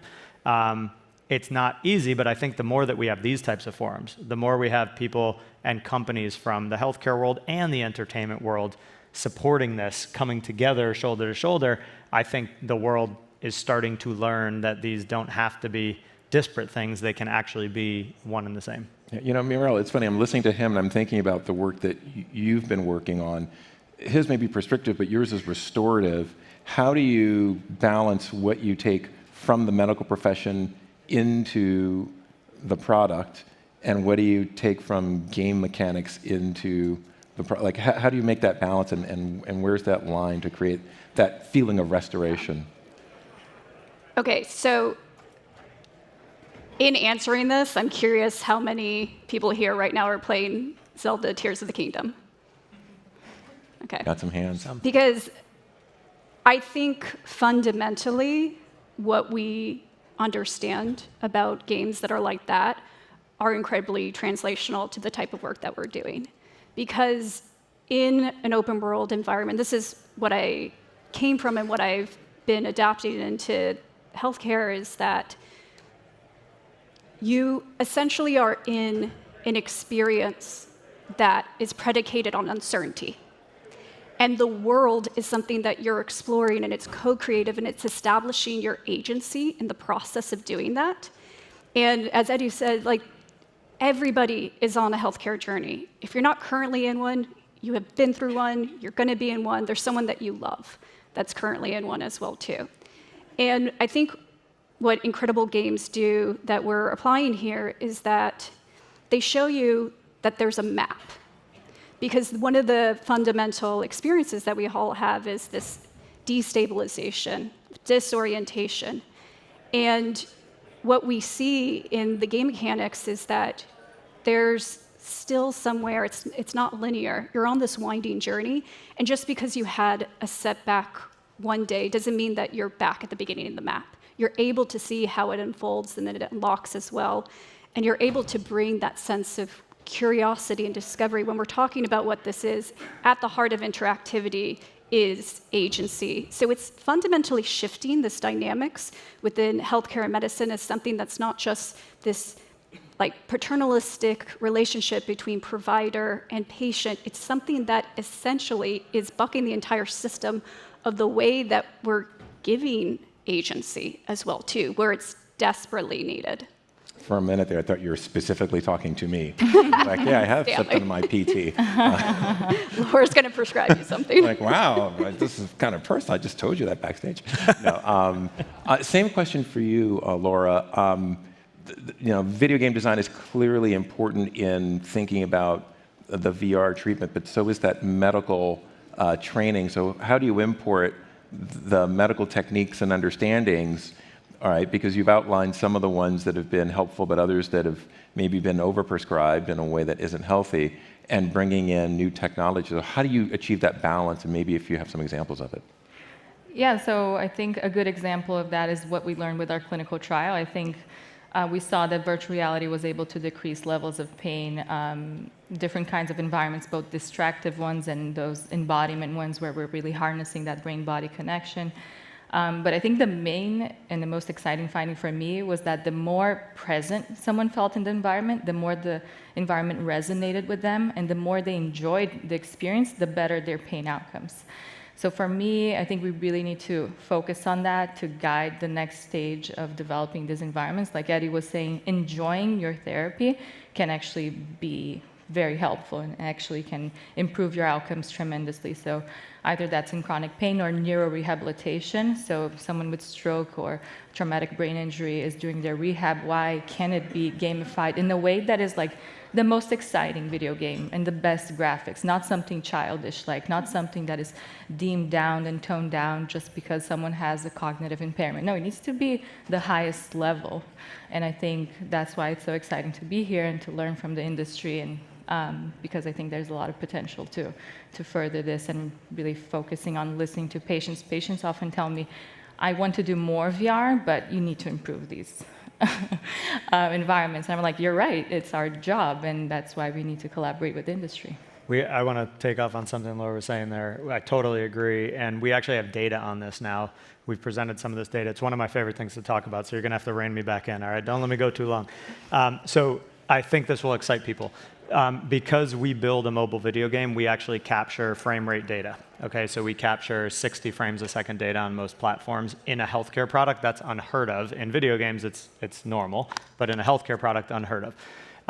We were able to build profiles of our data science team, not we like me, I don't know how to do it. Our data science team was able to build profiles of engagement because we always got the question, is there a relationship, is there like a dose response, right? Mm-hmm. How much someone uses this relating to their outcome. And the interesting thing in our data, when we looked at it from the standard way, like did they take all the minutes of their treatment over the course of a month, there's not a very strong relationship, which is weird, because you'd say, well, the more someone plays, you should get a better treatment.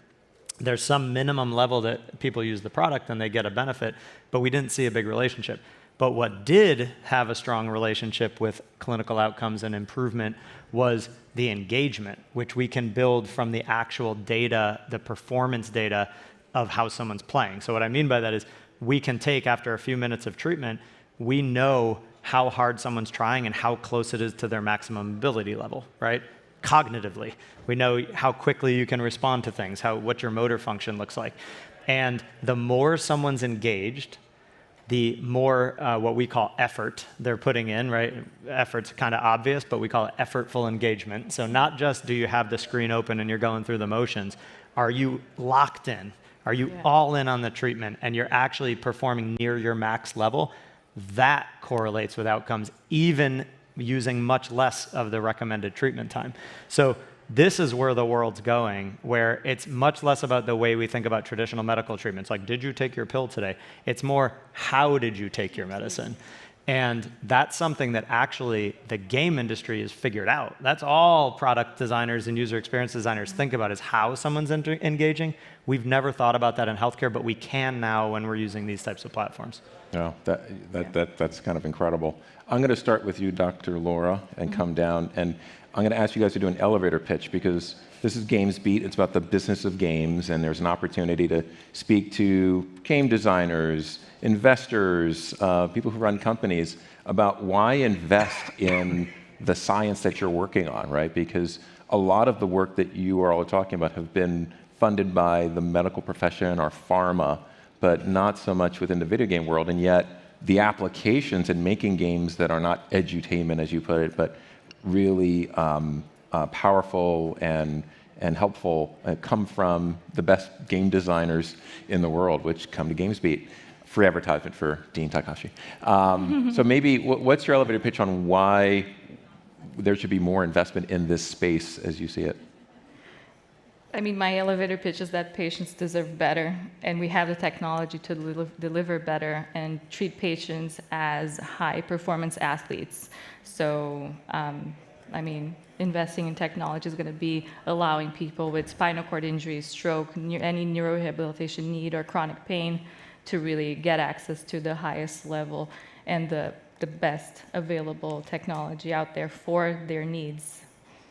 And you're seeing the clinical outcomes that actually support that, which is really Absolutely, and it's revolutionary. all evidence-based. So there are evidence-based principles published that we can leverage and just use technology to deliver that, treating our patients as high-performing athletes. Wow, I like the way you put that. Muriel.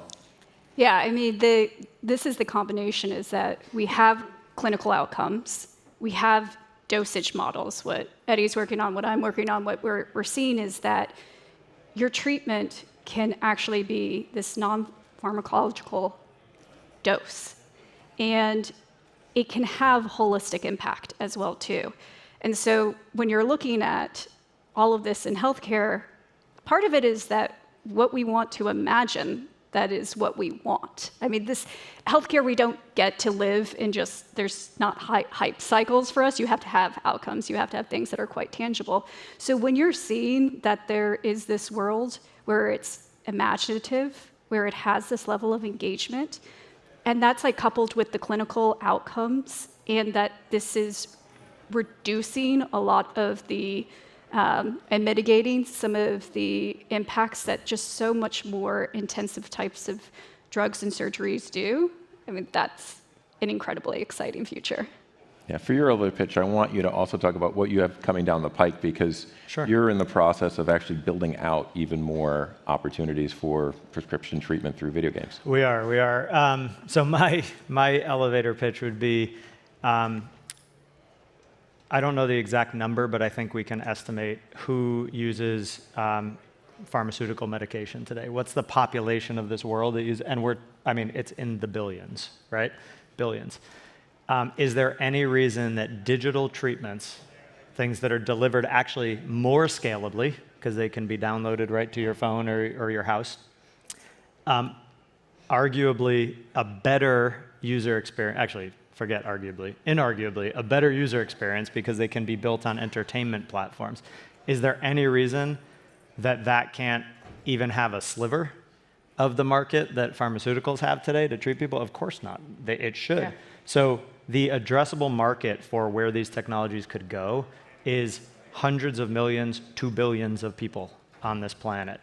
And actually, all of us who are patients know that we always want better and more accessible and more streamlined medicine. So from a top-down perspective, the industry is as big as any other area of medicine, and right now we just have a few products. So we're a public company now, and I think about this a lot. I talk to a lot of investors. We started with a product and an indication, which serves a couple million kids. For those kids, for that family's set, it's hopefully amazing. It's transformative.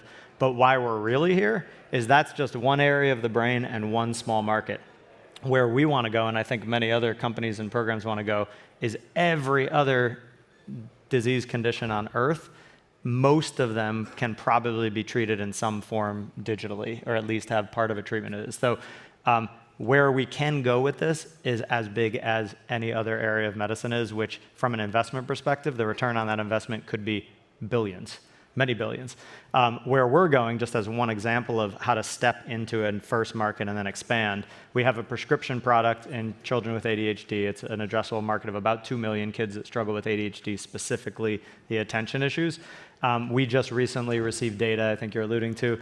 We just recently got large-scale clinical trial data that this actually even more dramatically helps adults who deal with ADHD, so adult ADHD, and we published adults with depression. Helps their attention, their focus, their ability to complete tasks, go to work, et cetera. So we are quickly moving into the adult market. And even just for us and our one company, that goes to all of a sudden somewhere in the 10 to 20 million patient addressable market. We're really excited about it. Stay tuned. We haven't announced too much yet, but we plan very quickly to be looking at how we can bring our product into the adult market. And we'll be working with the FDA to do that as well. So really excited about that. But I think it's just take our company and then magnify it by hundreds, hopefully, and now you're addressing a really big slice of the world pie. Excellent. I wanted to leave a couple minutes for questions if anyone had any before I went on. Is there any burning questions someone has for these amazing panelists? Got one there. Okay, you're going to have to stand up. Yes, yeah. Oh, sorry. I saw an arm.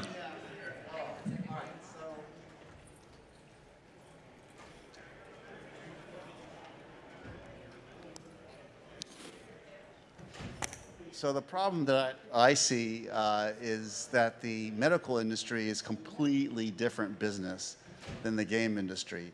And that, like for instance, you have to have a code in order to get charged in the medical industry if you want reimbursement. And if you don't have that medical code, then you don't get anything. And that a lot of people go into this thinking, you know, hey, I'm just going to make a game and people will use it. But that's not the case. So how do you overcome that? Or did you get a medical code that's specifically so that you can get reimbursement from, or the insurance will pay for it and the doctors can get reimbursed for it, and the whole cycle, the business cycle is completely different. So how did you navigate that? It is completely different, but it's changing. So it's a good point. The insurance industry is going to be the last to adopt, and we could have a whole panel where I could tell you all of the ridiculousness that insurers will go through not to cover digital treatments, but they're starting to. Every quarter, there's more and more coverage, so I think it's coming. But yes, we actually have both a medical procedure code and a drug-like code, strange enough. I think we were the first company to have a drug code for a software product, so it can be billed as a pharmacy benefit or a medical benefit. It's actually less about the infrastructure. It's more about insurers stepping up and covering new products for patients. They always take forever, but that's changing. The other thing that I think we can look at, though, to say that these fields are not that different. Yes, medicine's hard, but just look at what's happening in the virtual care and telemedicine space. You have companies like Hims and Hers and Ro and others that have stepped into medicine, but with a more consumer-directed model, and those are starting to scale, actually. So you have a few different business models, some that feel like traditional medicine, some that feel like consumer tech, that are actually both serving markets with real medicine. I think that's just going to keep expanding over time. So I think it's a distinction that's fading, and all of the things you mentioned can be done, and they are being done. Just a quick follow-up for you both. What's the reaction been with hospital staff, but also hospital administrators, beyond insurance and all of the that infrastructure? Starting with you, Laura, what's been the reaction of sort of hospital administrators and staff?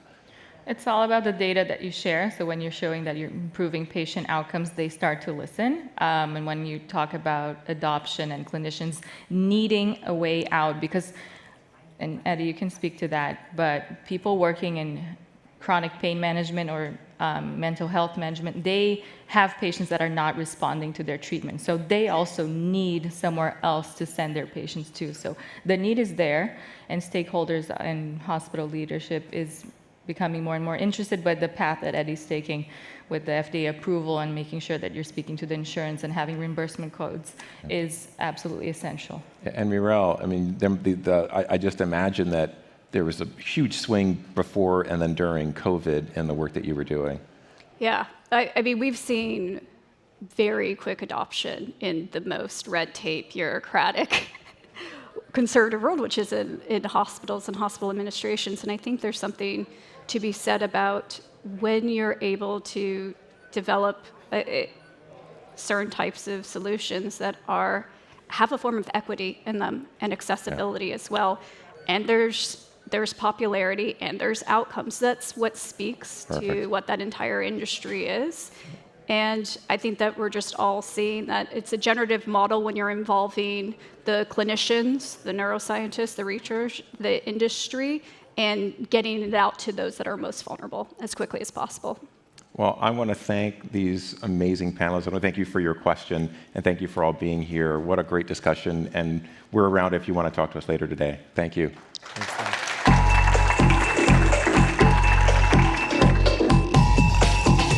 Guys, thank you so much. And thanks for that amazing conversation, you all. In the next fireside chat, we have a lot of folks from Scopely discussing how to find the right audiences for your game, why community building is more important than ever, and how a global game team that spans continents and time zones can create unique game-making magic.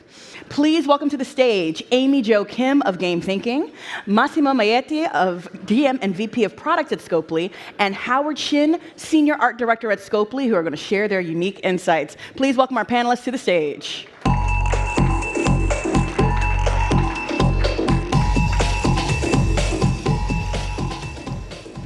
All right. It's great to see everyone here. This is always the best crowd at GamesBeat. I'm Amy Jo Kim, and I'm known for being on the original design team of The Sims, Maybe some of you played The Sims, Rock Band, Covet Fashion, Ultima Online. And now I coach teams and game companies to find product market fit. Massimo? I'm Massimo Maieri, GM of Monopoly Go at Scopely. Been in games for almost half of my life now, and been at Scopely for 7 of those years. Yeah, I spent all those years trying to make a good Monopoly game for Scopely. Before that, I was at Zynga, and before that, I was part of a couple of startups in the United Kingdom. Hello, my name is Howard Shin. I am the Senior Art Director on Monopoly Go. Been in the games for, about leadership role in like 10 years. Prior to Scopely, I was with King in Stockholm and worked on titles such as Candy Crush Friends and Crash Bandicoot on the go. Oh, on the run, sorry, on the run. And with Monopoly, with Scopely, I've now been with the team for about 3 years. So today we're going to talk about how you take beloved IP and bring it to modern gaming platforms. And if any of you have ever tried to do that, you know what a trick that is. This is an incredibly difficult thing to do. But these folks have done it not just once, but multiple times. So speaking of Monopoly Go, how did your team identify and meet the market appetite for this new Monopoly experience? How did you go about it? It was, I think, despite the fact that the game, if you play today, feels sort of natural, maybe inevitable, the way we found our path there was definitely not sort of linear, right? From the very beginning, we knew that Monopoly had a great potential. Scopely had great results with Yahtzee and other sort of board games. And we knew that, relative to those, Monopoly is the premier experience. And so we thought, how big can this be?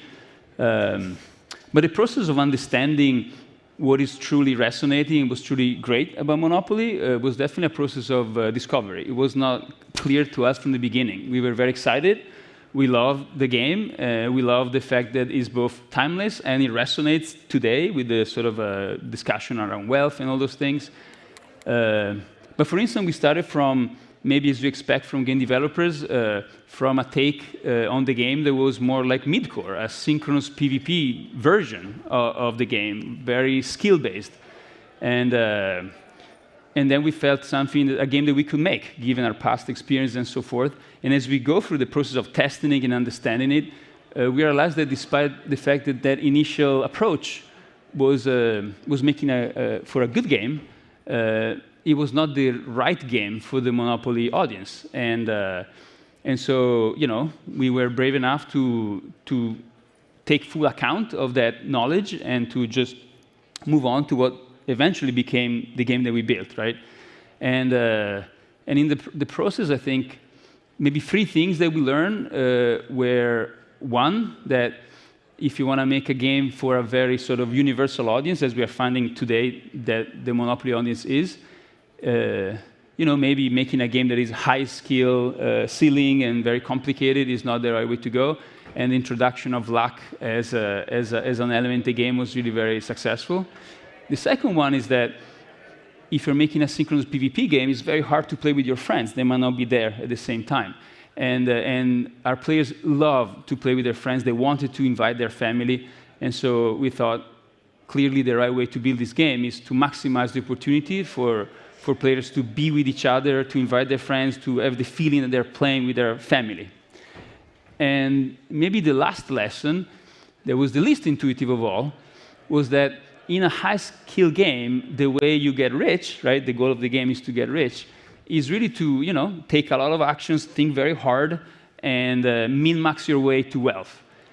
And that's not what Monopoly is about. Monopoly, we understood really after some deep thinking and lots of reading books and playing the game, is about the multiplication of capital. You are rich, and you get richer, and it's somewhat effortless, right? I'm rich enough to buy a hotel, people stop there, and I get richer, and so on forever.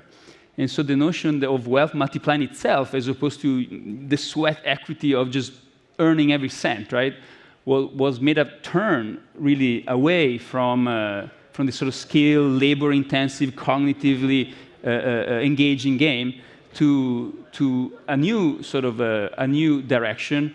The one-liner what we had was ride the roller coaster to ridiculous riches, right? Where you ride this ups and down roller coaster as opposed to driving to different directions, right? And after we learned all these lessons, we felt finally that this was the most authentic version we could make for a free-to-play Monopoly game, and everything became slightly easier after that. Yeah. That's fascinating. You know, you have to be wrong on the way to being right. Yeah. And so, Howard, how did you approach the art and the creative direction? Sure. So for art, Monopoly doesn't have the deepest lore or narrative, and so that didn't feel like the right path to go. And more importantly, I think we started from the why, like why are we building this? And from there, everything started to come into place. So our GM, Massimo, actually coined the phrase, Howard, we're making a timeless game. It has to be a game that mixes, the old, the game that was starting to be marketed in the 1930s to today. At the time, it was 2020. And how do we bridge that together? And again, the word that Massimo coined was, we're trying to create a timeless experience. And so from there, everything started to kind of boil down to, okay, how do we actually get to timelessness?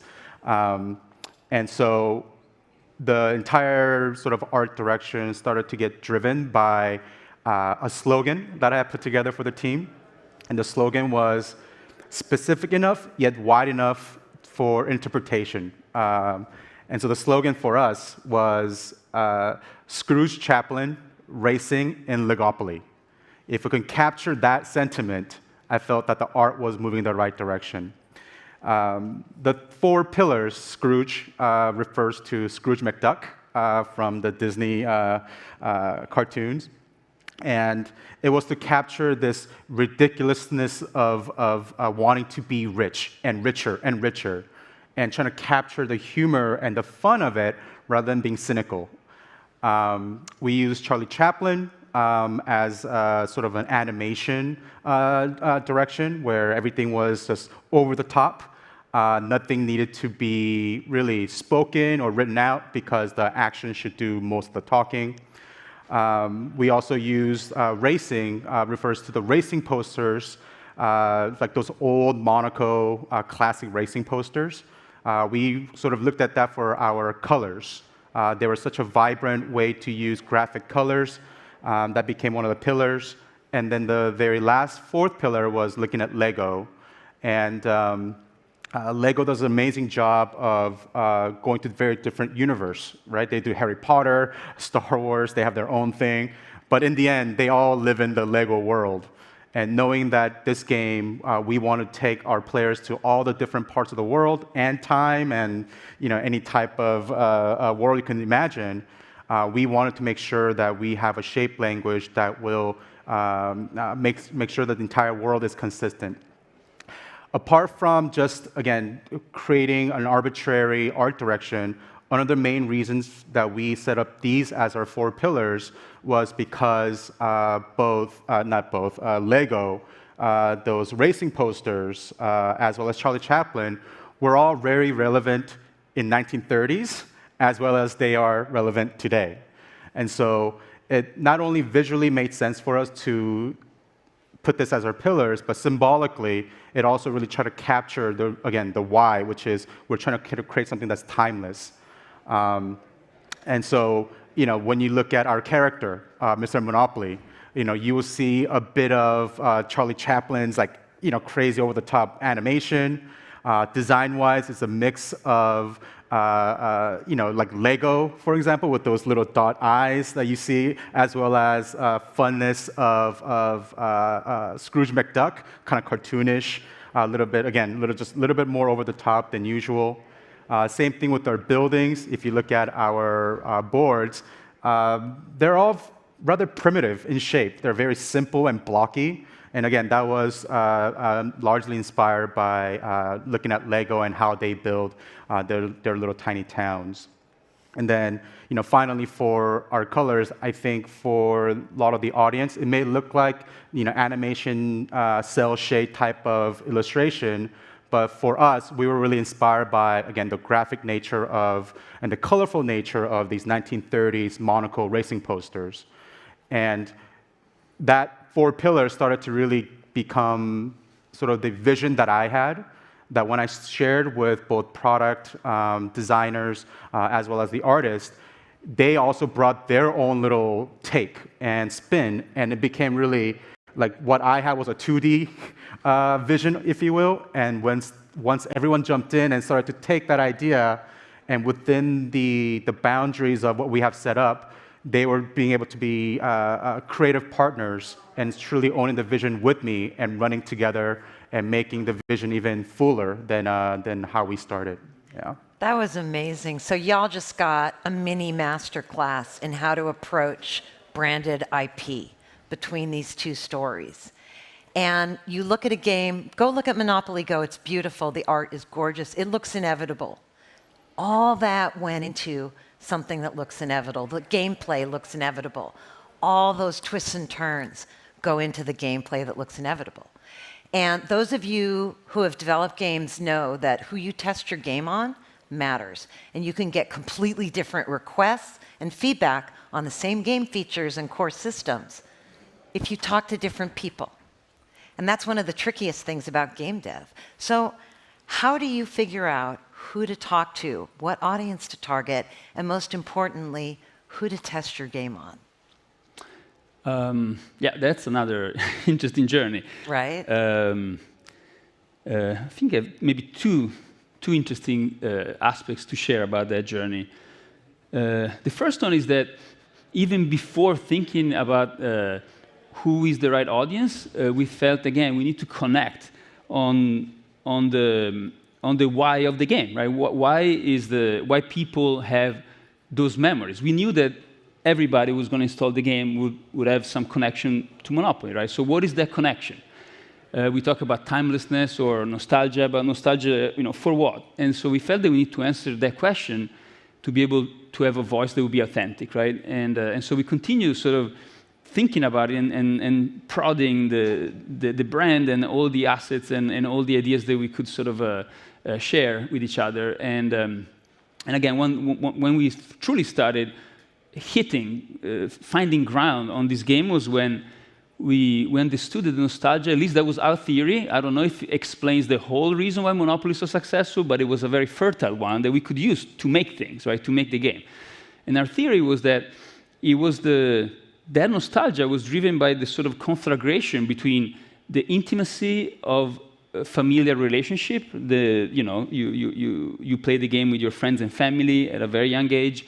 And in your family, everybody contributes what they can, and it's a very sort of equal environment. And then wealth and the market arrives, right? And now you're negotiating the marketplace into your family. So you have the experience of asking your mother to pay you rent, bankrupting your father, and making a side deal with a friend to bankrupt a third friend, and things like that, right? And so the contrast between the sort of equality and sharing of the familial environment and the rules of the market and the price-setting nature of all of that felt were potentially the emotional core of the game, right? And so that for us talked about not only the audience, but also what the audience wanted from each other and in what relationship the audience wanted to be, right? And that's how we have this, in the game you can find today, our social systems are pretty interesting in that with the same folks, you can collaborate and compete. And in many games, you have clans, right, where you can only it's very tribal, right? I can collaborate with my clanmates, and everybody else is an enemy. But in our game, you compete, collaborate, align with, depart from everybody in the world, and you do that more and more with the people next to you in your sort of in-game social network. And so, even as we talk about the audience, we thought about not just a single person, right? But what does it take for us to have an audience that is a group, like a family, right? So how does a family play together? And so that was sort of the first point about the audience as a group and not as individuals. And then when it comes to how do you test it, for sure we had extensive user research, and we used Scopely as lots of incredible resources, right, to understand what the market is and what the audience is. And on top of that, we chose also, I think, another sort of deliberate decision we made was to keep things simple. For an audience like Monopoly, you can have 8 different personas, right? It's so universal that you can really try to be sort of overly scientific and try to adjust your game and asking what does persona A, B, C, D, E, etc. React to each of the features, right? And for us, instead, we identified some sort of very simple features of a universal audience, and we just noted how we can become that audience ourselves, as opposed to thinking our way to what that audience could like. We just started play the game a lot, play Monopoly constantly, play a similar experience playing our game, to sort of become that kind of audience that can then feed back into the process, right? And that worked. I don't know that if it's a universal lesson, but at least I know that in some cases it can work. Yeah. So building on that, you mentioned you have really interesting social systems, and you really leveraged a lot of the resources to find the audience. So how do you leverage gameplay to build with community building in mind? How does community and community building play into this? Yeah, I mean, we decided that we wanted to have social not be sort of a layer that is living somewhere in the game, but to have it as a line throughout every experience, right? So if you play the game today, you will see other humans on the board that if you land on them, they will pay rent to you, right? So even from the very second-to-second interaction, you might have a social interactions by having somebody pay rent to you, right? That is competitive. You can also land on a community chest, which is cooperative, where you actually are so contribute to your chest, and your friends playing will let that chest get bigger and bigger and bigger. And so in every layer of the game, from the second-to-second moment to, let's say, a 3-month cycle, which is our sort of collection feature, where you can trade with your friends and so on, there's a social component basically throughout, right? And so we decided that social was not a feature, was just a lens. And every feature had to answer the question, how does it play with my friend? And then there's the whole part that is outside of the game itself, right? So we have a very active community of people who trade those stickers on Facebook, and most probably other communities all around social media will be created. And so it's literally, I see it as a concentric circles where it starts from the very core interaction, right, of rolling and having a friend pay rent to you. So yeah, it was pretty unfettered, and we keep on asking the question for everything that we do, what is the social dynamics, how are those going to interact with this feature or this system, yeah. Do you want to add anything?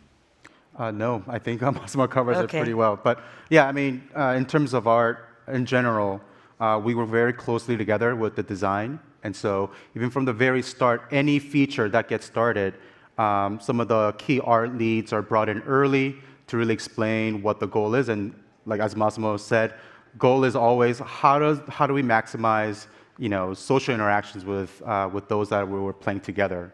And that really, again, played a key part in driving a lot of the art direction or any type of art assets that gets created for individual features that we work on. Yeah. So building on that, you're talking about how people work together, and strategy and design and art are all coming together, and you're running experiments and learning. And it comes down to people working together. So you've got a global team. You have a distributed team. How many people in here work with a distributed team? People not in the same office, right? It's very common. So how do you pull off this game-making magic with your distributed team? Tell us some things you've learned about working effectively together. Maybe I can start. Yeah, this game was built also somewhat in concentric circle. It started in California, and then we expanded to Colorado, the rest of the United States, and then Europe. And now we're a global team that goes from Los Angeles to Tel Aviv. So there's 10-hour time zone difference. And there's literally, including UK as well now, and there's literally 5 or 6 different cultures, different way of seeing, of perceiving authority, different ways of making decisions, right? And I think in all of these cases, it was very important that the process was gradual, right? That we could find an identity for the team before we could expand and invite others to add to it. I think had we started globally already, it would have been very hard to find this sort of strong sense of purpose and mission, right? But at the same time, as we expanded and we found, there's great advantages, right? There's in some of these locations we're in, there's sort of a strength in a specific aspect of game making that we're leveraging, right? But how do we benefit from that strength without paying the cost of, let's say, slowdown in decision making or misalignment? And that has been certainly like something that we had to work on and to constantly sort of care for the relationship, right, and so forth. I would say though that in general we've been good at making sure that everybody can express their own approach, their own point of view, and we've we erred in the direction of tolerance for diversity and letting diversity sort of play out, as opposed to sort of channeling decision-making too quickly. And my theory is that led to not only good retention in terms of the people who are on the project like to stay on the project, but also to a game that is somewhat universal, because somehow along the way we've incorporated all those perspectives and point of views, and each of them sort of affected somehow the direction that we went down. Yeah, as Massimo covered how to work internationally, if we're to think also internally, even within each location, and how the, again, product, design, art, how they all sort of mesh together to create features and art and gameplay and so on and so forth. I think a good example that I think Massimo can also speak to is our core, which is the role.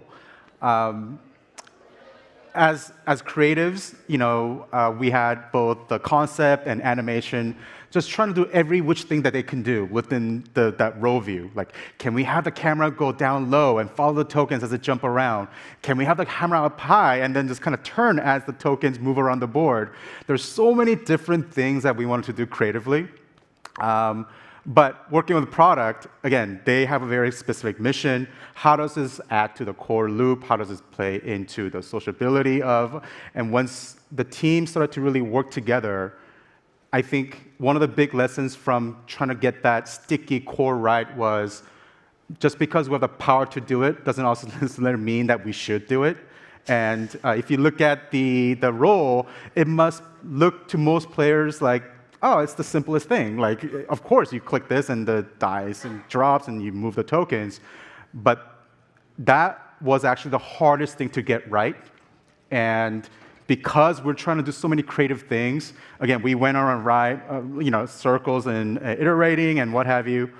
And eventually, again, as I was saying earlier, the restraint of creatives going, I understand what the objective of this particular feature or this core loop is, and therefore, going with something that feels a little bit more standard felt right after, again, so many iterations. And that was the type of collaborative effort that I think both the product, the art, and everyone involved really sort of took away from that experience. Yeah. A little anecdote I have on that very sort of topic is the fact that, again, rolling on our board seems pretty natural and sort of the first thing you would try, although it was kind of the last thing that we tried. And there was a whole 6 months where our game would cause literally motion sickness to our players. And it's the same role that you see today. Basically, the token was moving. We didn't want the player to, and this is to talk about the subtleties of things that seem so simple, right? We didn't want the player's eyes to be strained too much by looking around as the token moves along the board, right? And so if your eyes follow the dice rolling on the board, the token starts moving and then stopping somewhere, things coming out, getting to their UI and back, right? We want to minimize eye motion because I think we thought it was more sort of a more relaxing experience. But the less the token moves around the board, the more the board needs to move around it, right? Think in the extreme section that the token stays closed, stays still, and the rest of the board moves below it, right, as the roll progresses. And that will cause a huge amount of seasickness. And so we had to really understand how the token moves and the board moves, the ratio of those two movements, to create a roll that doesn't make you seasick, but also doesn't create strain on your eyes as you follow the action, right? And again, what we have seems natural, but it was a very sculptural path, meaning we have to remove all the material that was wrong until we were left with this. And hopefully this will carry the game for a long time. So can you just quickly follow up on this, either of you, and talk a little bit more about how you do testing? We have a couple of minutes, but you talked a lot about iteration and testing. So how do you do that? Do you do it remotely? Do you bring people in? Any very tips? quickly. Yeah, as we build the game, my advice to you, depending on product uncertainty that might be in your product, the higher the uncertainty, the more you should test in all possible ways. And so we started from having playtests every week in our team, and initially they were very short because we didn't have much, and they became longer over time, bigger in terms of feature set, and bigger in terms of audience. So we started involving then Scopelians, right? Other teams at Scopely contributed a massive amount because we had hundreds of people playing the game weekly for the length of the development. Then we started having, this was after COVID, so starting finding people that were likely to be like our audience and for them to play. And again, not having one person, but having 90 of them, 100 of external players. And sometimes we'll ask them to play with their friends and family so that they could experience the same sort of social structure that was intended, right? And we kept on basically growing very, very gradually. And then we have also the courage of listening to those playtests, right? Sometimes the playtest might tell you a lot of small tactical things, but sometimes if you kind of listen to the general voice, it might tell you you need to take a step back. You need to go somewhere else, right? And I think it's easy to just read the verbatim of those feedbacks as, okay, we need to tweak this and that. And it's a bit harder to take the commonalities in that feedback and decide that you need to really make a big decision, right? You guys, that was the hottest tip. That will save you months of time, what he just said. Any follow-up, Howard? No. I think Massimo covered it pretty well. Yeah, so thank you all for being here. I don't know if we have the ability to do Q&A, but I'm happy to take questions if anyone has questions. I actually can't see anything. All right, well, thank you all for coming. Thank you. Thank you so much, Massimo and Howard. That was fascinating. Thank you. Fantastic. Good job, Amy. All right, everyone, one more round of applause for our amazing panelists. We literally have 2 announcements, and we are free to go eat lunch. 2 months. So it is lunch break at this point. There are lunch round tables that you can join after you grab your food. There's a round table presented by Level Infinite, which is a conversation on the state of games as a service. And there's a second round table, Mind Magic, how the games industry can influence health and well-being. Feel free to look out for those, as well as our exhibitor booths out in the hallway. We will see you guys back here in about an hour after the break. Please enjoy lunch.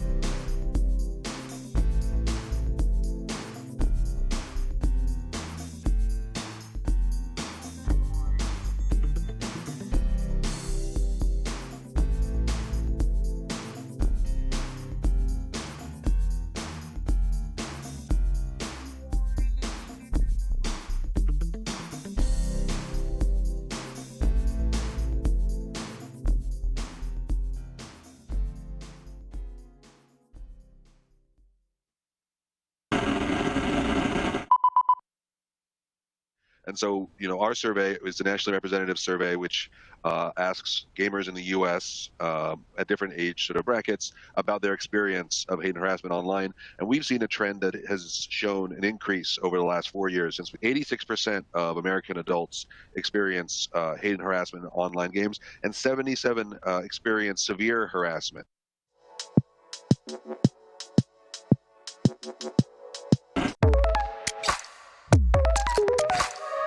As we're launching Sky into new markets, we've had Google Analytics front and center of some of the decision-making processes. One key part at the beginning was to look at users' review on the Play console so that we can be sure to have this connection with our players. We use Google Ads to ask very specific questions, and this tells us where and how to spend money on advertising and find new players.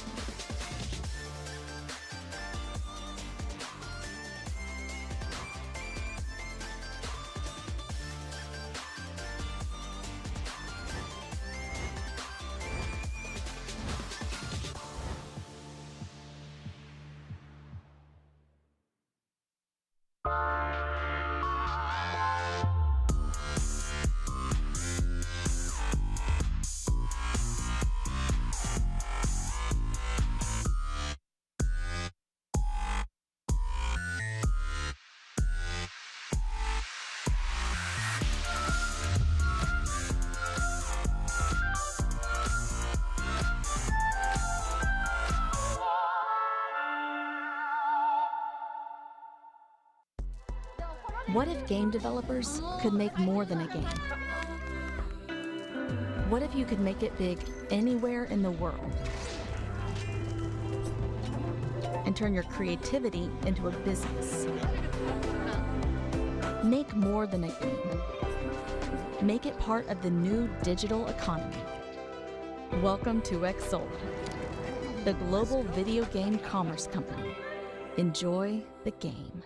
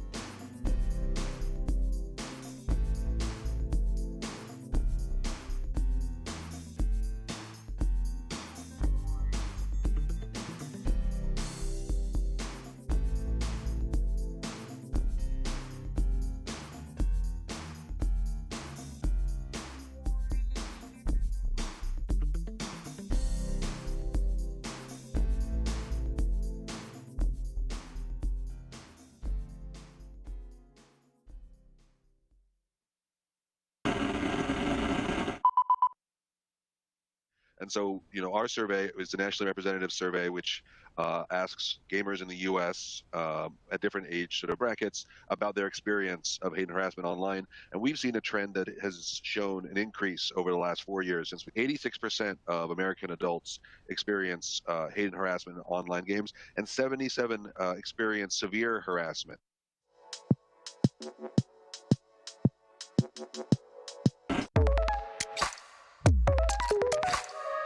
As we're launching Sky into new markets, we've had Google Analytics front and center of some of the decision-making processes. One key part at the beginning was to look at users' review on the Play console so that we can be sure to have this connection with our players. We use Google Ads to ask very specific questions, and this tells us where and how to spend money on advertising and find new players.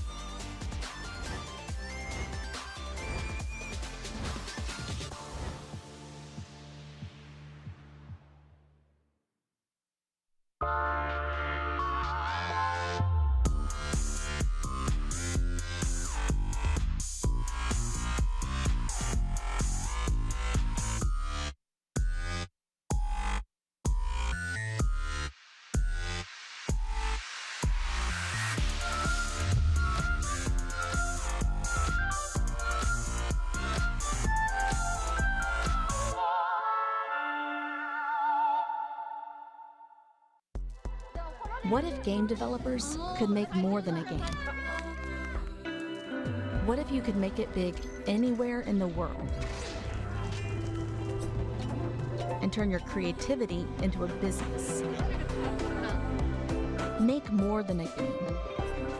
Make it part of the new digital economy. Welcome to Xsolla, the global video game commerce company. Enjoy the game.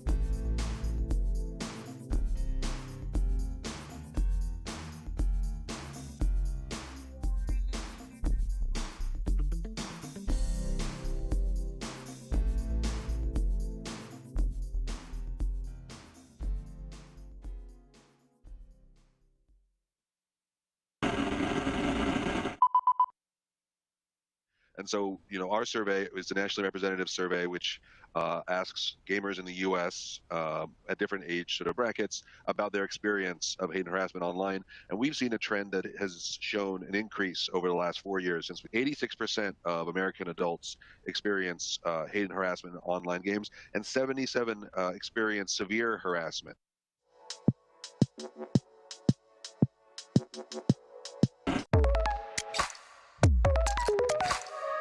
As we're launching Sky into new markets, we've had Google Analytics front and center of some of the decision-making processes. One key part at the beginning was to look at users' review on the Play console so that we can be sure to have this connection with our players. We use Google Ads to ask very specific questions, and this tells us where and how to spend money on advertising and find new players.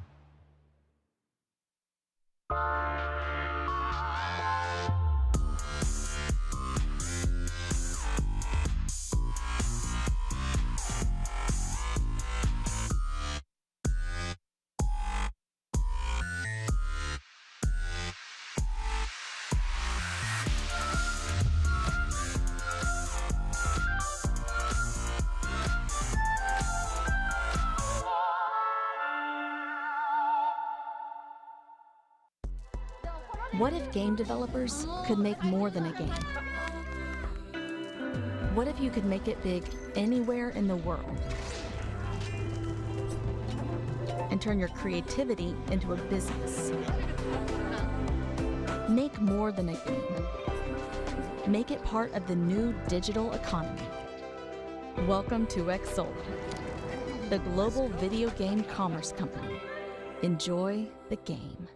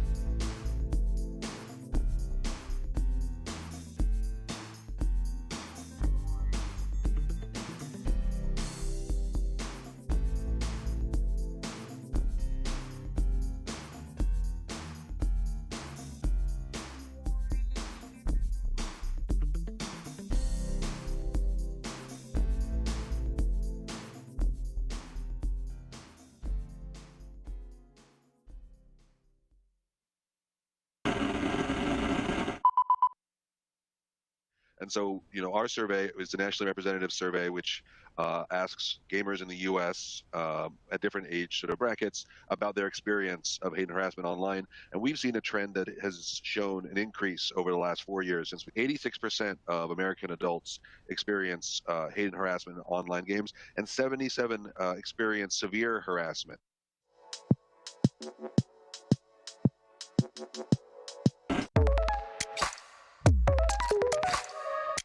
As we're launching Sky into new markets, we've had Google Analytics front and center of some of the decision-making processes. One key part at the beginning was to look at users' review on the Play console so that we can be sure to have this connection with our players. We use Google Ads to ask very specific questions, and this tells us where and how to spend money on advertising and find new players.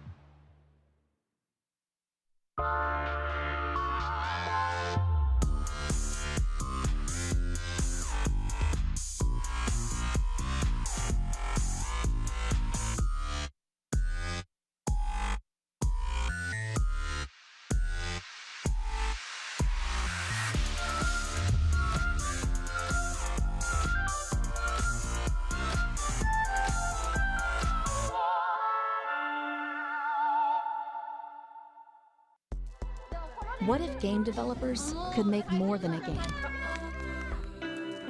What if you could make it big anywhere in the world? And turn your creativity into a business. Make more than a game. Make it part of the new digital economy. Welcome to Xsolla, the global video game commerce company. Enjoy the game.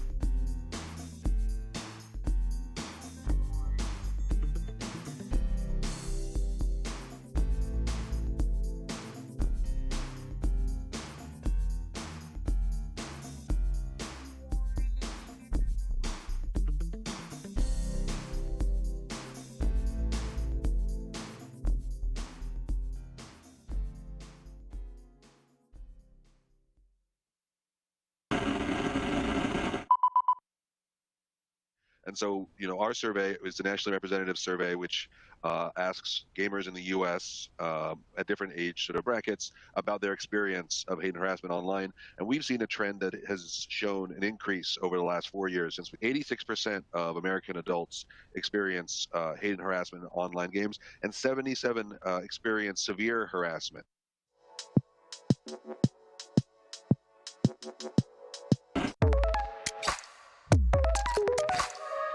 As we're launching Sky into new markets, we've had Google Analytics front and center of some of the decision-making processes. One key part at the beginning was to look at users' review on the Play console so that we can be sure to have this connection with our players. We use Google Ads to ask very specific questions, and this tells us where and how to spend money on advertising and find new players.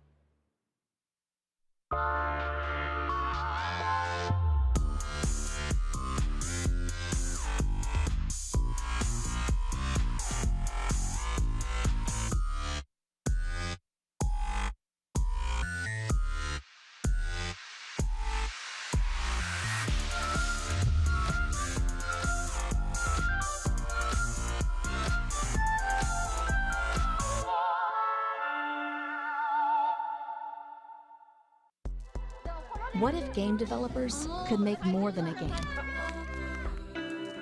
What if you could make it big anywhere in the world? And turn your creativity into a business. Make more than a game. Make it part of the new digital economy. Welcome to Xsold, the global video game commerce company. Enjoy the game.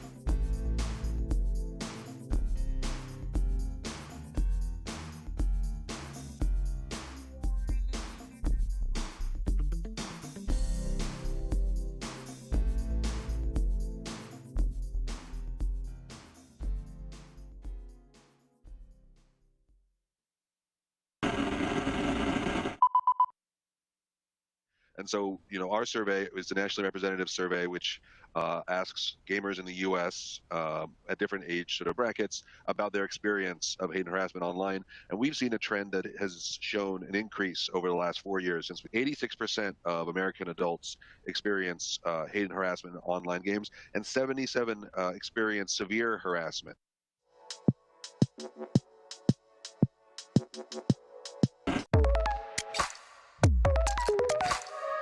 As we're launching Sky into new markets, we've had Google Analytics front and center of some of the decision-making processes.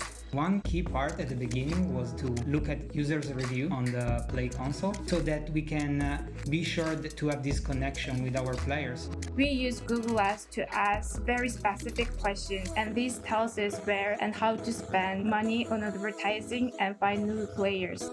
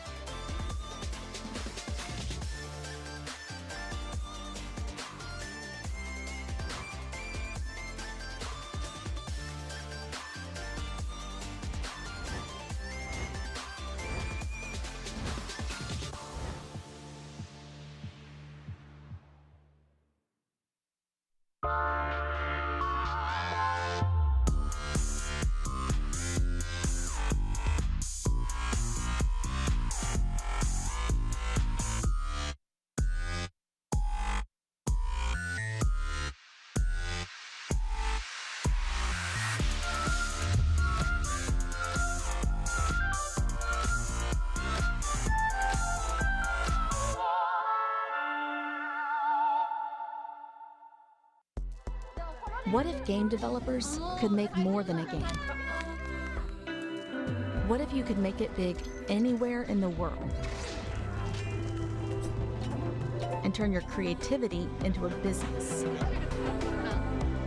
Make more than a game. Make it part of the new digital economy. Welcome to Xsolla, the global video game commerce company. Enjoy the game.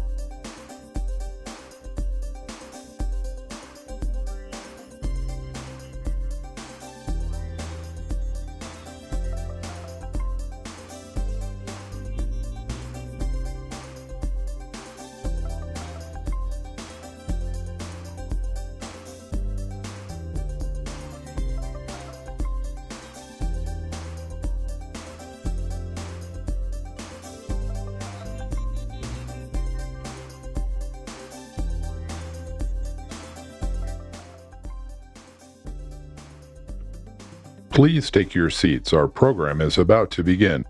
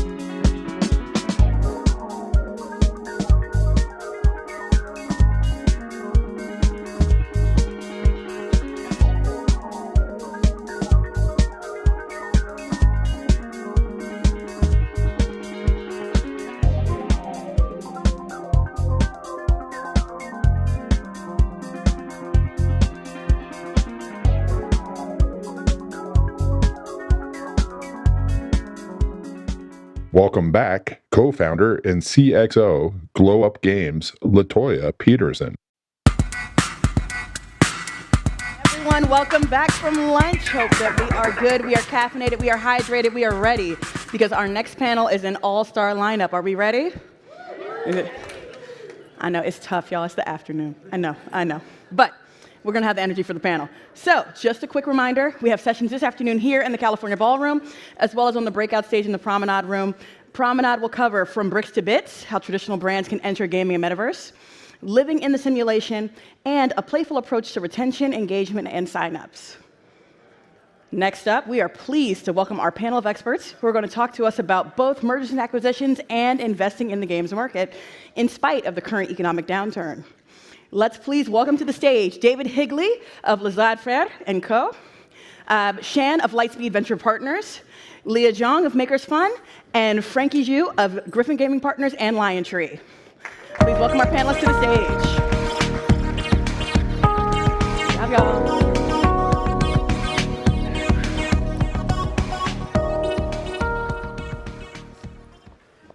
All right. Everybody's coming back from lunch, full tummies. We've got a great panel here.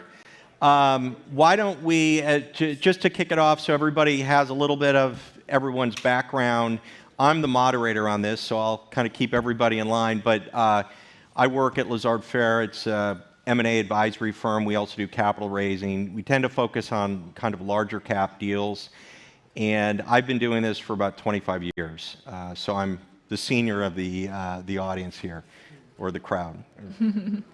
I'm Sean. I'm with Lightspeed Venture Partners. Lightspeed is a 20-plus years global venture capital firm. We have over 20 billion of AUM. The last set of funds we raised is over 7 billion. We've been fortunate to partner up with so many phenomenal social and gaming founders and companies such as Epic Games, Giphy, Snapchat, so on and on. And it's been a great pleasure to see how the gaming ecosystem boom. And we have a portfolio that invests across IP studios, content, infrastructure, and services. So glad to be here. Hi, everyone. My name is Leah. I am an investor at Makers Fund. We are a global interactive entertainment fund investing across multi-stages for everything in the games value chain. So that includes content, anyone creating studios, to infrastructure and platforms as well. We're fully global, fully remote, and are currently investing out of a $500 million core fund. Hi, everyone. I'm Frankie. I am an investment banker at Lion Tree, independent advisory firm focused on media and technology. I cover video gaming there. And I'm also an investor at Griffin Gaming Partners. We are a fund that is solely focused on the interactive entertainment space. We have over 1.2 billion in AUM and are actively deploying capital in this space. Great. Well, to kick things off, I know in the intro they were talking about the kind of the economic downturn we're in, but part of the topic is this is the second best time to build and why gaming, M&A, and venture capital remain at elevated levels. So maybe just to kick it off with the investors, what's your take on the current state of the investment market right now? Yeah, I'll kickstart with what we see in kind of the venture capital landscape and private growth. I think what you've seen is like over the past 12 to 18 months, there's a larger, broader environment change on the macro level. Obviously, I think Fed and then the interest rate environment caused a lot of reactions in the public market. And private market tend to trail a little bit of the behaviors in the public market. So public market, as many of you know, have corrected or normalized about 60, 70% over 2022. But 2023 actually has shown some stability. And for the implication for the venture and late stage growth particularly has also started to see, I think over the past 6 months, some of that normalization in terms of pacing, scales, deployments, and all in aggregation. But I will actually go and claim that gaming has been one of the more resilient industries or sectors compared to the broader landscape. We're still seeing a lot of active behaviors in the early seed stage size, as well as some of the activities in M&A on the growth side. Great. I think fairly generally, what we've seen is definitely a lag and a slowdown overall in terms of volume and deal flow. However, and I think it's quite relative, because if you look at what it was, 5, 6 years ago, we're still significantly higher. And so it doesn't quite, it's a decrease compared to the euphoric times that we've had over the last couple of years, but I do think it's quite relative. And in terms of where we are as a sector, I think what's really reassuring and really interesting is that now that I think you can count at least 10 gaming-specific venture funds. So that's capital that just wasn't around in the last 5, 6 years, and 10 that are just gaming-specific, but then there's generalist funds with great investors that are really excited about the space. There's investors at family offices that are actively deploying in privates, publics, and earlier stage, later stage as well. So that also brings in a lot of great quality talent and continued startup interest. And so we still see early stage first round fundings being very, very active. And we're still meeting a bunch of founders and being excited about that. I think on that too, an interesting thing is during the euphoric years where there was a lot of M&A activity, a lot of these founders over the past few years have actually come out in the recent last year or two from those M&A transactions to start rebuilding their next big thing within gaming, and are kind of in build mode, as well as kind of looking for funding to fund their project. And these are very experienced people in the industry, and that's also a great sign that even though we are in a downturn, it is a great time to build. Yeah. And have you found, and I guess this would go for both investing and M&A, but we obviously saw an adjustment on the public comps. And in some ways, that's obviously highly relevant for public companies, but in the private realm, it can be a little bit more demand-driven, or depending on the stage. Does the, like a 30-40% decline in the public markets, how does that impact you? Let's start kind of on the investor side. How does that impact how you look at investments and kind of valuations? I think it really boils to two important points. The first thing is, what is the size of the vision, and get clarity around that? Because I think this testing time of normalization valuation really question operators, founders, investors, the same question is that how big, and how should we really qualify and value these companies long term? So instead of looking like, okay, I'm slashing a multiple of 10 times, 20 times on the current revenue, what is the entity size at the end of 10, 20 years, or even longer? What are we building, a $5 billion business, $10 billion business, or $100 billion business? So I think that goes back to a question when we're meeting founders and investors, like we're having this discussion, what is the vision and how big is the vision? And the second of all, on the derivatives, is that when you're looking at both early stage investments and growth stage investment, you need to have a more preciseness in the milestones that you're planning to hit. So it feeds back into execution, feeds back into discipline, rigor, and clarity. And I think those are things we are learning along with our portfolio company and along with industry leaders, everybody else. Okay. I second a lot of that. I also think, even though there has been a decrease in volume because of many of the reasons that we mentioned, I think a big thing that has changed is overall investor sentiment, where the risk tolerance has really skewed into kind of one of two spheres, or just really two spheres, and in the middle it's really challenging. In the first sphere, it's like, the first round of funding where you're really visionary, where you bet on the team and the person. And there's a lot of opportunity because you're still at a lower valuation, and they may be a high-profile creative team. And then on the other side of the spectrum, it's growth stage businesses that have proven out one game or two games and have done really well, and they have growth metrics. They may have another game in the launch, and they've shown that they can execute. And so these are the kinds of companies that are still not really being affected. Multiples have changed a bit, but not in a way that they can't be funded. And then everything in between, where you may have had a team, you may not have hit all the milestones you wanted, but you made a lot of progress. You may not have hit the metrics you wanted, but you have some metrics and you have shipped. Everything in that middle has been heavily challenged and has been much more difficult to fundraise unless you have a clear vision on how do you move to the next step. And I guess going back to the theme of this being, what I'm hearing too is just probably greater discipline being placed from investors onto entrepreneurs and founders, and probably on the founder side, are you seeing that too, where they're kind of more focused on, if they're going to do the spend, maybe doing deeper analysis of like, is this going to work? Or, do you find that there's kind of more discipline from within your portfolio now versus 2 years ago? Oh, for sure. For sure. I think for what we've seen in particular is just like how much more disciplined they are, from everything from budget to expecting more from their hires, expecting more from their early hires especially. And so I think we really have seen a huge shift. I think we try to help and push founders, especially as they think about fundraising, as they think about their milestones, what's more realistic in terms of what do you actually need, how do you get to hit milestones 6 months earlier so that you have plenty of cushion when you do actually fundraise. Yeah, and I think one thing to add is that also if I put myself in the founder's shoes, I actually think the past 2 years there was a lot of more vague signals. You see companies at different sizes, different scale, raising at valuations you may not fully comprehend. Those are no longer the norm, so people are asking a more standardized set of questions that actually give the founders more clarity on what to target and what it specifies. So that goes back and ties into what Leah was saying, how they execute on a day-to-day basis.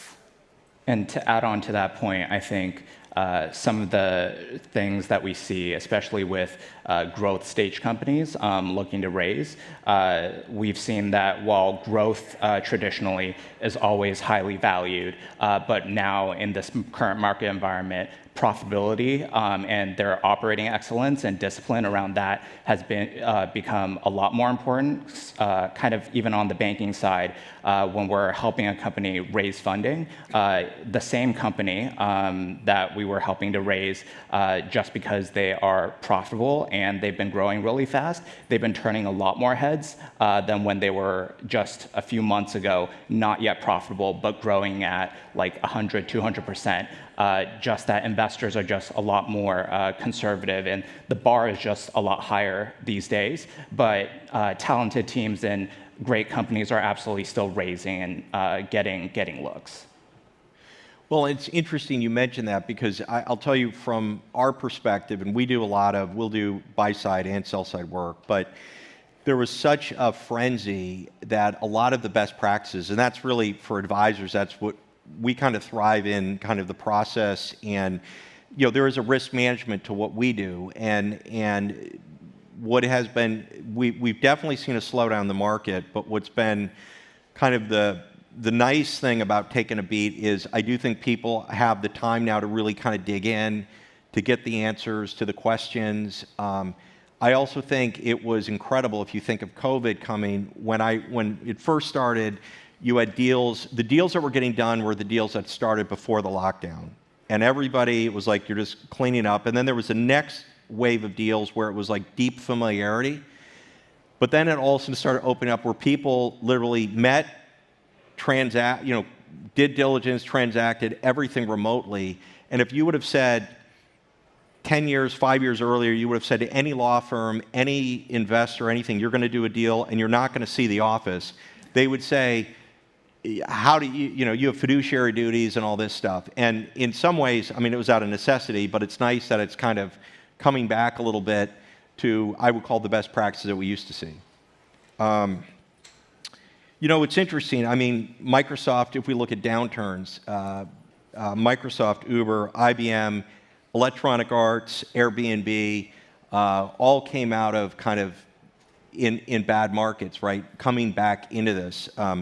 Do you think, I guess, putting on your crystal ball, like where do you see the biggest opportunities right now when you're looking from an investor perspective? Well, I'll have you wear your investor hat for this one. That's a great question. I think gaming, what attracted me to this industry, first of all, is there's just so much innovation that's going on, and we continue to see it. I think there's so much exciting things that are continuing to boost this category, making it kind of the fastest growing space within interactive, well, all entertainment in general, and kind of has all these synergies and ties in with traditional media and technology. I think all the tools that are coming out that are making creating games more accessible, making creating games a lot more profitable, as well as even the recent like AI trends that are making a lot of the things that required a lot of heavy capital before and manpower just more accessible for entrepreneurs that just have a great idea and a lot of talent to kind of go run at things. And then these investors that are focusing on this space could really look into these and fund really talented teams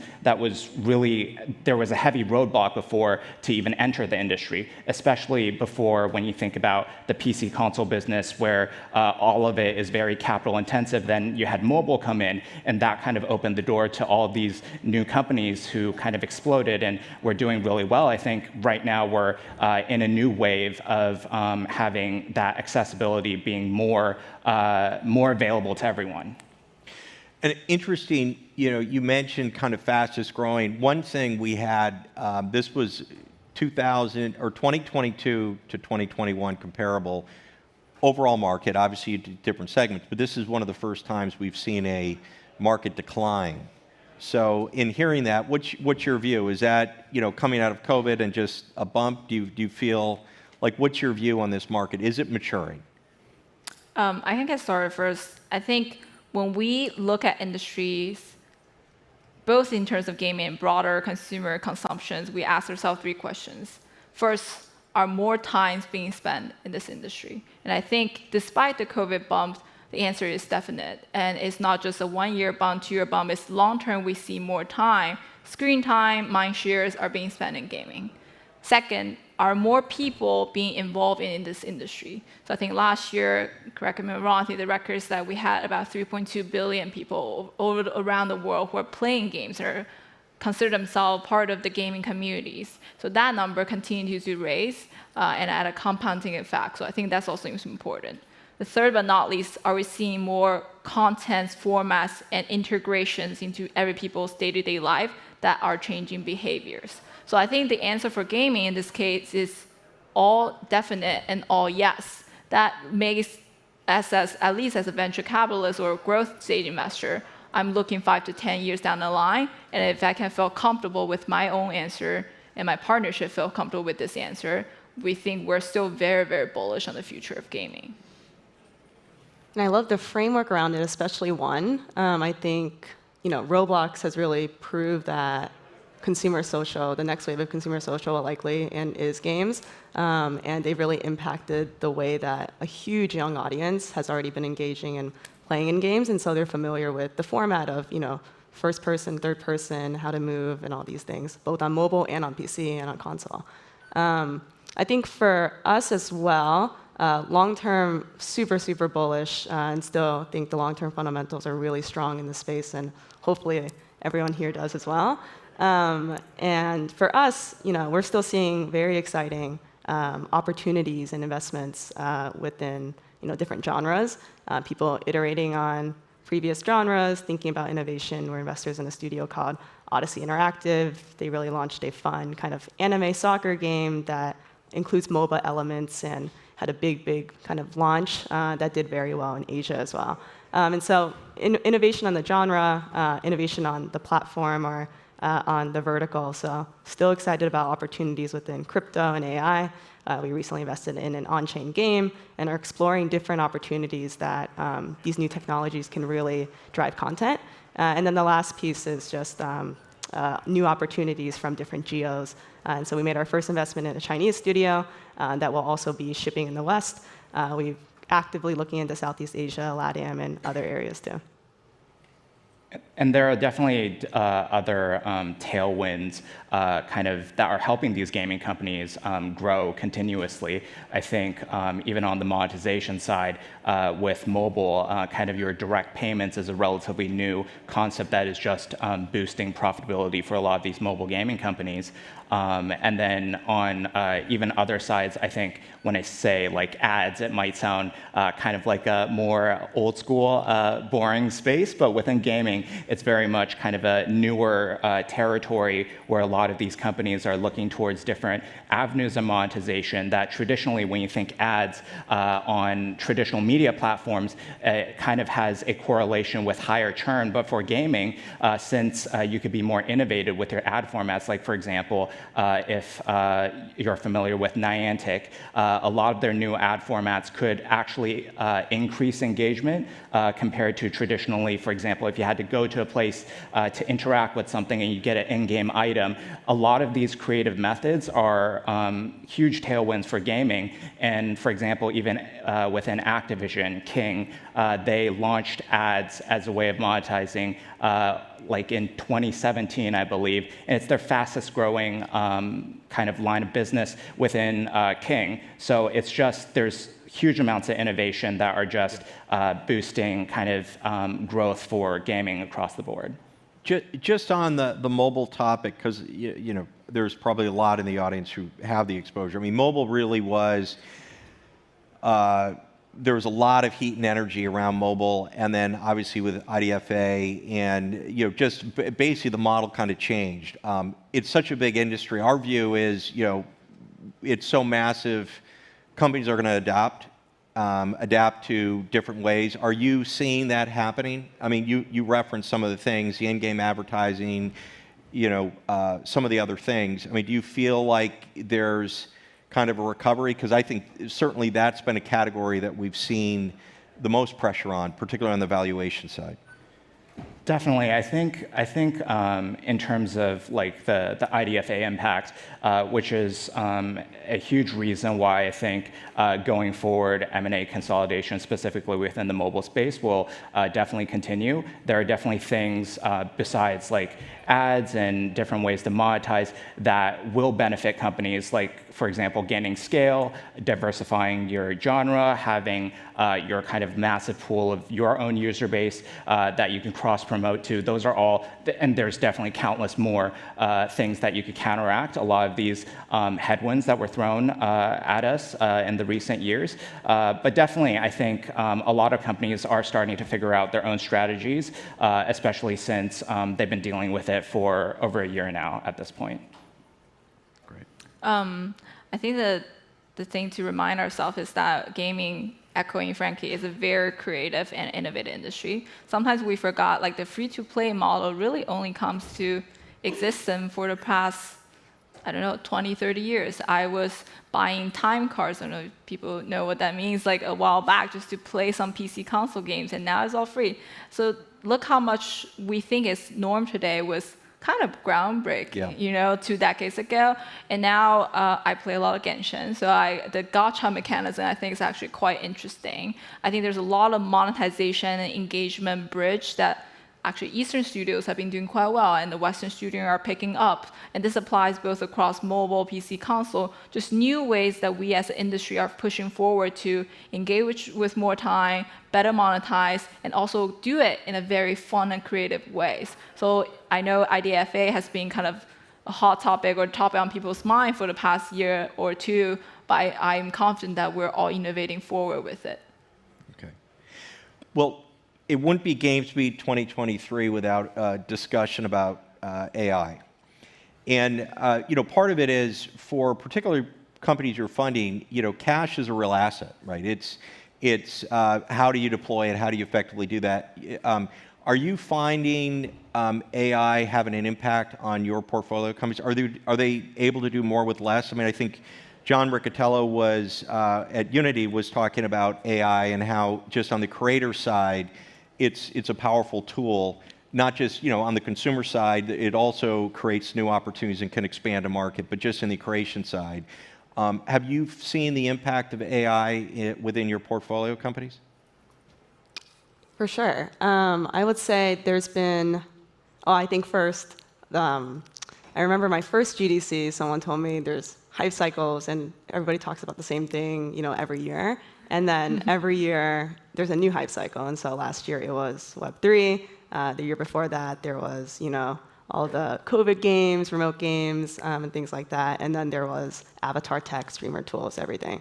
And it's exciting to see that for AI this year, and even at GamesBeat as well, it's not the overarching topic necessarily, but people are talking about ways that how are developers improving from it, and it's not just new startups. And so I think we've seen actively in both our content and our kind of platform infrastructure companies a couple of use cases. I think the first on the platform side, what's really interesting, and I recently learned from one of our founders, is how product teams are becoming a bit more technical because they can help create prototypes without engineering support much faster. And it's all because of ChatGPT. And I was really stunned to see how much progress they were making with that. And it says tremendous amount of cost cutting as well as just how quickly they can move. And it shows how scrappy founders are becoming as well. I think the second is on the game development side. We're starting to see a lot of different creative use cases from a lot of on the pre-production side with art conception and moving very quickly with that. And it's not cutting out the art directors per se, but it's really enabling them. And so how do they iterate on an AI-generated image, tune it, make it better, and make it the style that they want, and then continue to tune the model so that it's closer and closer to what they want. So we see that very frequently of a couple studios, a couple things from the narration side of storytelling and things like that. So, Great. We're running short on time, and I just want to give the audience an opportunity to ask a couple questions. Does anybody have any questions? And I cannot see from the lights. Okay, right there. Sure. You mentioned that during COVID it changed how you did due diligence because people were remote, and you're kind of going back to the old way of doing things. How does it work in the case of studios that are fully remote? I think I'll give just a quick thing. I mean, it's a great question, and I do think, first off, video game, the industry has always been somewhat distributed. So when it started, a lot of people, said, gee, because it was 2 weeks to flatten the curve, we're not going to, even if it's several months, we're not going to have any impact. And I think that's true. There are companies, as you said, have gone completely remote, and it's going to be interesting because, still what we are finding is people are having places where they can gather, or they're doing offsites or things like that. But, we tend to, the M&A stuff we're doing tends to be a little bit larger, and we still have people in where there are some facilities and coming in. But you're right, we're seeing a lot more of, we've got people all kind of scattered over, but I would say they still kind of come in right now. We're seeing that. I don't know, from an investor perspective. Yeah, I think we definitely take this as a chance just to spend more time in person. Unless the founders hate to see us in person, then we'll love to take this as an opportunity for the founders, the core team. Even that means we pay the bill for the dinner. So that's a good excuse to get some good food. So yeah, we do that a lot more often now. I have a broad question about... Sure. Pretty broad question for anybody on the panel about Web3 games, kind of the climate and what you're seeing, whether there's a shift toward 2.5, and just how you feel about the space. So we're very excited about the space. We have a core, like I mentioned, $500 million core fund, but we do have a separate $80 million fund just for Web3 games. And in the last year, we've made 2 investments still.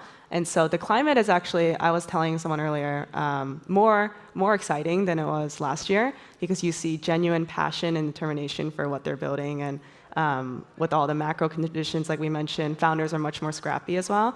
And so it's a very different kind of founder that we're working with, and it's a lot more fun. At the same time, we can spend a lot more time actually better understanding, the vision of what they're building in the industry versus very quickly looking for the next deal because of, how hypey everything was last year. Thank you. Well, we are over time, it says, so just on time. And I want to thank the panelists for participating. It was great. I certainly learned a bit. And appreciate everybody in the audience listening to what they had to say as well. Thank you all. Thank you.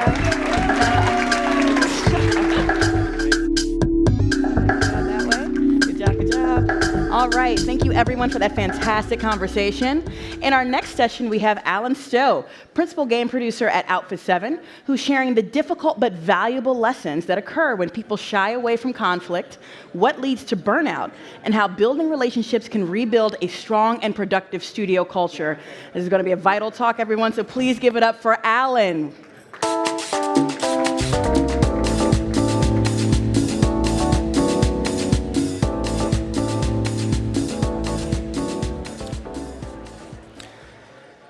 Some time ago, I was invited into the head of our Hey George's office. And she's a wonderful person, you know, someone with a background in psychology. And she invited me to present an idea, a principle that would change a way that we would think. And the principle said this: hire people better than us. Now, I don't know about you, but when I first heard that, I was immediately threatened. My fears and some of my thoughts were breaking in, and it started to form in a type of frustration. And I believe the first words that came out of my mouth were, "This is bullshit," right? So as with her, she turned around and said, "That's awesome, Alan, but can you tell me why?" Now, I'm a little bit like a frustrated child at this point. And, you know, as with all children that are frustrated, we tend not to think very well. And, you know, emotion takes over, and we turn around and start saying to ourselves, you know, how can I respond to this? And the only thing I could say was that the words, the order of the words are wrong, words bad, okay? And again, she turned around and said to me, "I hear you, but can you tell me why?" So I took a deep breath, tried to figure this out. I was like, how can I explain what is going on in my mind? And I started to relate the words with a threat, something that was very, very core to my performance, to my drive. I started to see that these words would impact the way that I would think in such a way that if my performance is linked to higher and people better than us, I strive to be the best at what I do, right? So therefore, why should I find someone that's better than me? It's a direct threat. As I went through this, I started to all realize that, you know, there's a great strive or a great way that I was thinking that along the lines of, you know, I strive to be the best, and the only person that is better than me is me in the future. It's a great way to think. And as he looked at me with this kind of, "Are you serious?" scenario, she just turned around and said to me, you know, "I hear you, but it's not about you." So we got into an argument. We started talking about it, going back and forth, presenting our ideas, figuring out why we were so different in what we were doing. And eventually we came to a conclusion, and the learning I came to was this. By the way, I totally lost the argument. Maybe one of the learnings is don't get into an argument with a psychologist. So let's say I'm a 10 out of 10 employee, superstar. We call them mythical unicorn. And I am now tasked with the responsibility of hiring a team. How's that going to look? I'm going to maintain this mentality of a superstar. So when I hire somebody, I'm going to be looking for someone that's not going to challenge me. I'm going to maintain my position, right? So I'm going to find someone that, in a numbers scale, we can classify them as a 9 out of 10. Let's just say, this is just pure example. I'm the 10, they get to be the 9s. And from that point, we will have an amazing culture, an amazing production. They're 9s, we're top people. However, if we fast forward a little bit into the future, how's this going to look as we pass this on? Let's say now we want to expand. I want to grow more in the company. However, I'm going to not be able to scale that high, so I need to go to one of my leads now, one of my 9s, and say, okay, you need to now build a team. They're going to maintain this mentality. They do not want someone that's going to be better than them. So what's going to happen? They're going to go out and hire 8s. This is not to say that the person themselves is an 8, but the mentality to grow and become better than you are will not be hidden.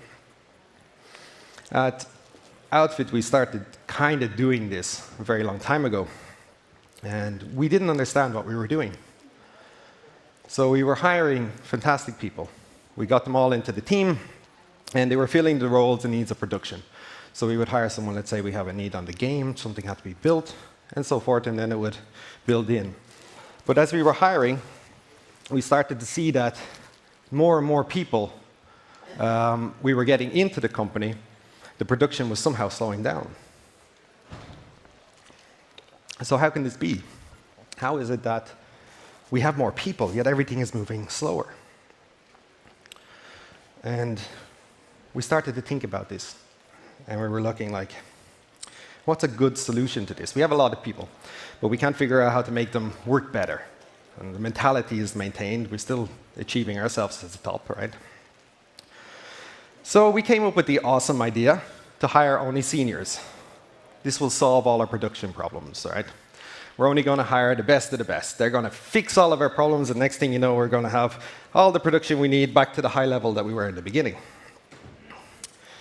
So production and hiring went to a complete halt. Not only could we not find seniors to come into the company, but those that actually did were met with the same mentality. I would often hear things like from our hiring managers, how would it look like? They would turn around and they tell us, this person challenges us a bit much, or they think differently the way we do. They're not following our culture. They're not doing things the way we like them. So we started to realize who actually is the problem here, you know? And it was our way of thinking. It was us. We needed to adapt a different mentality if we wanted to grow our culture and keep it at the level that it was in the past. Now, there is another point that I wanted to take on, and I wonder if some of you picked up on it from earlier. So, to put it in other words, I was called to the HR's office. I walked in, told her her idea was bullshit, and somehow not get fired, right? This brings me to the next point about having conflict. If you want to have a strong and robust culture inside of your company, the best way to do it is to be open and honest about having conflict. But how do you get there? How do we get from not having conflict to be able to have conflict and to do it in a constructive way?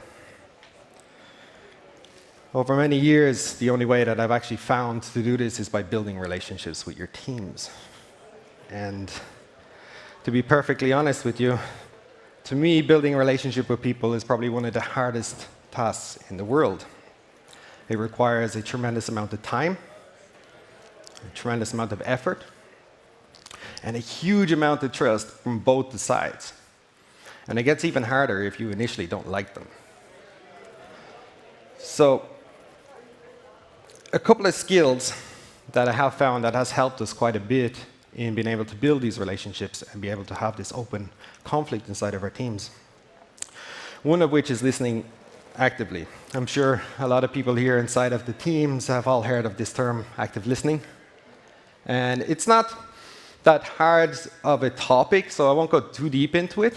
I think the short and sweet of it is that, you know, when you're in the right environment and let's say you have a meeting with your team, take the time to just, you know, tell yourself to shut up and listen. This is probably one of the biggest skills that can help you get to know your team and to be able to tell them what is going on. The next and the more important skill, which is a bit more depth, is trying to see if you yourself or any of your leads are treating people like objects. A good question is, what is an object? An object is pretty much something that I can use and see in front of me, and I can make use of it and then discard it when I choose, right? As a producer, my role, my responsibility generally lies in being able to see a straight line in a production process. I will go from A to Z. And this can be very straightforward. I can organize a roadmap, a plan for the team. And it will look a little bit something like this. Let's say I have a handful of developers, you're going to work here. Handful of artists, you're going to work here. We'll also get a UX designer or a product manager. And we have all this common goal of building the game. And I'm going to hire you, and we're going to pay you, and you're going to do everything within the budget, and you're going to get back to me every couple of weeks and give me a report, and everything will move fine. It's direct. It's efficient. But how am I treating them like objects? I'm basically saying human 1 with skill goes here, human 2 with skill goes there. We don't need to interact. And by doing this, it does actually lead to quite a lot of conflict, just not the conflict you want. And one of the side and bad effects is that when we start to see people like objects, you also will get a feedback or an awareness that this team that you have, they will not come to you for help when you need it.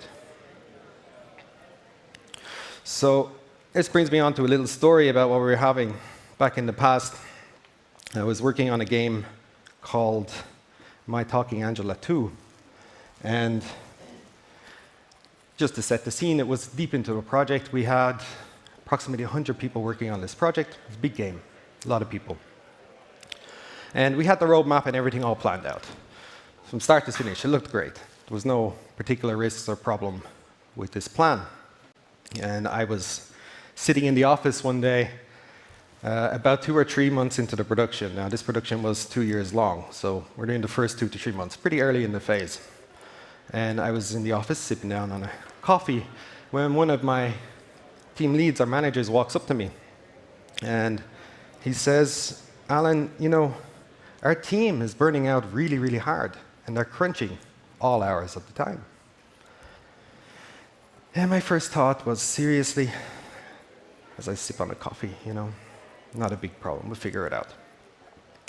So he's like, how can this be? How is it that, you know, this whole plan and roadmap, it doesn't require anybody to burn out. There's nobody, you know, being pushed to do extra time. If for some reason the team is really working hard and they're, you know, burning the midnight oil. So went into a little bit of investigation. I started to figure out that during the initial phases of production, after the team had built hundreds and hundreds of assets, a change request had come in from one of the side managers. And that change was to increase the overall fidelity, make it look awesome. And that change meant that when it was implemented, it impacted thousands of these assets. And the team that was working on it directly did not want to communicate that they had now suddenly tons and tons of work on their hands. So they wanted to, you know, work away by themselves. And when I found this out, my first thought immediately as the producer was like, okay, we can revert the change so that the team is immediately taken off working the extra hours and that we will free up the space, right? Nice, productive executive decision. And the next day, suddenly there was a boil of anger. The team had rejected this because what I didn't hear from this line of communication was that they were about 70% completed at the time I was told they were burning out. So you can imagine. Suddenly these guys were working hours upon hours, end on end, and they had all of this effort and everything done, and they were crunching hard just to try complete the milestone and, you know, get it done. And then Mr. Producer walks in and he's like, cut it, clean it all out, you don't need that work anymore. Didn't go quite well. So I figured out there was a deeper problem, something we needed to change. And the key to this was the building of relationships. So what I had started to do is take a lot of time to get to know the leads on this project. And the more time I had spent getting to know the leads, the more I could build a relationship with them. It took a lot of effort, setting up a lot of one-to-ones, good meetings, getting to know your team, take them out for a coffee, get to know who they are, what drives them. And it also comes with a clause that you need to let them know who you are. What drives you? So we can come together as a team. When I started doing this with all the leads on the project, something over the course of time had started to change. we had suddenly a big pump into production. People were working better, working faster. They were confident suddenly speaking to their leads and telling them about the problems they were having on the projects. And with that, the leads could then tell me about the problems they were having on the project, so we could figure out how to fix it together. 2 different approaches, but the result was insanely good. This brings me on to the next point of how you can deal with this, and it's the understanding of why. When we go into a conflict, we need to understand how it is that we can turn around and tell people, like, is it okay to challenge your thought?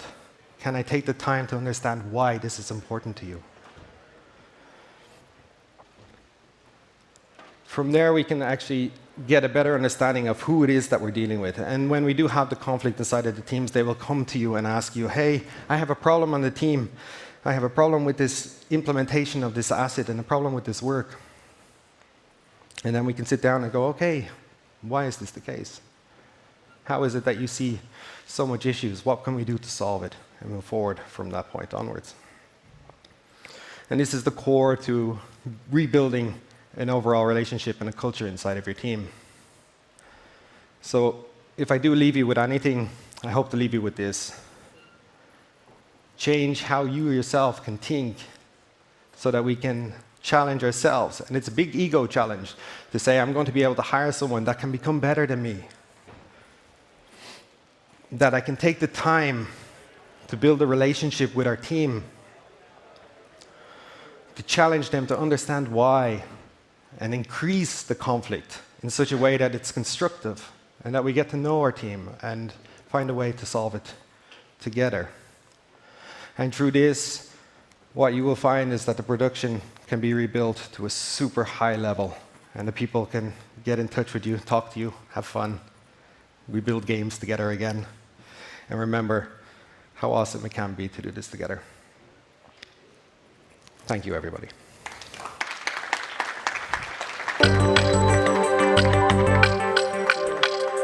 All right, thank you so much, Alan. Amazing, amazing reminders, including do not treat people like objects. Fantastic. Next up, we have another fantabulous, look at me, I am getting tired, but we're going to keep it moving. Another fantastic speaker. So we have Luis Oscar Ramirez Solorzano, CEO of Mawari, who's taking a look at XR real-world applications and XR scalability challenges. Let's please welcome Luis to the stage. Get a round of applause.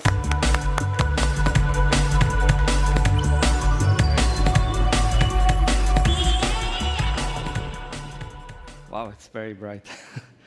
So, hello, everyone. I'm Luis Ramirez, founder and CEO of Mawari. Today, I'm going to talk about XR.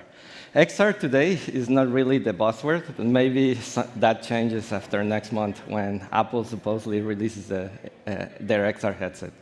So let's start with a little bit of background. So, okay, ain't working. Okay, there you go. So the internet today.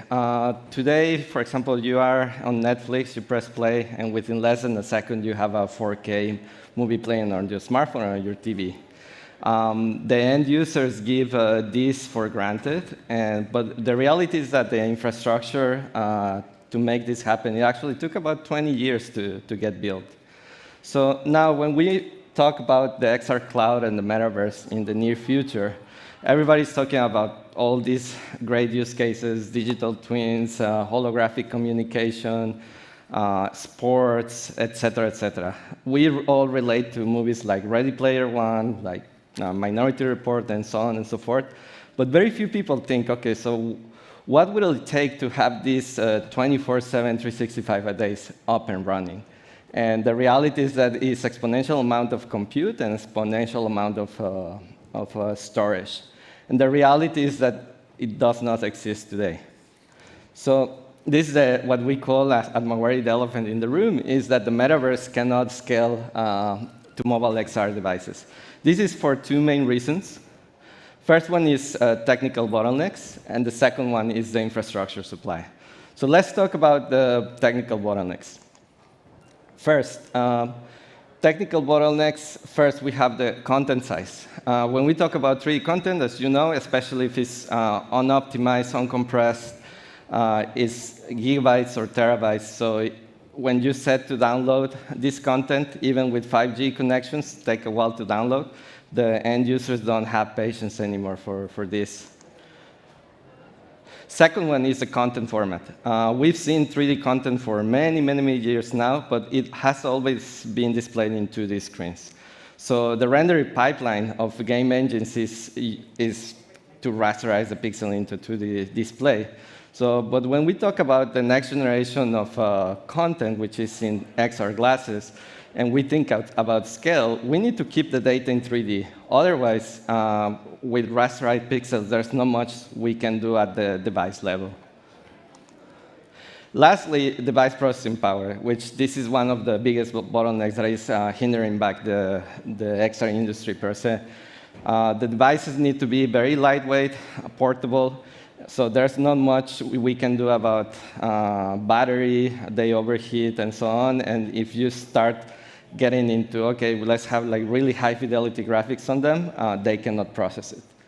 So how we solve this problem with the Mawari engine? For the past 5 years, we've been working on what we call the 3D streaming codec. This is patent pending. So basically, it's a real-time rendering and compression algorithm that basically reduces uncompressed content up to 100x for an efficient transmission. Secondly, we focus on a very different way of streaming until what you have seen today. The current generation of streaming focuses on the current infrastructure, which is video streaming. We focus on the streaming geometry and objects. And that allows us a lot more flexibility to manipulate the data in XR, and also allows for cross-platform support and also split rendering. So how does it work? At a very, very, very high level, our CTO is here, so if you want to talk more in detail, you can talk to him. As a developer, you get our Unity or Unreal Engine SDK, you embed it into your scene or game, and then the Mawari network takes care of all the orchestration of resources, et cetera, and the content gets delivered to the end users. So let's talk about the features of the Mawari engine.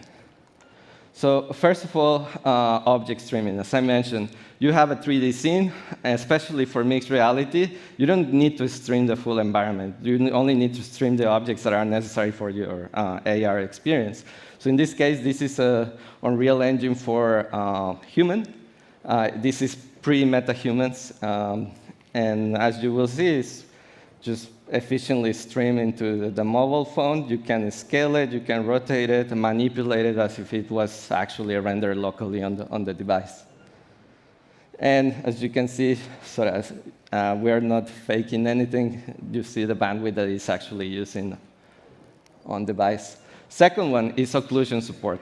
As we're streaming the 3D object, and especially in extended reality, if you have the real-time mesh and the map of the room, you can occlude the 3D objects in with real objects, and that really gives you that feeling of realism. So in this case, the digital human is really behind the table, and that's how it should look. With video streaming, basically, it will always look like an overlay, and you would never be able to put that human behind the table. The next feature is dynamic stream support. What is dynamic stream support? Think about today websites. You have banners, movies, and everything is loaded asynchronously and from very different sources. In our vision, XR applications will be the same. You will have just a shell, and content will be pulled out in real time from very different sources and rendered in real time. So our SDK allows you to switch between servers and change content at runtime, so you don't have to stop the application or anything else. So you'll see it in this example. So here we have this digital human, and then we will switch to the meta-human. You will see how I select the menus to change into the next object, disappears, and then we have the connection to the next server. And this is actually a meta-human. Something also worth mentioning about our SDK feature is that since we're cross-platform, currently we are in these videos, we're streaming Unreal Engine objects or Unreal Engine applications into a Unity application, as AR devices are more compatible in that sense. There are more SDKs from Unity side. And lastly, split rendering, which this helps a lot with the network load. So we allow the developers to decide what content needs to be rendered on device and what content needs to be rendered on the cloud. And in our vision, for example, things like floors or environment may not be as important as the main characters. So in this example, the character is rendered on the cloud, and then the rest is on device. This also, especially for XR, is very useful, because just imagine if you stream the full scene and there's a network lag, immediately you have the screen lock. And if you're in VR, it may even cause motion sickness. But with split rendering, basically the application is still running on your device locally. So everything is moving, and your brain is locked into the frame rate of the device, and asynchronously we're streaming the content. So let's take a look at a quick video. This is just showing in action, for example, this digital human. This car is 4 million polygons, real-time reflections, 4K textures, and we are manipulating it as a game, just as if it was rendered locally into this scene. This digital human is connected to real-time text-to-speech engine, and soon we will actually integrate these digital humans with ChatGPT so that you can have a one-on-one conversation. The next example is more of a wayfinding. You will see this is an experiment that we did in Tokyo, in Japan. And this is the wayfinding digital guide.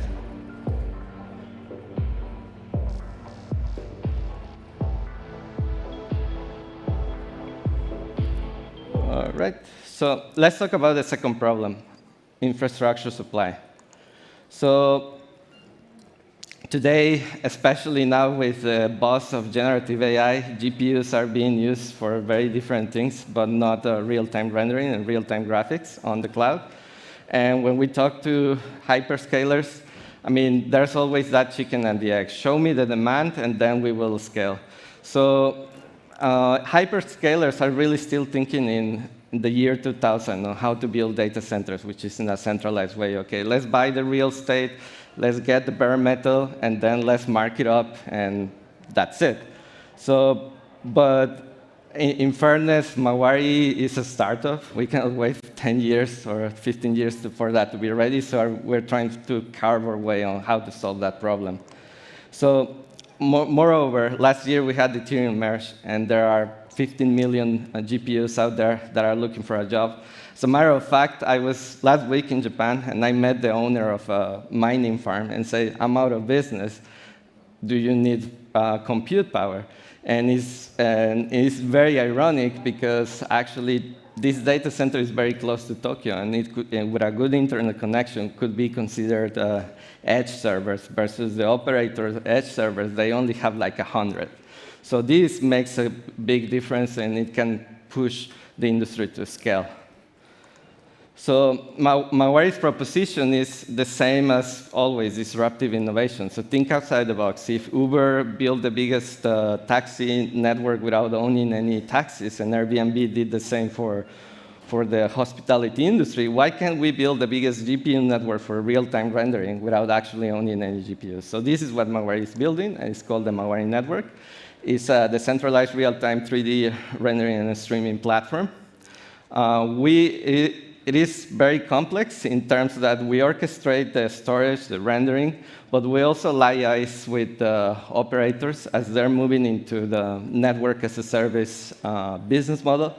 Developers need to focus on developing great content, not on learning DevOps, not on learning cloud services, and not on learning how to coordinate with telcos, which is not the easiest task on how to negotiate this.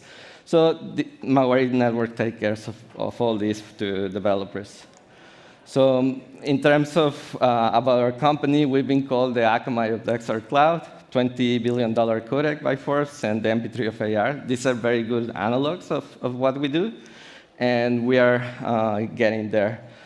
By November, we will release our Alpha SDK. So if any of you are interested in testing, happy to talk and know about your use cases or how our SDK could be applied for AR gaming.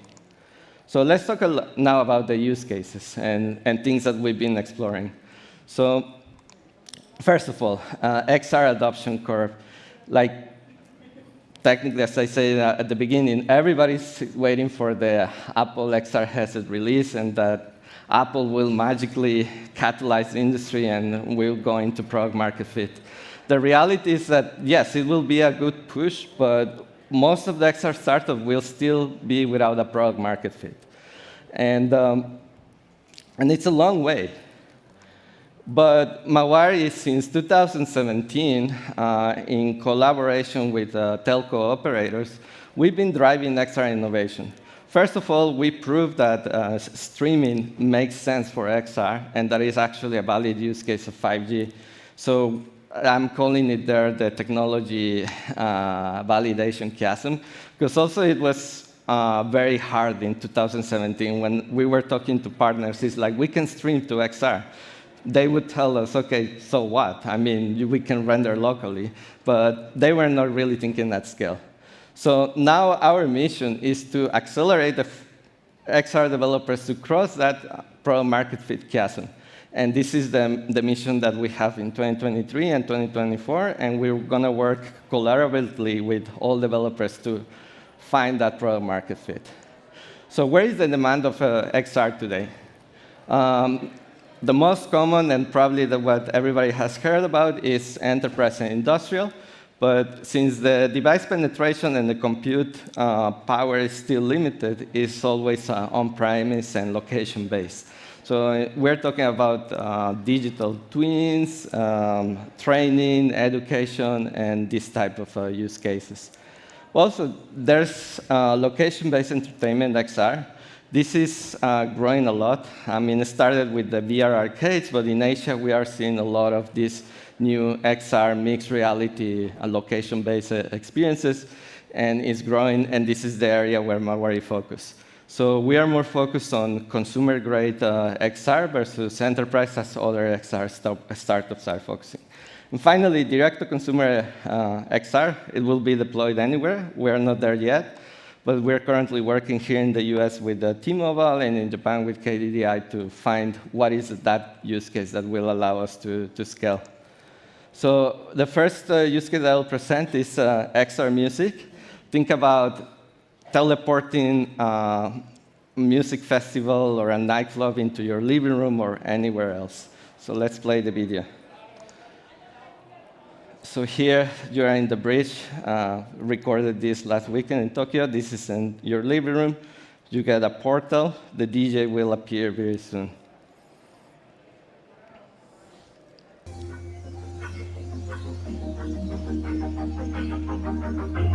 So for example, in this case, we're also using split rendering. Some elements are rendered on device. The avatar is high quality. It's rendered on server side. It's a real person with motion capture. And as you can see, the light synchronization, everything is happening at very low latency between server and client device.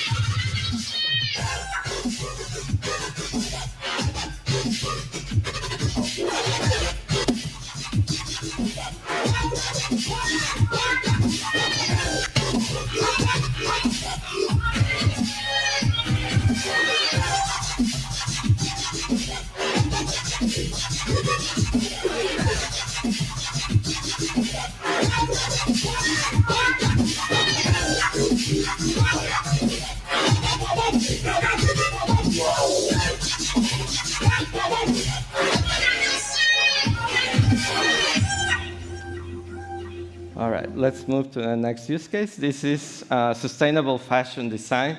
So with that digital human that I've been showing on the examples, we collaborated with a fashion design company. As you may know, the fashion industry is the second waste producer in the world. So they were trying to look for a way to, one, make their production pipeline more efficient, and two, reduce waste. So through digital twins, which is digital design, they can achieve that, but their problem was, okay, so if we just see it in the screen, it's not the same as having the real garment in your hands. So the closest we can get now is with AR glasses, having the model at a real scale and preview the dress. So here's a video that we collaborated with this Japanese company. It was even in the news as a feature, as an innovation in the country. So as you can see through the XR glasses, you can see at full scale the digital twin of the model, and you can preview the real-time physics, et cetera, that the designer needed to judge whether that was a good design of the dress or not. Yeah, that's... You can imagine what he was trying to do. All right, so next one, it's an XR art exhibition. This we collaborated with an artist called Kohei Nawa in the shopping mall of Ginza 6. So as you can see, this sculpture is hanging from the ceiling, and there's this point cloud dancing around the sculpture. So this point cloud was about 250K points that actually each one of them had its own texture, reflections, et cetera. It was challenging. It was an Alembic file of about 45 gigabytes, so it's impossible, one, to download by a mobile device, and moreover, render it. So this was a very challenging but very compelling use case. This exhibition was up for a year and a half. It was originally scheduled for 6 months, but we were very successful, so we were able to actually extend it for another year. And it was consumer-grade XR, as I'm mentioning. So let's look at the video made for this exhibition and how the experience was done.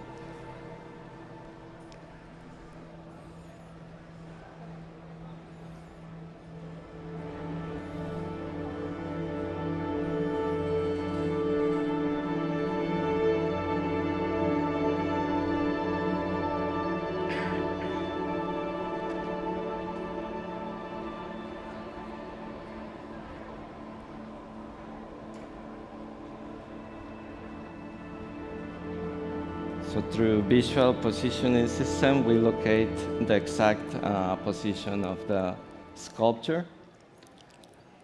And then at any angle from the shopping mall, you can watch this performance.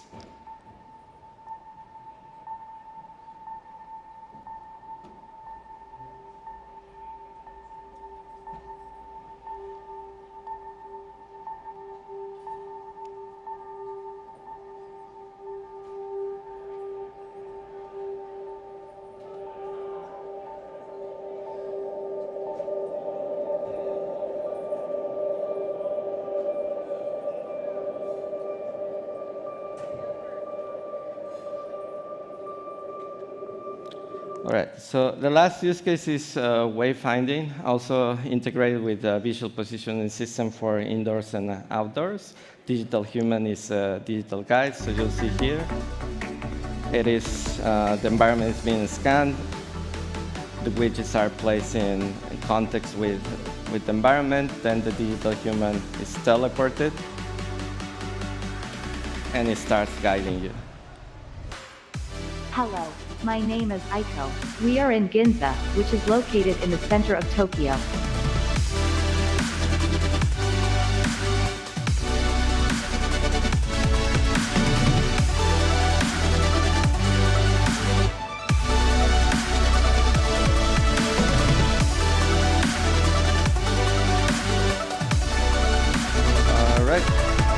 I'm out of time, so thank you very much. If you want to sign up for our SDK, please sign up into our website, but we are happy to talk to anyone that is interested in pushing AR and gaming. Thank you.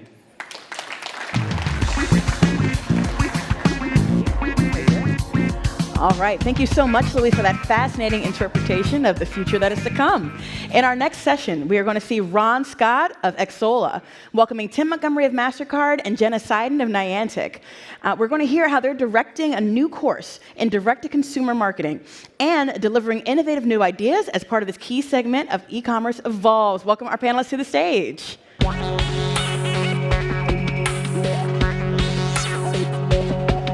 Am I coming through? Oh, there we go. Hey, good afternoon, everybody. I guess first I'd like to thank Dean and his team for giving us the opportunity to come out and talk to you this afternoon. Also, those of you that are here, thanks for sticking with it. I know it's into the afternoon, but we appreciate you investing some of your time with us, and we'll do our best to add some value back in return. So I'm Ron Scott. I am the Regional Director of the Americas and Europe for Xsolla. I've been with Xsolla a little over the year. Love this FinTech side of the business. I'm originally a publishing guy.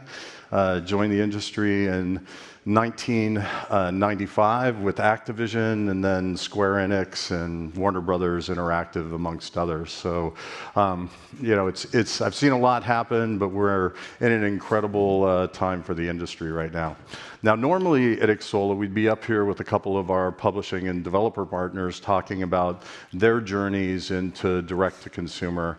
And today we have a slightly different, but what I'm hoping is going to be an interesting and unique experience, in that we have invited one of our premier development and publishing partners and one of our more innovative payments partners to discuss their journeys into direct-to-consumer, and then hopefully get some good conversation about how both of these sides of our business can contribute, collaborate, and actually build upon each other's ideas to the benefit of the consumer.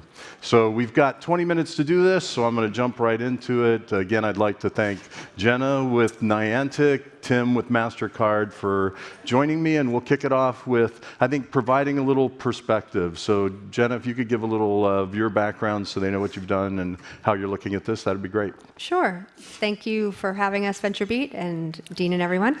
I'm Jenna Seiden. I oversee business development for Niantic, and our team handles pretty much almost every external third-party partnership, from the licenses from the NBA, the Pokemon Company, Marvel, to the middleware, to our two tech platforms, our telco business, and our hardware business. So we've got a lot on a small team's plate. Would you like me to talk a little bit about how we're looking at direct-to-consumer now, or do you want to do some more introductions? No, let's go ahead and have Tim introduce himself. Perfect. So they Thanks know. for having us. Thanks for having me, Ron, and good to see you, Jenna. Tim Montgomery. I am SVP of Digital Partnerships at MasterCard. So my team is a partnerships and business development team like Jenna's. I'm based in San Francisco, and we are responsible for any partner that is considered digital, right, and is headquartered in North America. So that includes direct-to-consumer e-commerce merchants. That includes any fintech partners, so direct-to-consumer kind of neobanks, lending platforms, and as well all of the infrastructure partners that kind of fall in between and help make money move, whether that's on the payments acceptance side, right, so merchants accepting money, or gamers accepting money in platforms, or on the issuing side, right, and as well the banks that partner with those digital platforms to help launch financial products and services into market. So. Awesome. So welcome. And let's give these guys just a quick round of applause for donating their time to discuss this with us. All right. So with that said, and thank you. Jenna, on your side, let's talk about Niantic, just a position before we get into DTC. Like, what are your key priorities with Niantic, kind of what's going on more of a corporate basis? So most of you know Niantic as Pokemon Go, but we are a games publisher, and we launched a title. Many of you hopefully went to Mike Quigley and TikTok session yesterday. We launched a title called Peridot, and we have numerous other titles coming out of our first-party studio. We also are a tech platform. So when you talk about direct-to-consumer, we look at it from the games publisher perspective and also from a platform to developer perspective. And for the purposes of this conversation, let's focus on the game side for now.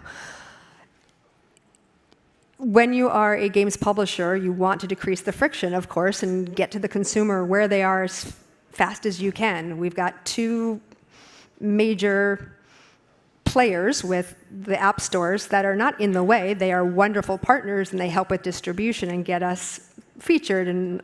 But it's hard to be breaking into the top 10, no less. Sorry, top 20, no less. The top 10 on the App Store. So you need to find a way to get to them. And historically, many of us reach the consumer with traditional methods: email, blogs, email notification pushes. But then we started, as other app companies have done, ads in game.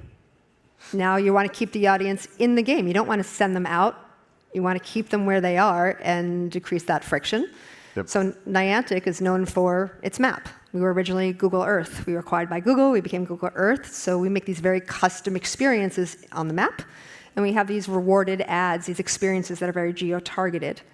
And so just think of the evolution sort of from like linear to interactive. We've gone from these channels of blogs and scripting to in-game ads. And then now we're thinking about, what's another way to capture a new audience, mostly Gen Zers, possibly web stores. So clearly, you guys have a lot going on. You have a very large business with a lot of options.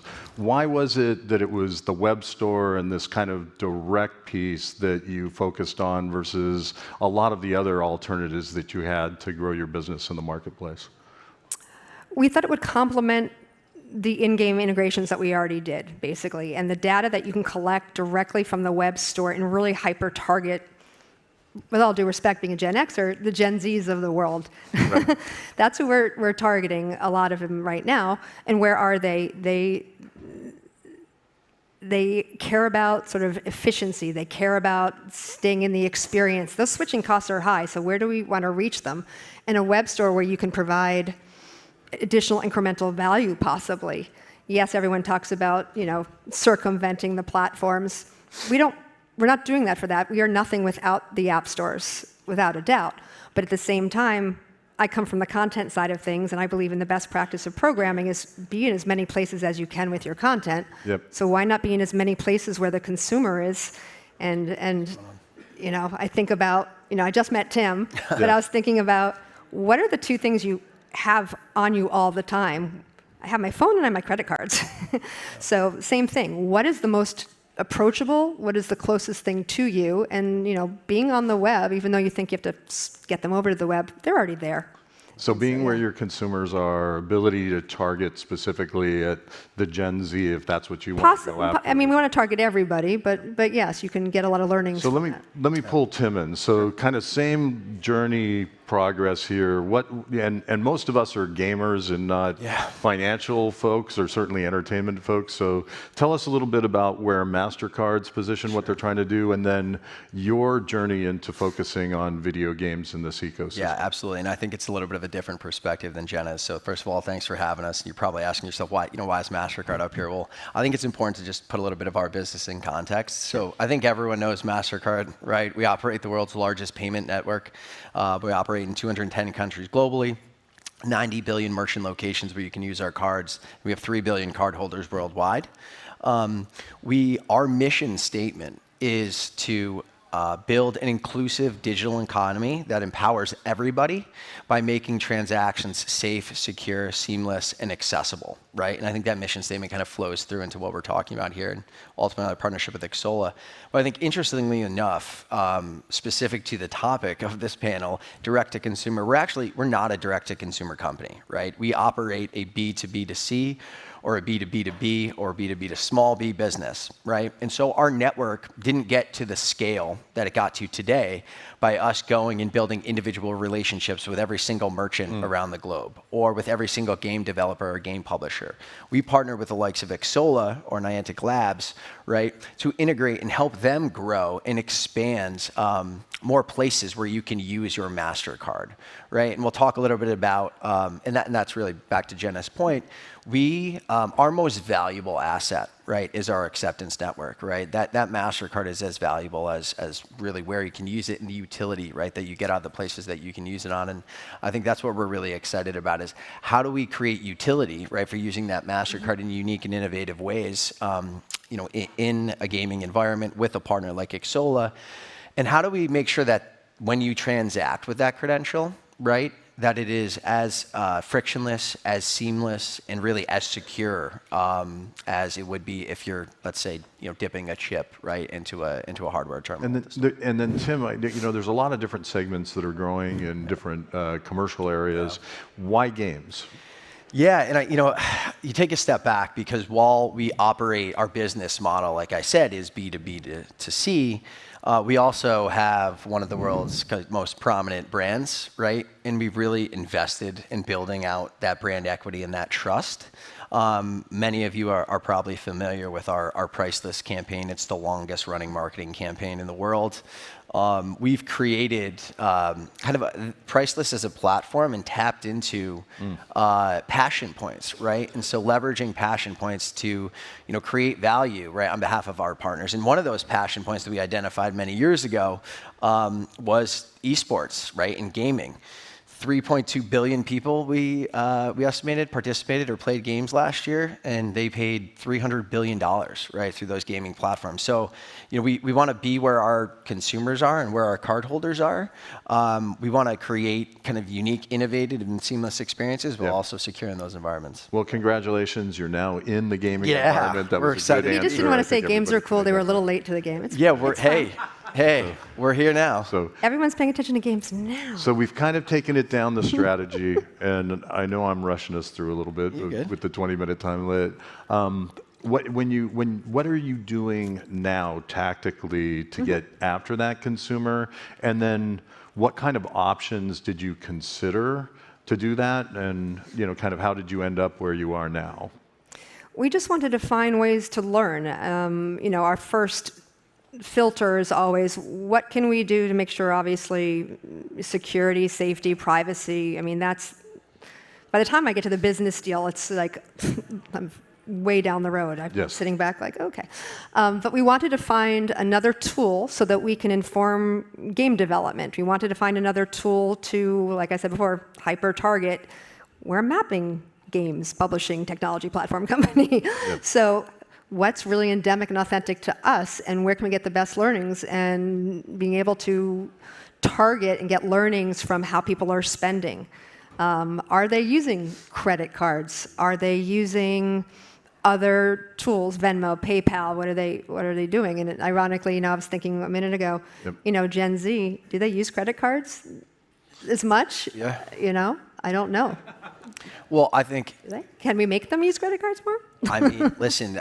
Ultimately, what we're really about choice, right? Like, we want to be where the consumers are and enable them to pay however they want to pay and get paid. I think that's actually what's really unique and innovative about the partnership that we announced with Xsolla. And not to grab the mic, but we did announce a partnership with Xsolla where we'll actually be leveraging one of our products called Pay with Rewards. It'll be directly integrated into Xsolla's Pay Station. Right? That makes sense. I mean, when you're creating a web store, we've soft launched and we're testing right now. Again, we're doing a lot of diligence to learn, so when we do roll it out, we do it as right as we can, of course. But in the web store, you want to provide value. Why are you driving people to the web? So can we give away free items? Can we do timed releases? How many options of payment is there? And I just bought a vacation using points from not a credit card, from something else. But why not? If I had kids, I would want them using my points and not losing them to buy skins, to buy all these other things. So for me, having a web store, and for Niantic, it's a wonderful way to acquire data and learn from it and provide. And the way Xsolla works is you help us. They generally help us. They have people on staff that go, wait a minute, you might have missed this trend. Again, it's not our everyday thing. And so it really helps us and tells us maybe we should be leaning into this on Pokemon Go, or maybe this on Ingress, or this for Peridot. We just launched it, like I said, 2 weeks ago. We're listening to the community. Why not listen to the community via their payments? I think for you guys, and you've said this before as you were positioning it, it's like really knowing what your business is, having that clear understanding of what the target you want to go out, and then how do we get all the different resources aligned, and now new resources coming from folks like MasterCard. But Tim, I know we've rolled that, and we've talked about that. Berkeley and Jen have talked about that in some other. What other things, as you're looking at games, what other kind of values can MasterCard bring to the table? And I know conceptually, not announcing programs, because what else are you looking at? I mean, we're just to take a step back, and again, while we're here, like we're just super excited about the opportunity, right, that it represents, and you'd be hard pressed to find a more passionate and loyal user base, right, than gamers, and so I think tapping into that loyalty, we've beyond our core payments processing business. Really, our stated strategy is diversify, and We've been very acquisitive and developed a lot of loyalty solutions similar to our Pay with Rewards is one loyalty solution and service. But wouldn't it be awesome if you can launch a branded card, right? That would tap into unique rewards that you can access through, let's say, Pokemon Go or a similar type of property. That would, to us, is super exciting. And I think the unique value propositions that you can develop and deliver and tailor to this audience, I think is super exciting for me. And we also launched, I mean, this is just one example. We launched a platform called TrueName, right, a couple years ago. And what that allows for is for if you don't identify with your actual legal names, if LGBTQ+, or you just identify differently than the name that would show up, right, on your card, debit card or credit card, we actually have the ability for you to put whatever name you identify with on that card. Wouldn't it be cool if that was your gamer tag, right, on a card? Really that would be super sweet, right? I mean, it's things like that that I think I'm just really excited about kind of the future leaning into. Awesome. So as you hear some of these things that Tim's laying out, Jen, what's going through your mind? Because I can kind of I'm just thinking see how the bad wheels my turning a little gamer bit. tag name is if I put it on a credit card. Hey, no, we'd have to find a bank that would let you do that. I'm going to have we'll to cross change that my bridge. gamer tag. That's really what I'm thinking about. No, I'm just thinking about how important loyalty programs are. I mean, again, I'm not sharing anything confidential or what we're doing. I'm just thinking about what if Niantic, because Niantic, like many companies, we're always considering build or buy. Do we do it ourselves? Do we partner? It's nothing different than anybody else. I mean, what if we did a loyalty program? Can it work with yours? Why not? Why not make all these things interoperable, which is the word of the day? But it just got me thinking about those things to really personalize the experience, to really address and listen to the audience. I don't see any downside to exploring these kinds of opportunities. Again, the more we can listen to the audience these days, it's not the days of when we told people what to do and how to play the game. We're not on rails anymore. The audience is in charge. We got to listen to them. And when UA costs are up to, 70% at times? I mean, we need to find the best ways to get to them and leverage partners who also have marketing and distribution channels. So it's not just the tools behind the scenes. Right. It's also the B2B2C channels that we can leverage to get the codes out there, to get the message out, come to a web store, go play the game, download the game. So there are just a lot of things. And I'm sorry, I didn't mean to cut you, but Tim, as I'm listening to this too, I always thought about your ability to impact the broader marketplace, across a lot of folks through the consumers. But it also kind of, as I've heard you guys talk over the last couple of days, that it almost seems like there could be some peer-to-peer opportunities with individual developers and publishers for you to reach out to and programs there. Is that striking you the same way? Absolutely. I mean, if you think about kind of, Jenna mentioned, right? I mean, each publisher you can work with is unique, right? They have their unique community and we were just talking about this, an ecosystem and value, right, that we could potentially create together. I think, our ultimate goal is, obviously grow the core. We're doing that through partnerships like Insola, more places where you could use the card. But we also want to be leaning in with partners like Niantic and others who are, that are direct to consumer, right? That we can overlay some of our services that we talked about to create value for your users. But also I'm thinking about the platform side of our business as well, because again, we're direct to developer as well. So why not be able to offer modules that, soup to nuts pipeline with our Eighth Wall. We acquired Eighth Wall over a year ago now for a web AR company. Again, we want to innovate. We want to be where the consumer is, and scanning a QR code is easier at times than downloading an app. And we're trying to provide the best tools to developers to create their own experiences. So why not provide them with a plug-in to loyalty programs or a tool like MasterCard as well? So it's not just limited to the consumer. It's also to the creators, like many people in the audience, who it's like an SDK. Why not just provide them with those things at their fingertips? I totally agree. By the way, like when we're leaning into this space, it's not just about. Here's the contract you want to see. Yeah, let's do it. Okay. It's not just about the consumer. Then, like how do we service the developers? How do you make it easy for them to pay and get paid? Many of them which are based outside of the U.S. or based globally, right? And so we know that, and those are active problems that we're really excited just about leaning into. Awesome. Well, you guys, I wish we had a few more minutes here that we could talk. But it's interesting. I used to look at this process as, we have our developers that are the content creators, we have players and users on this side, and it's just a straight line of which the payment partners are somewhere doing a transaction. But as I've kind of listened to you guys, it almost feels like it's more of a triad with both of you guys adding value to the system and us finding a way to bring that together so that your mutual consumers get the best experience possible.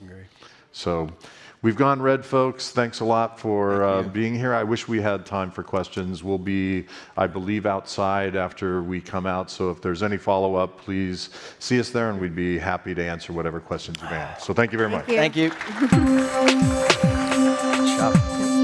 Our panelists, thank you guys so much.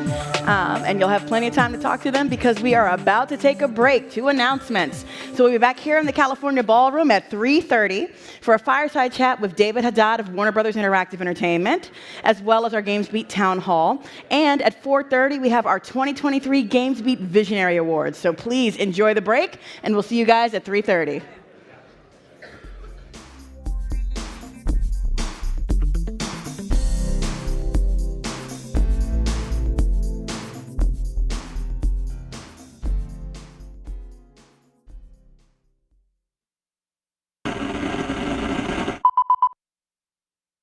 And so, our survey is the nationally representative survey, which asks gamers in the U.S. At different age sort of brackets about their experience of hate and harassment online. And we've seen a trend that has shown an increase over the last 4 years. Since 86% of American adults experience hate and harassment in online games, and 77 experience severe harassment.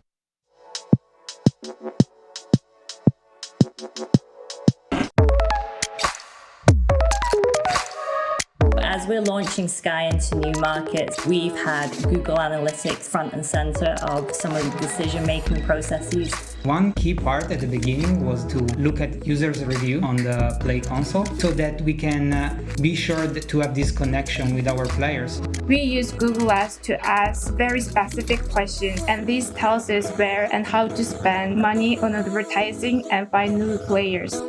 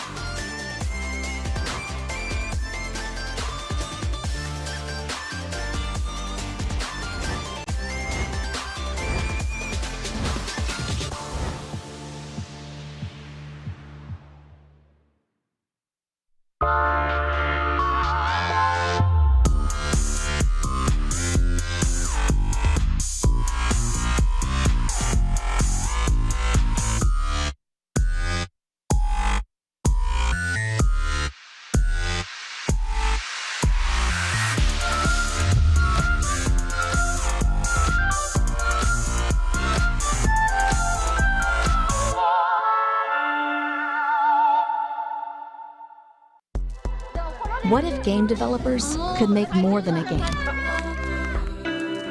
What if you could make it big anywhere in the world and turn your creativity into a business? Make more than a game. Make it part of the new digital economy. Welcome to Xsolla, the global video game commerce company. Enjoy the game.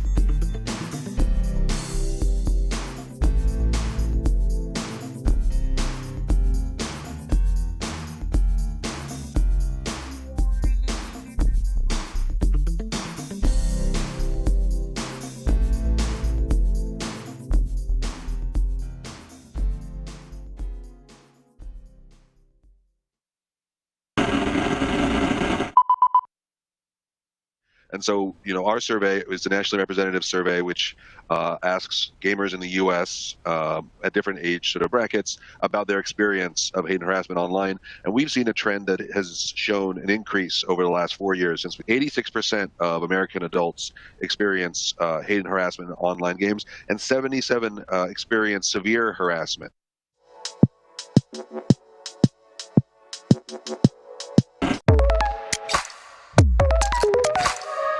As we're launching Sky into new markets, we've had Google Analytics front and center of some of the decision-making processes. One key part at the beginning was to look at users' review on the Play console so that we can be sure to have this connection with our players. We use Google Ads to ask very specific questions, and this tells us where and how to spend money on advertising and find new players.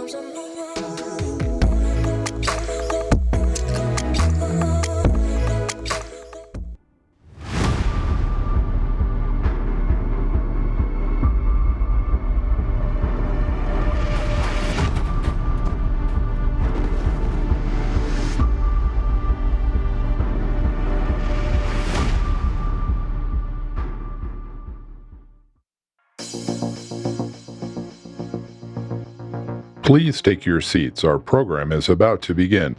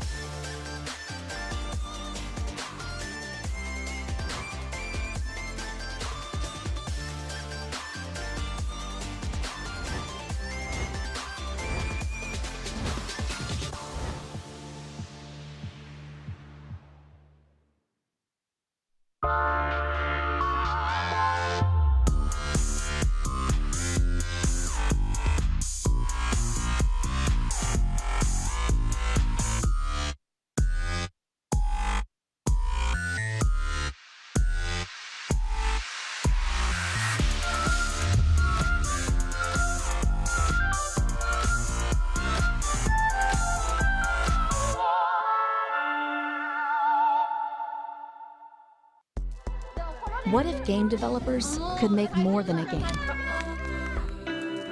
What if you could make it big anywhere in the world? And turn your creativity into a business. Make more than a game. Make it part of the new digital economy. Welcome to Xsolla, the global video game commerce company. Enjoy the game.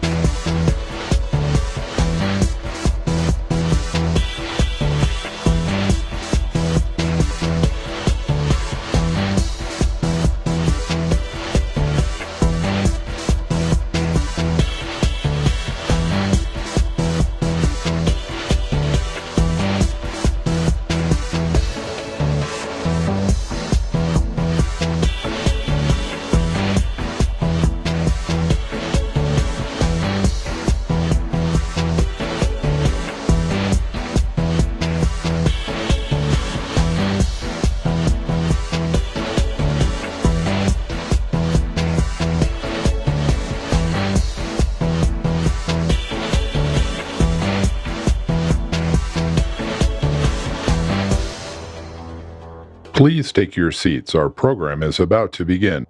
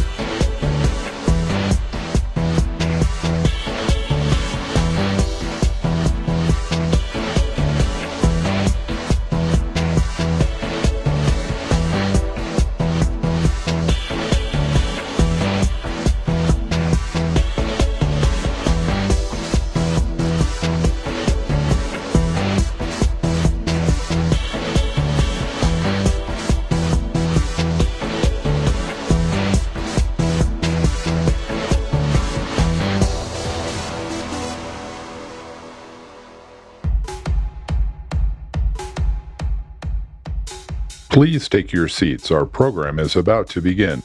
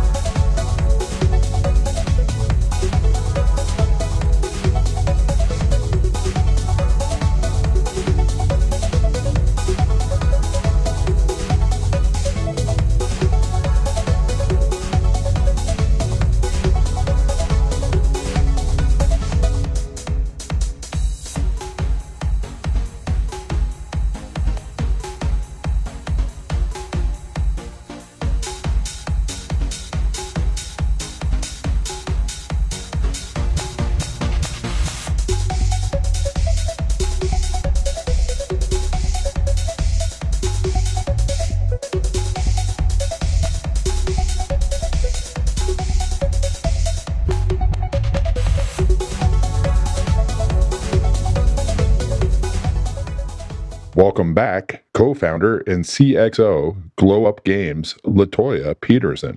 Welcome back from break.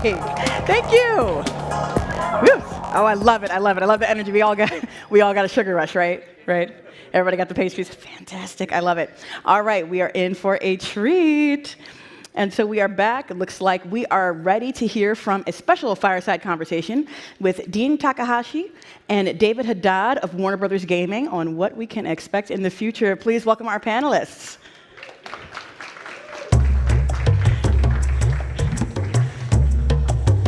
Hey, Dean.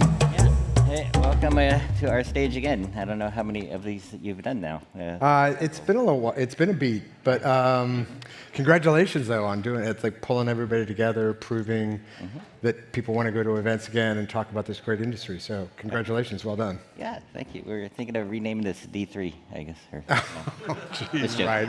First question. Jeez, first question. Oops, I wasn't supposed to. Promise me at the end. Yeah. But I do want to point out the success Warner Brothers Games has had this year with the success of Hogwarts Legacy. I wonder what kind of milestones you guys have hit on that now. Yeah, thanks. And it is a great start to the year for us. We're going to have a fantastic year, and led by Hogwarts Legacy from our Avalanche studio. In our earnings call on Q1, we announced that we had sold through 15 million units, but we've since launched Generation 8 consoles, so it'll be much higher than that. We know that we have more than 19 million players in the game, as many people have multiple accounts on the same game. I think equally important is really the level of engagement, and that's what we've been so really satisfied with, is 550 million hours played, 3.4 billion wizards defeated, 600 million potions brewed, 32 million hours of broom play.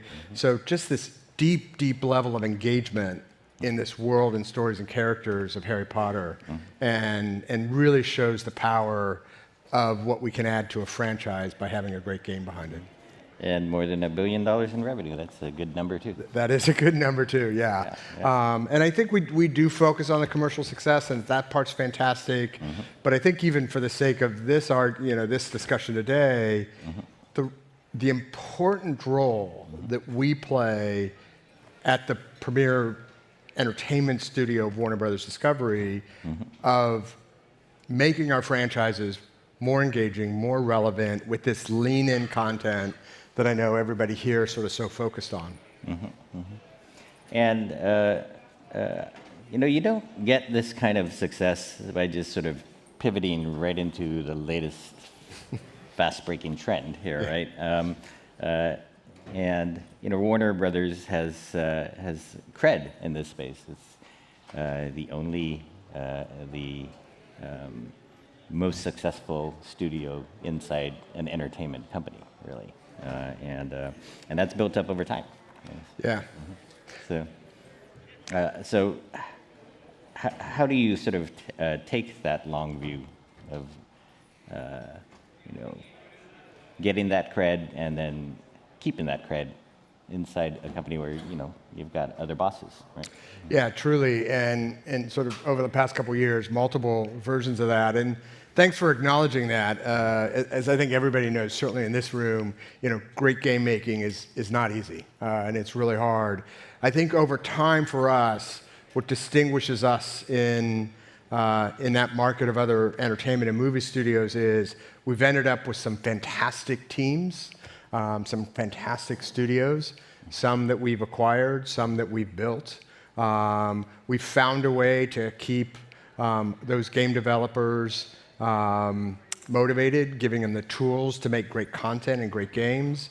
In my job, I try to help navigate all those things by taking away barriers, by navigating up, and keeping focused on what will make the best gaming experiences for our fans, particularly now as we're focused on our biggest franchises and the role we play in building those out in games. And why have we seen so many failures on the Hollywood and games trend, and what's working about it now? Yeah, it's a great question, because I'm sure we've seen many versions of that, and we've seen it both directions. We've seen the movie, play the game not work, and we've seen huge game make a piece of linear content. We've seen that not work, and I think there's a couple reasons for that. The first is it has to be built for that platform, built for that content. For us, we know that we can start if there's a great franchise that has history like DC and 80 years of fandom behind it. We can start with that, the world, stories, and characters, but then our game designers have to move that into a great gaming experience, a compelling gaming experience, something that is engaging, something that is built for quality. And there's been, frankly, I would argue, not enough attention to investment in quality.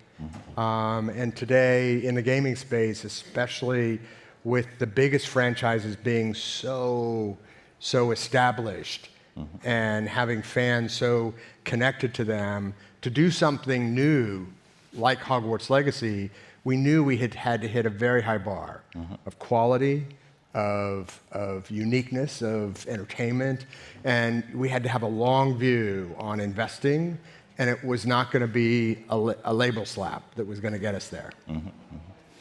And like I said, you have bosses. I think they've said that further investment in games is an attractive idea to them, right? And yeah, that's good. How do you keep that going, I guess, and sustain an investment like this over a long time? Yeah, I think the first piece is, because we are in televisions, movies, streaming, and also games, as Warner Brothers Discovery, those others that I mentioned are great businesses, important businesses, but they don't have the same kind of growth profile and market structure that gaming has. So, incredibly attractive industry, and if you can find the right collection of assets, and you actually have starting points of stories, worlds, and characters like we have in some cases with franchises, it's a great starting point. I think what we're talking to my leadership about is just the opportunity for growth, because there's so much dislocation more broadly in the entertainment business. There's exciting, great businesses we're in, but don't have growth dynamics to them. And so we're focused on how do we capture the 20, 30, $40 billion of growth that this industry should generate on top of the $200 billion industry we're in today. And then this panel is about franchise gaming. What do you guys mean by that? And it does seem like franchise games are so much more powerful now than even original games. And yeah, look, and the number of conversations that we're in, is it a brand? Is it a franchise? What is a franchise? Is it a sub-franchise? What are zombies inside of it? And so there's a lot of debate about that. I think for us, certainly going back to Hogwarts Legacy, just on the heels of that success, we never set out just because it was such a huge movie franchise that we just assumed that we would end up with a winning game and a great game. And what we really aspired to do was, in this case, frankly, just listen to the fans. The fans had been telling us for a decade or more, almost approaching 2 decades, that they wanted a place, a world, where they could be themselves and live and be in this world. And so that was our North Star on that game. Our goal really is to create gaming franchises. What the Rocksteady studio did over a decade ago with Arkham, certainly there were great movies in the Batman world, there were great comics, there were great stories, but they helped create the definitive melee combat superhero game, and we established a gaming franchise. And so our goal is to really be able to do that, because I think, as everybody knows in this room, when you're a publisher and you're fortunate enough to have a game in that status, if you do your job right as creators, find ways to keep your fans engaged, they will stick with you. They will stay. It is hard to break in, and it's a privilege once you do, and then it's an obligation to the fans once you do, to find a way to keep them with content, engagement, mechanics, economies and balance and systems that keep them enthralled over time. So what kind of common threads do you see across the industry, and those that are, say, more relevant to yourselves? Like, there's a company like Ubisoft out there, lots of people working for them, and when they describe a tentpole strategy, they mean that they've got a big pole like Assassin's Creed, but they've got other poles in the tent that they're trying to turn into big poles as well, I guess, right? And then, so they do a lot more original titles, or they at least, once upon a time had a lot more, right? And then we have Take-Two. Take-Two also very sort of similarly said in their last couple of quarters, I think, that they are seeing fans gravitate more to the existing strong franchises rather than go for these brand new ones, right? Mm-hmm. Is that all sort of very similar to what you're saying? That well, aren't as many original titles, I guess, right? Yeah, I think first of all, like commenting on sort of great publishers and other companies in the space. One of the great things about this industry, because of the growth, is a great game is not a zero-sum game. And so there's so much growth that our success doesn't have to come at the expense of sort of others. I think for us, compared to the other companies that you mentioned, we were newer to this, right? We've sort of been a self-publisher going on 15 years. We didn't have the established franchises that date back further than that. So we had to really sort of build it. But our view is, again, to, especially where we have fandoms that already exist, stories, worlds, and characters, and those fans want us to bring those worlds to life in interactive play that can be immersive and compelling and engaging. We try to build around it, again, the right stories and mechanics and gameplay. We're doing it on big AAA console games like we've already talked about. We're also doing it across mobile. Our biggest success with one of our great franchises, Game of Thrones, came in the form of a mobile game, a deep strategy game for those fans to sort of explore and go into. And of course, we have Mortal Kombat that we're the proud publisher of. And thanks. We just had an announcement, K1 coming. So that's an example where because we acquired that and that team and all that tech and all that technology and the franchises, that franchise is now over 30 years old. So the opportunity that provides for us to keep really inventing in that space. We're fortunate enough to still have much of that studio, including Ed Boon, the co-creator, creating for us. And not that anything is easy in the games business, but letting that team bring the next edition to the fans, really is easy for us to get behind and focus on because it just has such a position in the marketplace. And is that announcement in particular like an example of something you mean here in a broader strategy, I guess, like that? Well, I think for us, the broader strategy is invest in the biggest gaming franchises. You have other gaming companies have pursued and are pursuing original IP. There's an appetite for that, certainly in the market. You do hear from gamers in our own research about fatigue of only seeing the same game. So I do celebrate that on behalf of the industry, but for us, it will be bringing new gaming experiences focused on our own franchises and making sure, again, that it's true to everything that they love about it, but we're bringing something that's the quality to really stand out in the market. And can you tell us how big the whole operation has become too? Sure. We have the foundation of our success is our 11 studios. 10 of those make content, and again across mobile and console games. We have one studio, critically important studio, that builds back-end support.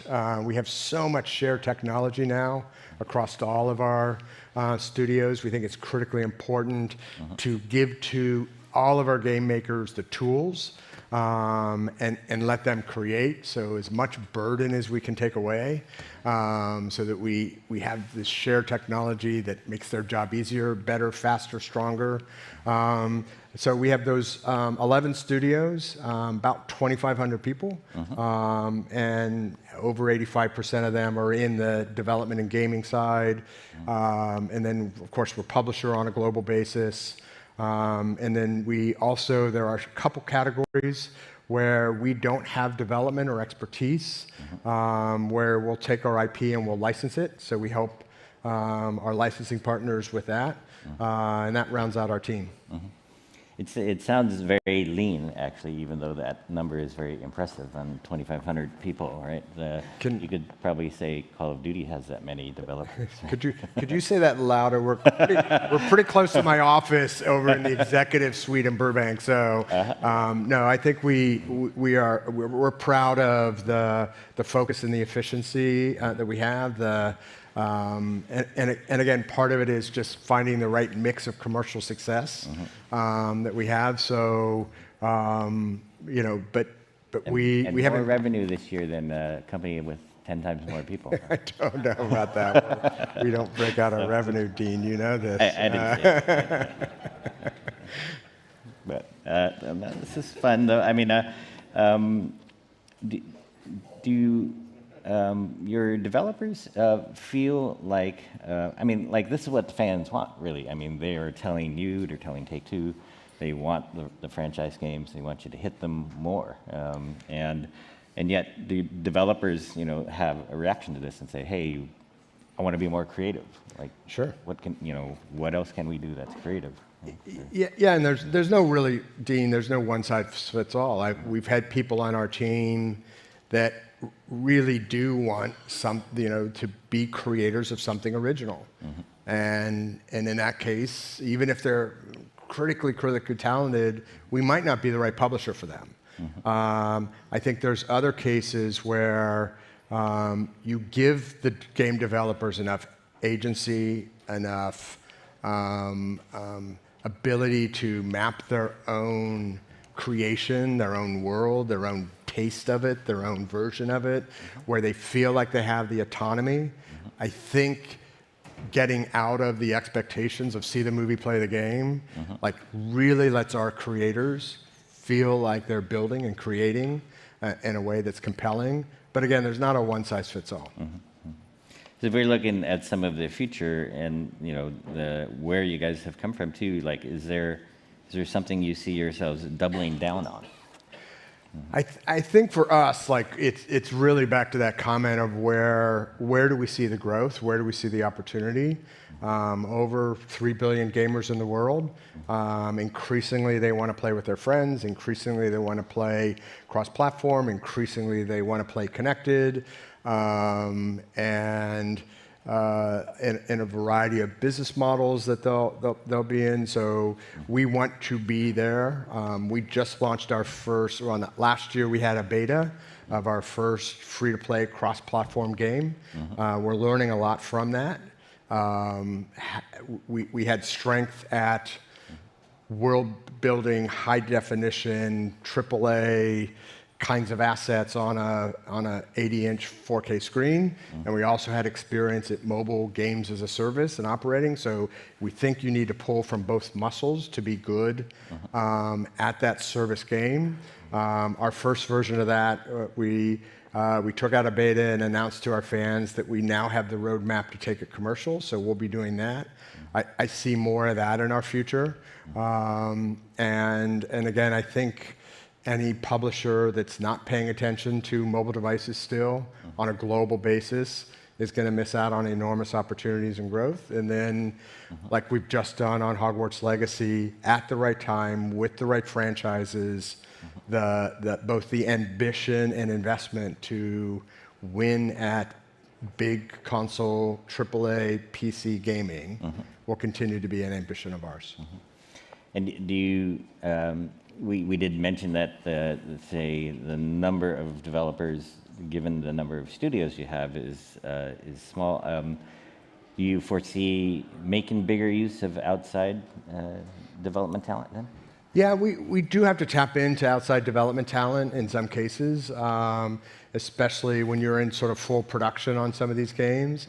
We're also using our own studio network to put our brightest and sharpest folks on our hardest problems at any moment in time. And so in some cases, that might be a mixture of our own studio talent working on some of our biggest problems, and there's an efficiency to that that we're leaning into, and we think it's somewhat unique of our studio network to be able to unlock that. And we're going to be on the quest for attracting the best talent in gaming to come join us and be part of our great game making. And you guys have not historically veered off into some of the shiny new things, I guess. Not so much in VR, not NFTs, blockchain, a whole lot of AI or metaverse, right? I mean, you guys have stayed on a particular road, right? You got congratulations, you got all those words into one sentence. I think for us, it is a very dynamic industry. It is, and anybody that thinks that they can stand still and be successful is going to lose. There are some categories that you just listed where we're waiting to see how the market shapes and creates. In some cases, they could be great industries down the road, but they're just not installed enough or not engaged enough or not a big enough audience for us to put our scarce energy creatively and capital against now. And I think there's another example you've mentioned where in many cases we have existing game communities and existing audiences. And so there's some things that you just rattled off that I think are better for communities that are brand new versus communities that are established. And so, but again, we want to be seen as innovative in the space. We want to be seen as putting the right level of fan engagement and innovation into our games, while at the same time delivering what we think is going to work in a market that's already created and shaped. In something like 5 years, is there something you want to have a lot more of? A lot more. I think if there's one thing, we want more fans. We want more gamers that we measure on a monthly active basis, spending time in our world, stories, and characters. And we'll measure ourselves by the scale of our global reach, the scale of our engagement. And I'm just a big believer, especially with our talented teams, that we will find a way commercially to monetize a very large, highly engaged fan base that wants to turn our games into daily active habits. And so for me, I would just focus on scaling the users, and we'll find a way to service that engagement. And do you foresee a lot more working with just other divisions as well? Well, yeah, I think one of the things, and it's very much the mandate of our new CEO at Warner Bros. Discovery, is one company. We had a history in past org structures of being very siloed and being very separated. That was at a point in time to have every one of those divisions win in their group. We think the market today requires us to actually all come together, and that's been a very high focus of our CEO. So even this topic we've talked about today here, of managing our franchises and investing in our franchises, working very closely with my counterparts in the DC film studios or our television studios or Casey at HBO, and finding the right way to have these fandoms just grow, and we'll service them through these 4 forms of entertainment that I've already talked about: film, television, streaming, and games. I forgot to ask about the buzzword of user-generated content. Oh, that was a good one. You left that one out. Yeah. So, look, I think the great thing about having built-in fandoms is they want to help us. In some cases, build our games and add to them and mod them. I think for us, we have to get a little sharper on our tool sets to help them do that. But I think ultimately there's an intersection there where some of our franchises are so beloved that they would actually take their time and energy to help us and add to these worlds in a way. And I just think we're spending some time thinking about what's the right way to handle that, what's the right way to give them the tools, how do we moderate it. But I do think that that's actually a sign of health in a franchise, that fans want to help create with you. So you were the chairman of the Entertainment Software Association and board member now, I guess. And I do wonder if you hope to have gatherings like an E3 in the future. Yeah. E3 is great. I have enough gray hair that I was in Atlanta. That's how long I've been at it. So, and I think it was our industry at its best. And I also believe, as we've already talked about here today, that this is the most exciting area of all entertainment. And I also think we've proved over time with E3 historically that the industry is better and stronger when it actually comes together.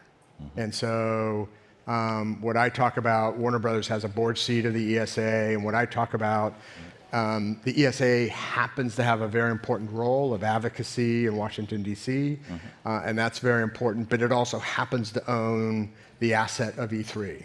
And I think it's critical that we find a way to do both of those great. And finding a way to bring the industry together in the right way. It has to change. It was built for another time when people were taking purchase orders for packaged software. See, that's how old I am too. I remember that. But bringing the industry together, having us be a calling card for the world, celebrating this remarkable, amazing industry that has so much growth ahead of us. That's one of our strongest industries in this country with global opportunities. We have to find a way to come together and celebrate that. And coexist in a world that has things like PAX and Summer Game Fest as well.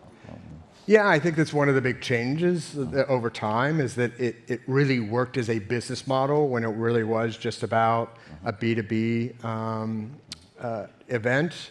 I think now the fans are a lot closer. It's more of a direct-to-consumer business. It's more digital than ever. Fans want to participate. Some publishers define themselves in a very direct-to-consumer way. And so, again, that's all part of getting an E3 business model that actually works, that can really be a call to action to bring us together. But as you've shown here, like certainly we want to come together and talk about games. There's a lot of people excited about this. There's a lot of people that miss E3. You're not the only one. And as an industry, I'm going to continue to say this in my role as the Warner Brothers board member of the ESA. Maybe call it the GB3 or something. Yeah, there you go. The brander, Dean the brander. All right, well, very good. You're a good sport for taking all of these questions, but thank you very much, David. Thanks, Dean. Congratulations. Pleasure being here. On a Thank great you.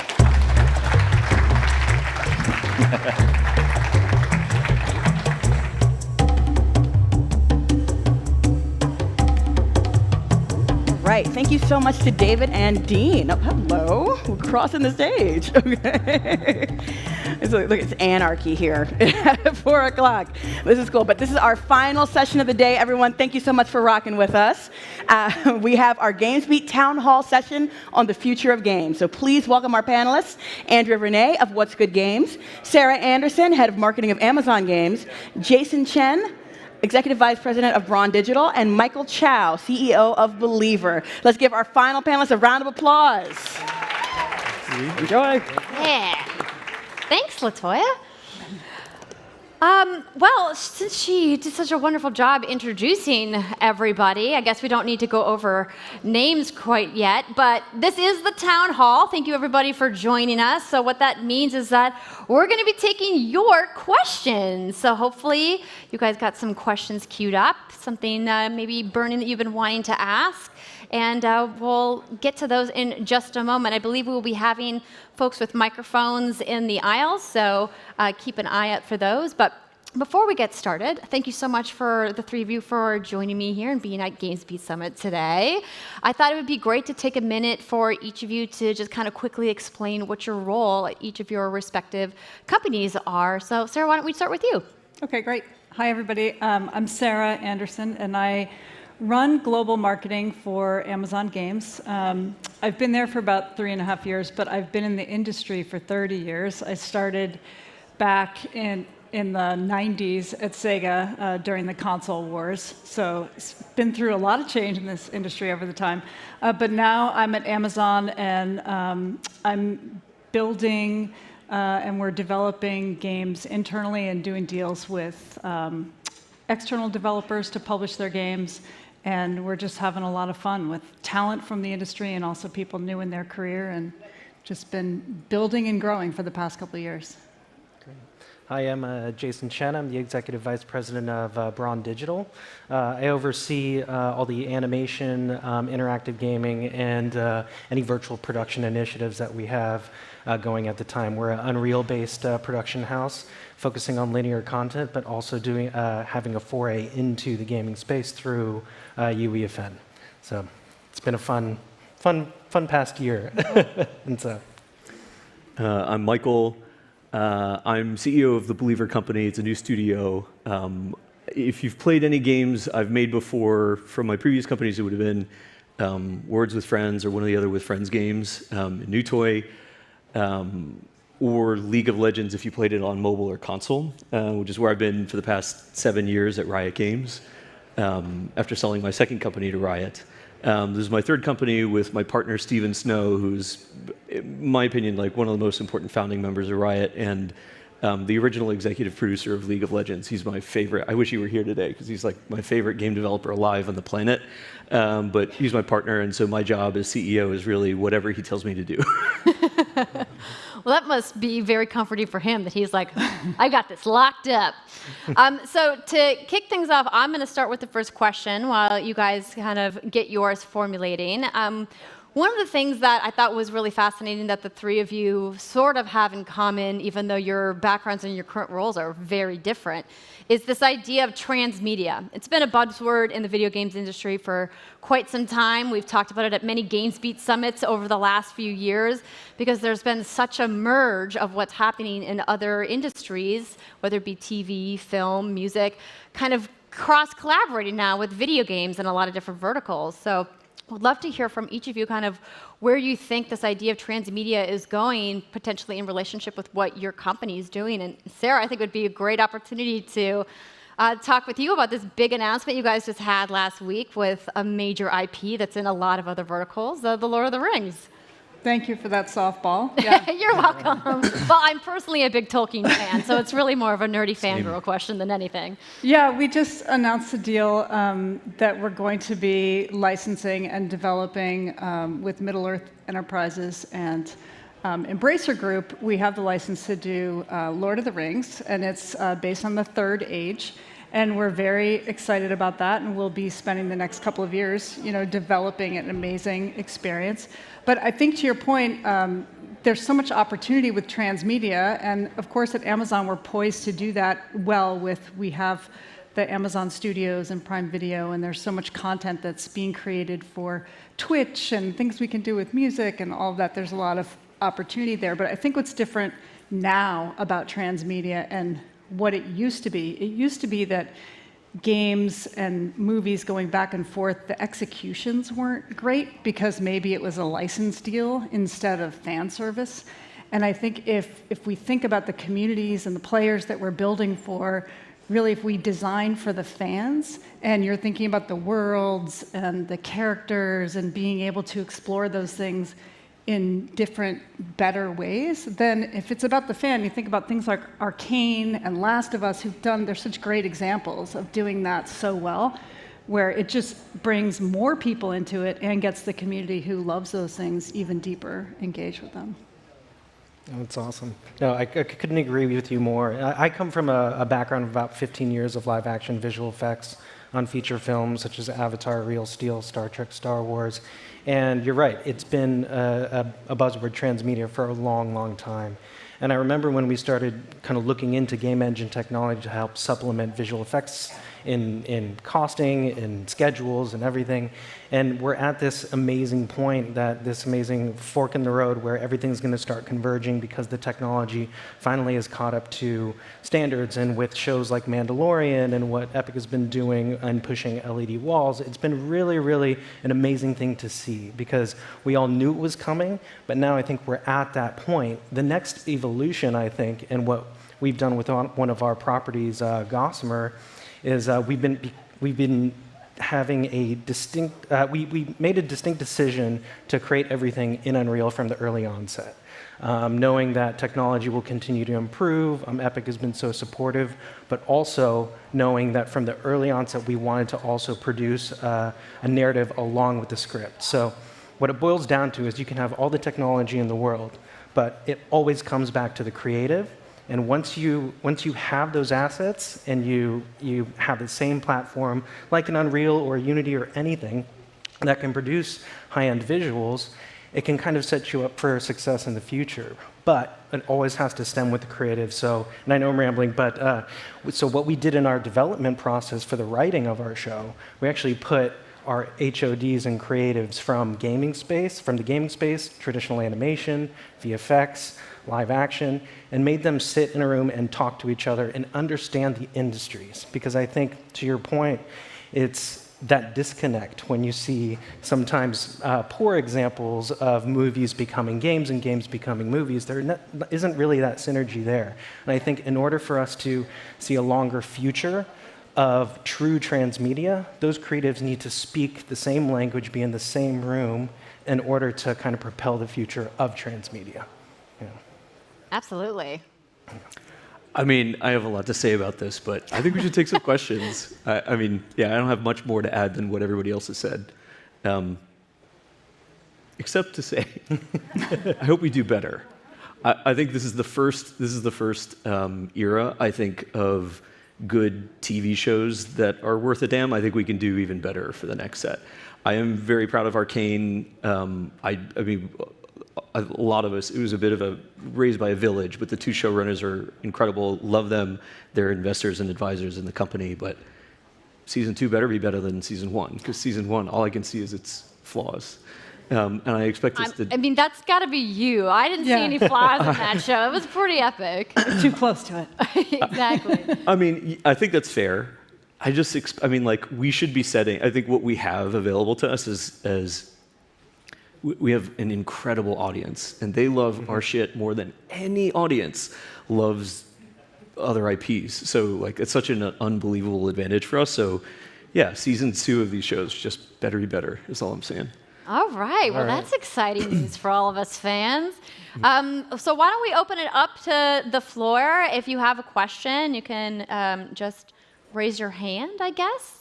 Perfect. Then we can get the microphone over there. Oh, so we're going to go here first, and then we'll come back over here.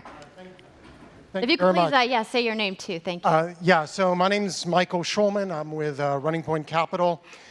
Just wondering, the use of AI to develop enhanced games has really been a huge topic the last 2 days. Do any of you know anyone that is developing AI to help the player so that the player can maybe set up their own AI and then that AI can play the game, or their AI can compete with other AIs? So you mean like bots? Yeah.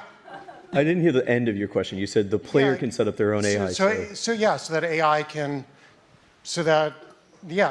AI can replace the player, actually. And you can like set up and optimize your own AI. It's really just a question that's out there, because I know generative AI is such a hot topic.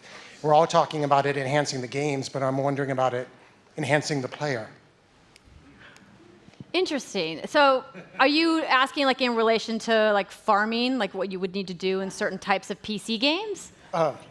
Farming or any role-playing game where you can, optimize and set up the player and then let it play within its rule set, but play the game. I have to be honest, I had not contemplated that as a thing that people wanted to do, other than like trying to like grind an MMO character or something, I guess. So that, I think, is the thing that comes to mind, specifically related to your question. For what it's worth, I'd be surprised if it's a business, partly because players have been doing that for a really long time, but with previous generations of what was available to them. So, I mean, players have been dual boxing and macroing and building bots to farm in MMOs for years and years. It's been a business, but not a big one. And I think mostly it's because players want to play the games. I think it's really when a game, I think, has failed to do its job well, that players really just want to farm. That's a thesis I'd have, like have a computer play the game for them. But yeah, I don't know anybody who's doing that right now, broadly. Okay. We were going to go here, and then we can come to the front. If you had to pick 3 words to define the foundational pillars of your organizations, what 3 would you pick? 1, 2, 3. And before we answer, who are you? Oh, sorry, I'm Alex. Hi, Alex. Was there any more you wanted to that, or? Cool. All right. That's good for me, Alex. Lovely. 3 foundational words. Is it 1 word from each of us? Or? 3 words, so 9 words total. Okay. I mean, Amazon, one of the core tenets is customer obsession. And even in the games group, we are completely focused on that. But customer is players, and it's also the communities that are forming in and around our games. It's the people who are watching and engaging with content that the communities are creating. It's our partners. So, you know, I would say we're very player-obsessed, customer-obsessed. Yeah, for us at Braun, on the content side, it's very much creative, then community, and then delivering. You know, that's half the battle. You always have to deliver. You always have to make sure that you go to launch in time, and you also have to keep up that community, which is stemmed from the creative. I think if I had to use only 3 words, I would have to say what Sarah said, which is player-obsessed. And then if I could use the third, exclamation mark, maybe? If I had to do 3, otherwise I'd reject the premise. And I'd say we have 4 cultural pillars. We believe in players, we believe in games. Games is a separate thing that I actually don't hear that often, which is like, we do think it's noble, holy work. And it is important for people who are believers at the Believer Company to believe that our work makes humans better. The third is we believe in one another, and the fourth is we believe in the future, which is why I probably would have a lot to say about AI, but not that particular question. Thank you. And please bear with me. It's a little difficult for me to see with the lights, but up here. Hi, my name's Angela Dalton. So I'd love to ask about UEFN and Braun, what Braun is doing, and maybe how that might be happening at Amazon or at Believer. Just wondering how that impacts the production schedule and how it will impact the storyline, the plot, the characters, and then Amazon and Believer. I'd love to hear your comments on whether or not you might consider using UEFN. Right. So for those of you that don't know, Epic released a version of Fortnite Creative called Unreal for Fortnite, and is allowing creatives to now come in, bring in their own assets, environments, and geo, and use Fortnite as the backdrop and access to their communities. So what we did on our project Gossamer was we were lucky enough to be one of the early adopters with Epic to start really developing that out, and we were able to import a lot of our assets and environments from our show, our movie, into the engine and then launch it on an island and really start a narrative for our IP before the movie even comes out. So, you know, just saying that's something has never kind of, you know, in a traditional studio sense, never been a possibility in that sense of just being able to release the IP before and then start to get that information.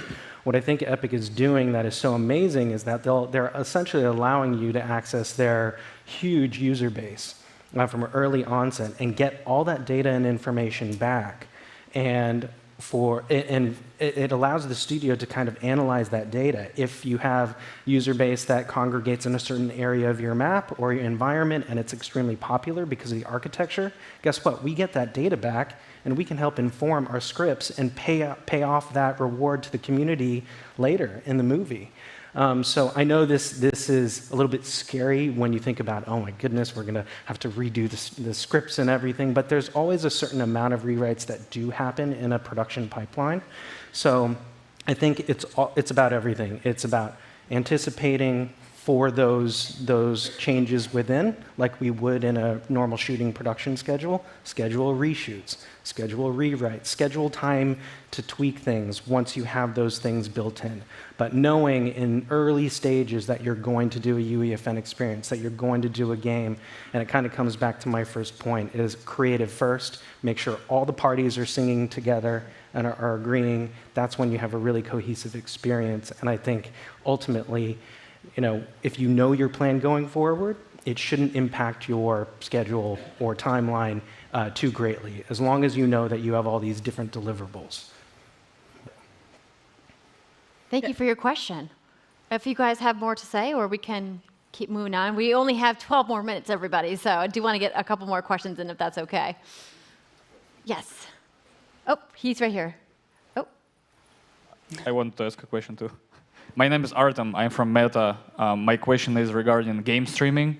It was a buzzword a couple years ago, but now we see mixed results with Google Stadia out of the market, but Amazon Luna and Netflix joining the bandwagon. So what's your opinion on this topic? Are we there yet? I'm going to leave it to them.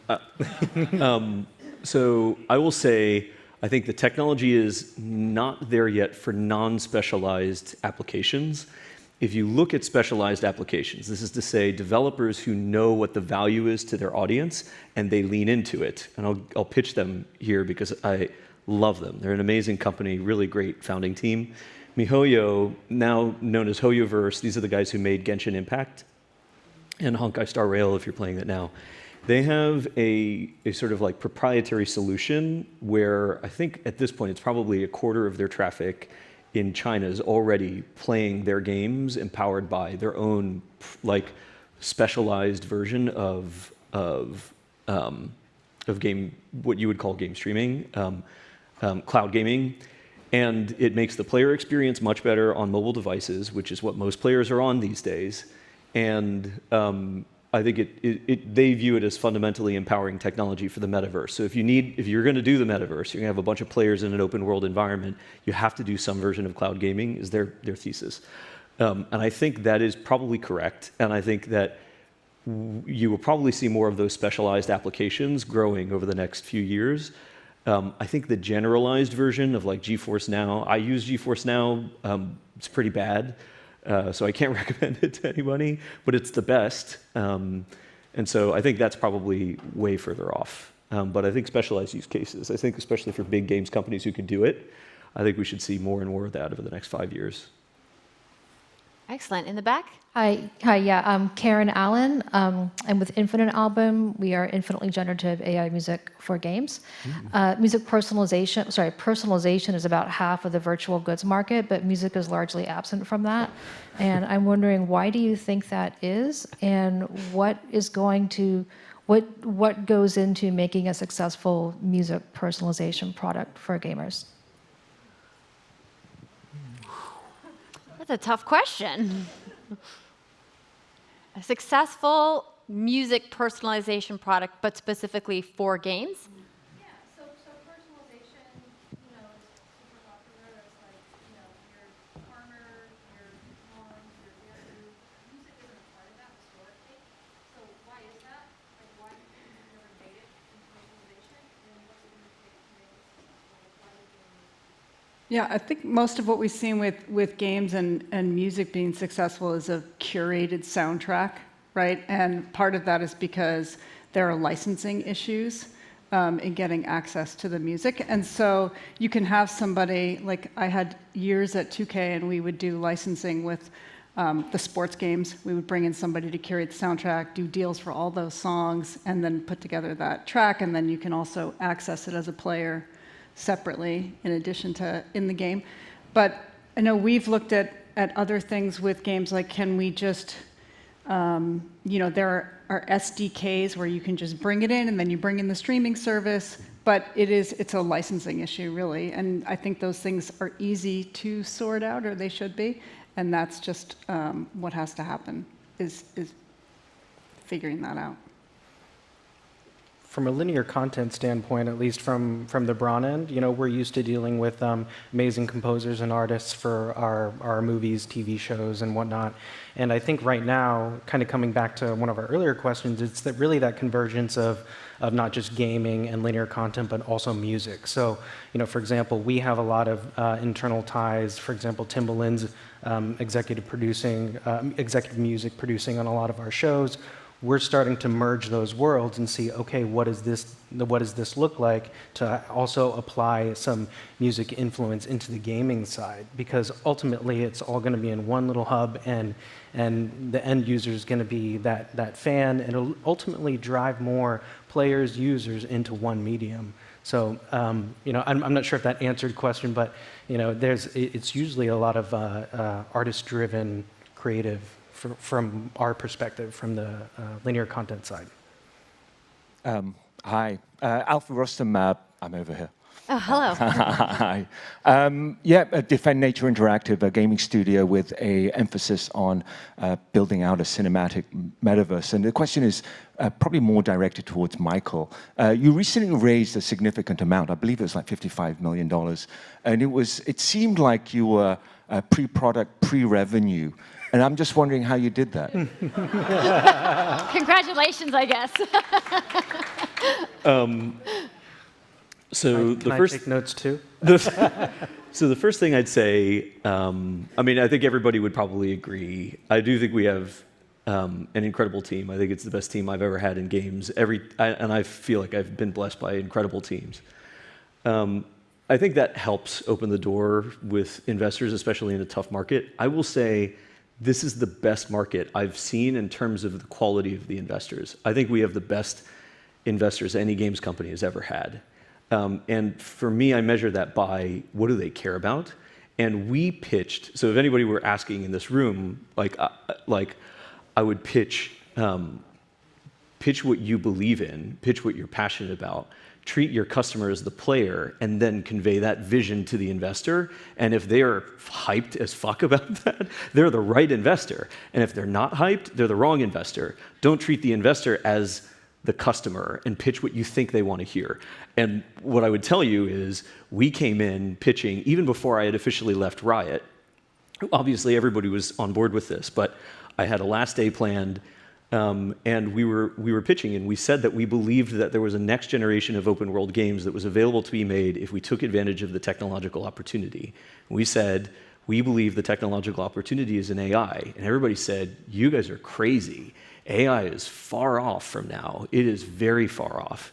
You should be talking about this Web3 shit. This crypto stuff is really going to take off. And we were like, we've never heard a player story that's like, I wish crypto ... And so we didn't, I personally haven't. And so we didn't pivot. We didn't say, okay, let us figure out what the pitch is. Let us figure out what our answer is to the who calls it, bullshit bingo is the thing that they say. We never chased that. We chased only this thing that we believed in. We said it was going to be really expensive. We believed that it was worth doing, and that if we got a chance to do it right, that it would be transformative. And my experience is that the best investors out here right now, this hasn't been true for this is my third games company. I sold my first two. This is the first time that's been true for me, that the investors care about the legacy. They care as an example, I love Andreessen Horowitz. They're a critical investor for us. They don't care about are they making an incremental 1% of IRR versus their competitors? They care about, and I think this is their pitch to their LPs, is are we going to transform the world by helping support the best companies in the world do the coolest and best stuff? That's the experience, honestly. That's the experience we've had with investors. And it was leaning into that and finding the mission focus for each of the institutions and being unapologetic about, we're not trying to play bullshit bingo. That may be irresponsible advice to people. That hasn't been our experience. And so, yeah, I would say expect more of the VC community out there because they've blown me away this time. Thank you. Excellent. Kathy, you have the microphone over there.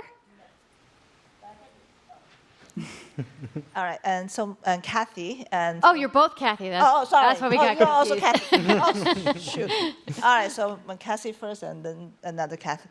And so my question is actually also towards Michael, and but do feel free to add on as well. So you said that Web3 crypto, like you never heard any players. So but what do you think NFT and what NFT tied to players' asset ownership? Do you think that is essential? That's my first question. And second of all, can you say more about next generation open world with AI, how AI play a role in that? That's my question. And you have 2 minutes to answer the whole thing. I'll let the moderator moderate me.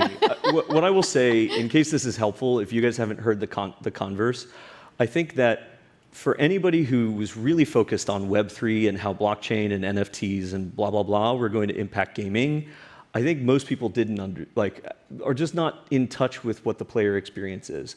Players don't want it, they're not asking for it, and I have yet to hear a great story about something that is what players need. I also find that most of the people who are trying to pursue it do not understand the relevant comparisons. They have not played Counter-Strike and traded guns and knives on the Counter-Strike store. They have not played the various Toys to Life games like Skylanders, Disney Infinity. Nintendo still has their little things, the amiibos, which I have a bunch of them. I've got a box of them too.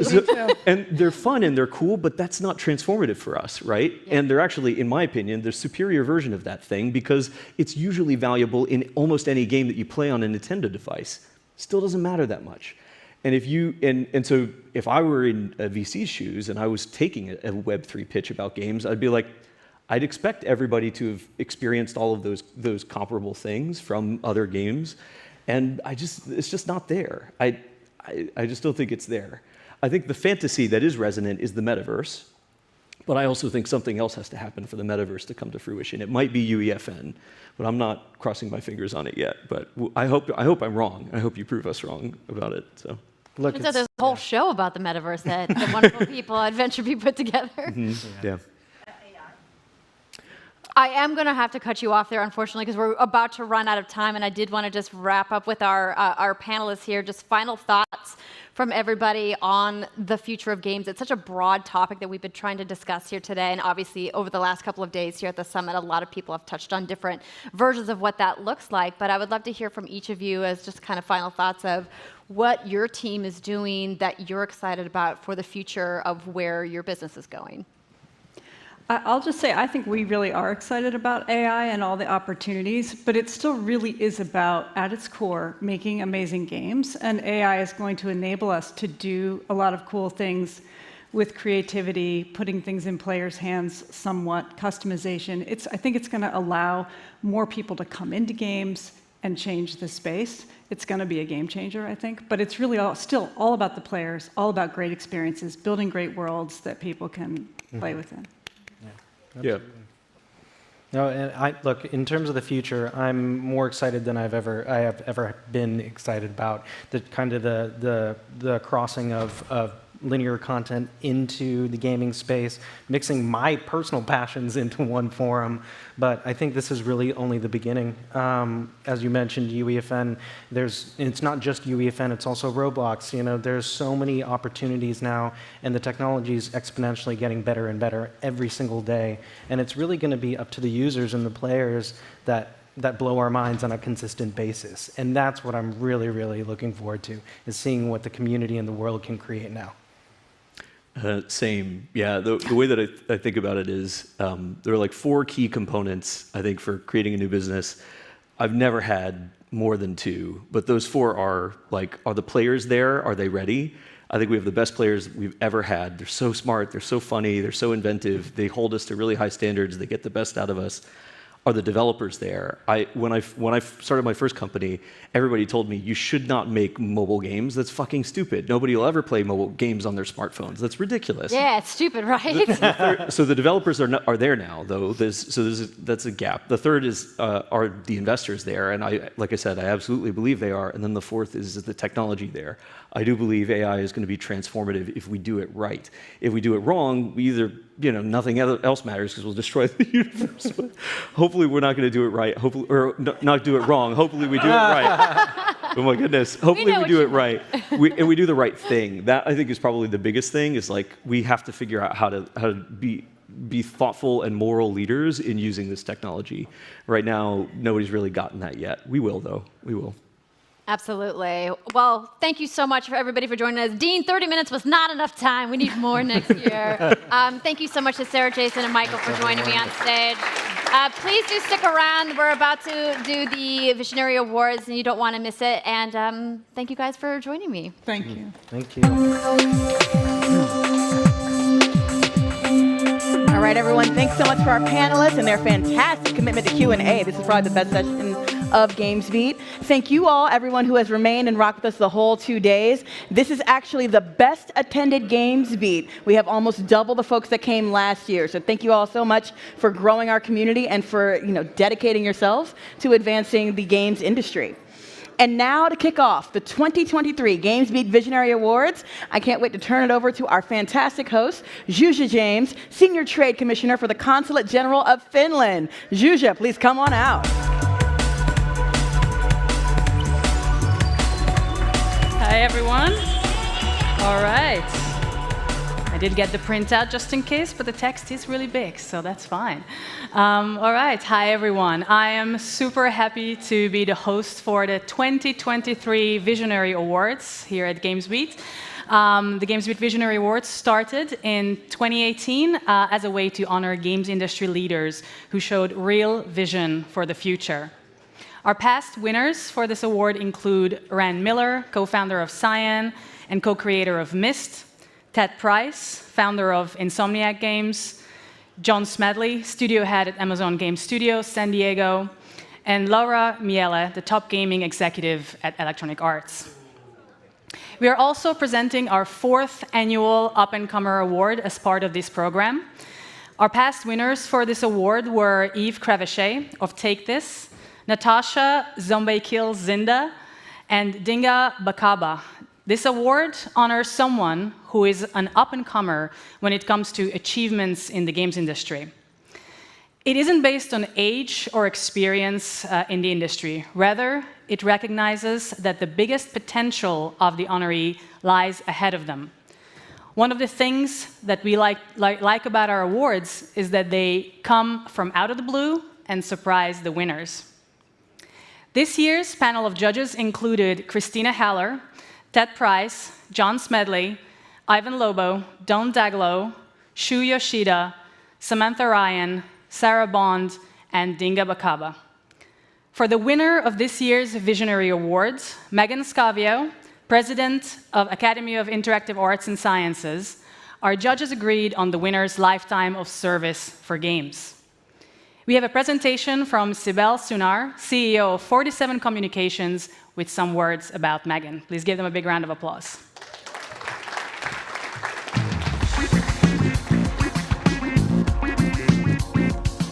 Hi, everybody. Don't actually need this. I've had the honor to collaborate with Megan in different capacities for more than 20 years, and I've seen her firsthand the influence she's had, so I'm really excited to present her with the Visionary Award. I'm especially excited about Megan's award because it helps us think about what it means to have vision in games. It's not just about the impact on technology or game design, it's also about impact on the community and the people that make up the increasingly rich tapestry of our art form. Megan's path in games should be an inspiration to all leaders. She started her long tenure with the Game Developers Conference running operations, a behind-the-scenes role, ensuring we all had a great show. Most of you got to know her when she led content for the GDC, worked closely with the advisory board and developers, and eventually ran the show for many years before becoming the head of the AIAS and organizing DICE. And that bio, while very impressive, does not tell the full story of why Megan is a true force. Megan's vision comes from her heart. Her initiatives and her volunteer work are driven by a passion for the industry and its people. And she has a long list of accomplishments, big and small, that add up to a huge impact. Megan has started, improved, or grown many programs that support, celebrate, and lift the craft of games, as well as teams and individuals behind them.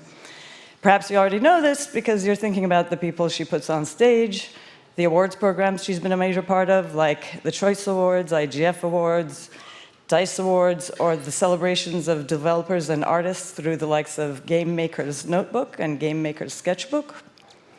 What you might not know is the extreme care that Megan puts into making sure all of those efforts are inclusive. You also might not realize that she leads programs that might be lesser known, but are blueprints for how we can increase representation in games. For example, Megan started and led, or leads, I should say, a special nonprofit program called Amplifying New Voices, with a small volunteer army and sponsor support to help underrepresented professionals learn to promote themselves and get speaker and media training. And today, I'll say hundreds of graduates of the program have become speakers, spokespeople, and have more confidence being a public face for their work. Her contributions to the Academy Foundation and its scholarships are also lesser known, but are incredibly important. The scholarship program welcomes talented and diverse students and newcomers and gives them a hand to reach their goals. In DEI conversations, we always acknowledge a pipeline issue, but it's rare to find someone who works tirelessly to create those pipelines. Ted Price, one of our jurors, said, Megan has been a transformative leader in the games industry, facilitating important and challenging conversations. And fellow juror Don Daglow pointed out that Megan's done all this without personal publicity. At the DICE Awards this last February, there was a classic Megan moment. Tim Schafer was accepting the Lifetime Achievement Award, and it was Tim, so we laughed, we cried, we had the time of our lives. And Megan was standing there clapping, tears in her eyes, proud of someone who was recognized for decades of work when Tim thanked Megan from the stage. And as she was standing there looking stunned, our whole table erupted into calls for Megan to receive her own award. I'm sure we weren't the only table that thought that night or at any other gathering. Yesterday on a panel, Leo Olabe gave concrete advice about how we can build better representation. He said, just do something. Well, Megan does something every single day. So it's my great pleasure to present this award to my good friend, Megan Scavio.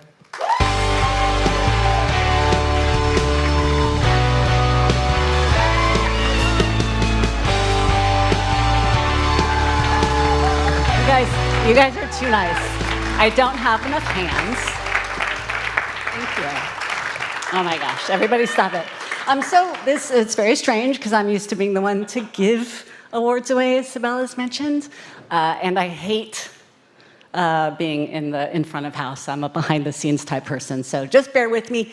And I can't wing it like the guy who's getting an award after me, so I'm going to read.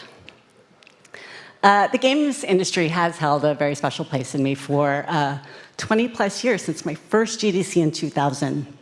Not only as a source of endless entertainment, I still start each day playing, but as a catalyst for positive change. Throughout my career, I've been fueled by the vision of an industry that is simply welcoming and inclusive. One that faithfully represents the creative and diverse network of game makers responsible for bringing us so many different, impactful, and just plain fun experiences.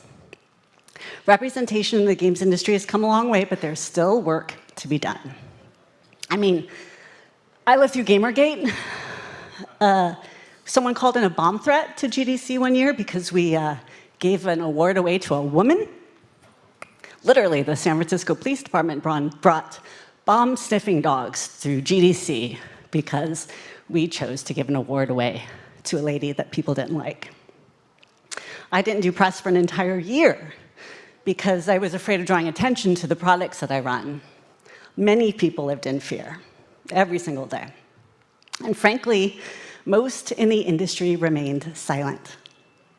But I strongly believe those days are behind us. I'm confident about that. We speak out now. We are not afraid to shout our values from the rooftops, and I am, for one, grateful for turning that corner. Because our industry has the power to break barriers, challenge stereotypes, and provide platforms for underrepresented voices. It's our responsibility to foster environments within our organizations that allow and encourage equity and inclusion at every level. Let us work together to continue building a future where every individual finds a place to belong and where community is defined by its warmth, acceptance, and my personal favorite, kindness. So if you're interested in giving back in any way, come find me, because we do have at the Academy many programs that support the games industry. So we need volunteers and we need funding. So please find me if you're interested in giving back. And thanks to Sibel, Dean, and the rest of the GamesBeat committee for the award. Thanks, everybody.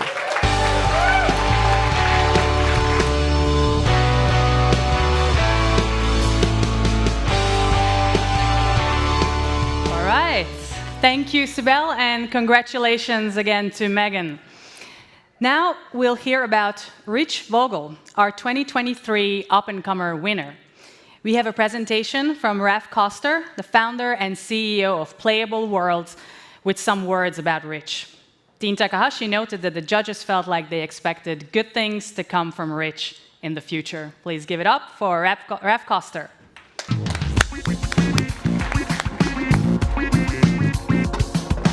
So it might seem a little odd to give an up-and-comer award to somebody whose career is quite a bit longer than mine, to somebody who's managed to get through it with a lot less gray than I already have all over my head. I first met Rich when I was a punk kid of 25 at my very first industry job, and he already had an established career on titles like Meridian 59, pioneering online games. And there he was, seeing me, that punk kid, and mentoring me as I worked on Ultima Online.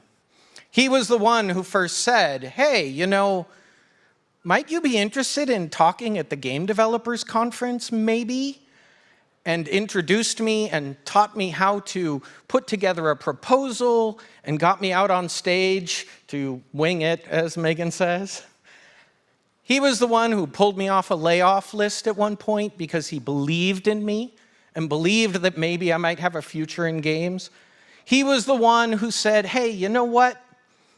This is how you do a suite crawl, and led me booth to booth at every expo and taught me how to bring back a suitcase full of completely useless swag that still takes up far too much space in my garage. He was the one who, when time came and he said, it's time to go leave and do a new studio, I was willing to follow. And so we went and created a new studio that became eventually the birthplace of Star Wars Galaxies. He was the one who taught me how to network in the industry, how to find my circle, meet people, come to know them, exchange knowledge, right? So, yeah, up-and-comer. This is a guy that I've thought of as a mentor for 25 years. But this is an award about the future. This is supposed to be about things yet to come. And here, I guess, is what I'd say about that.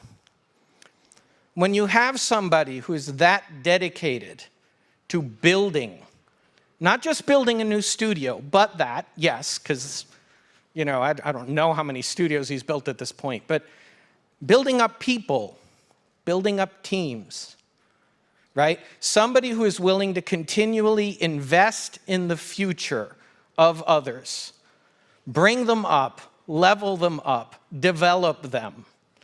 That really sums up Rich Vogel. And that's why it's a safe bet to always give someone like that an up-and-coming award.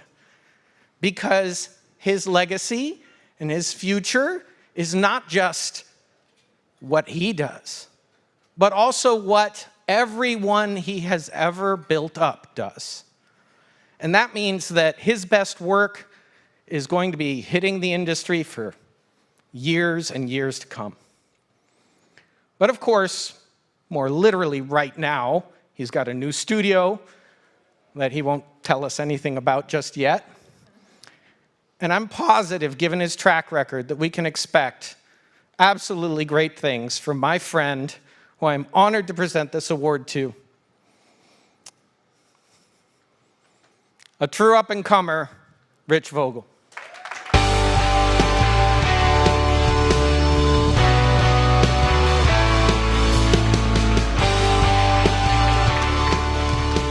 Wow, how can you top that? I'd like to, thank the committee at GamesBeat. This is a very big surprise for me, and Raph kind of hinted on it. When I first saw it in email, I said, do they have the right person? I've been in this business for a long time.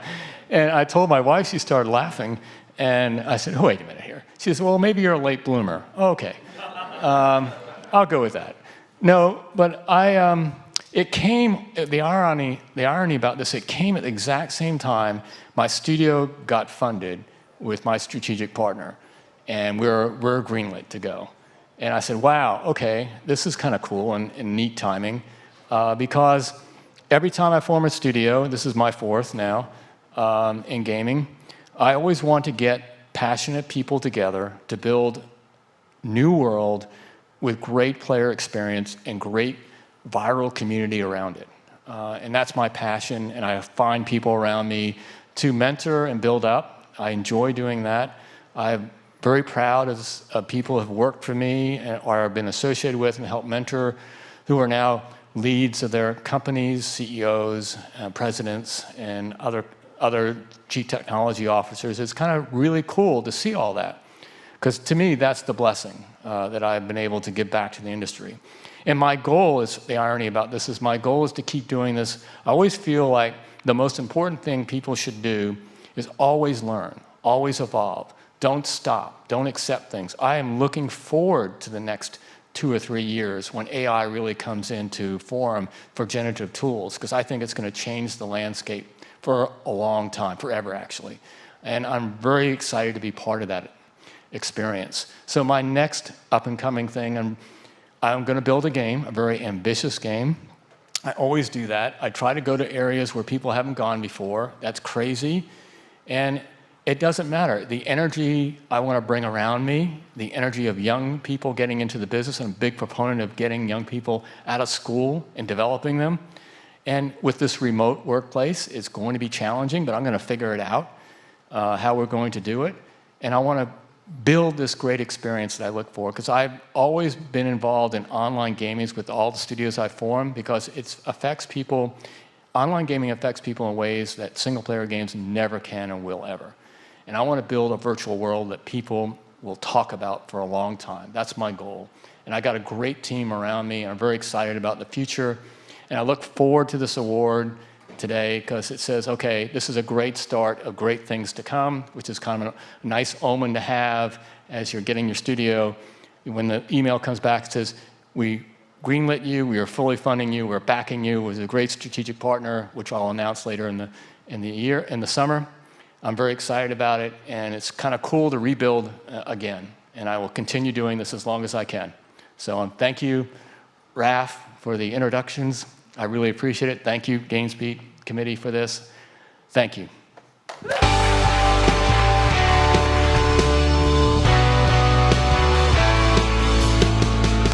All right, thank you, Raph, and congratulations to Rich.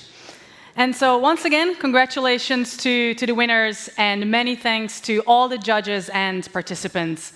And then lastly, can we all just give a big round of applause to Dean and the whole GamesBeat team for putting this amazing show together. All right, thank you. And with that, I'm going to give it the stage over to LaToya, and thank you for having me.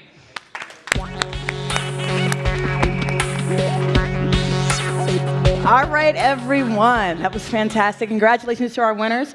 And this concludes GamesBeat Summit 2023. Round of applause. We made it to the end. Thank you, everyone, for joining us, and thank you to all of our amazing speakers. Also, thank you to our sponsors, our headline sponsor, Facebook Gaming, as well as our platinum level sponsors, our diamond level sponsors, our connections level sponsors, and our bronze level sponsors. To learn how you can partner with VentureBeat Lab to showcase your thought leadership and sponsor our next GamesBeat event, contact us at partners@venturebeat.com. Thanks very much to our advisors that we see over here on the slide.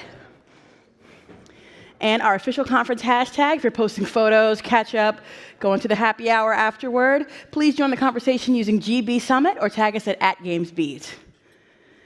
We want to also spend a moment to thank the VentureBeat staff. All of their hard work is what brings this type of event together, so please give them a warm round of applause.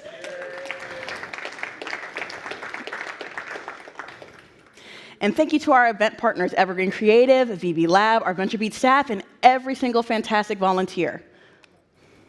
Tomorrow, tomorrow we have our GamesBeat Summit virtual event that you can access through the Swap Card app, so through the 2 GamesBeat apps that are in the Google Play Store or the App Store. We will also have selected videos and some of these panels up on the GamesBeat YouTube channel. Oh, there we go. Okay. And we got an after for the fantastic Strauss Zelnick, who will be on at 11 a.m. tomorrow, virtually.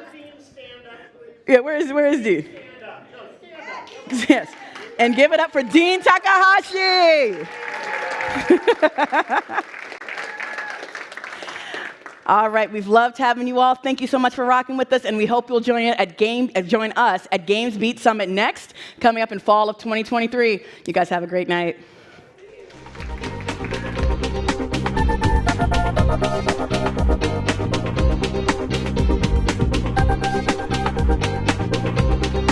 Thank you.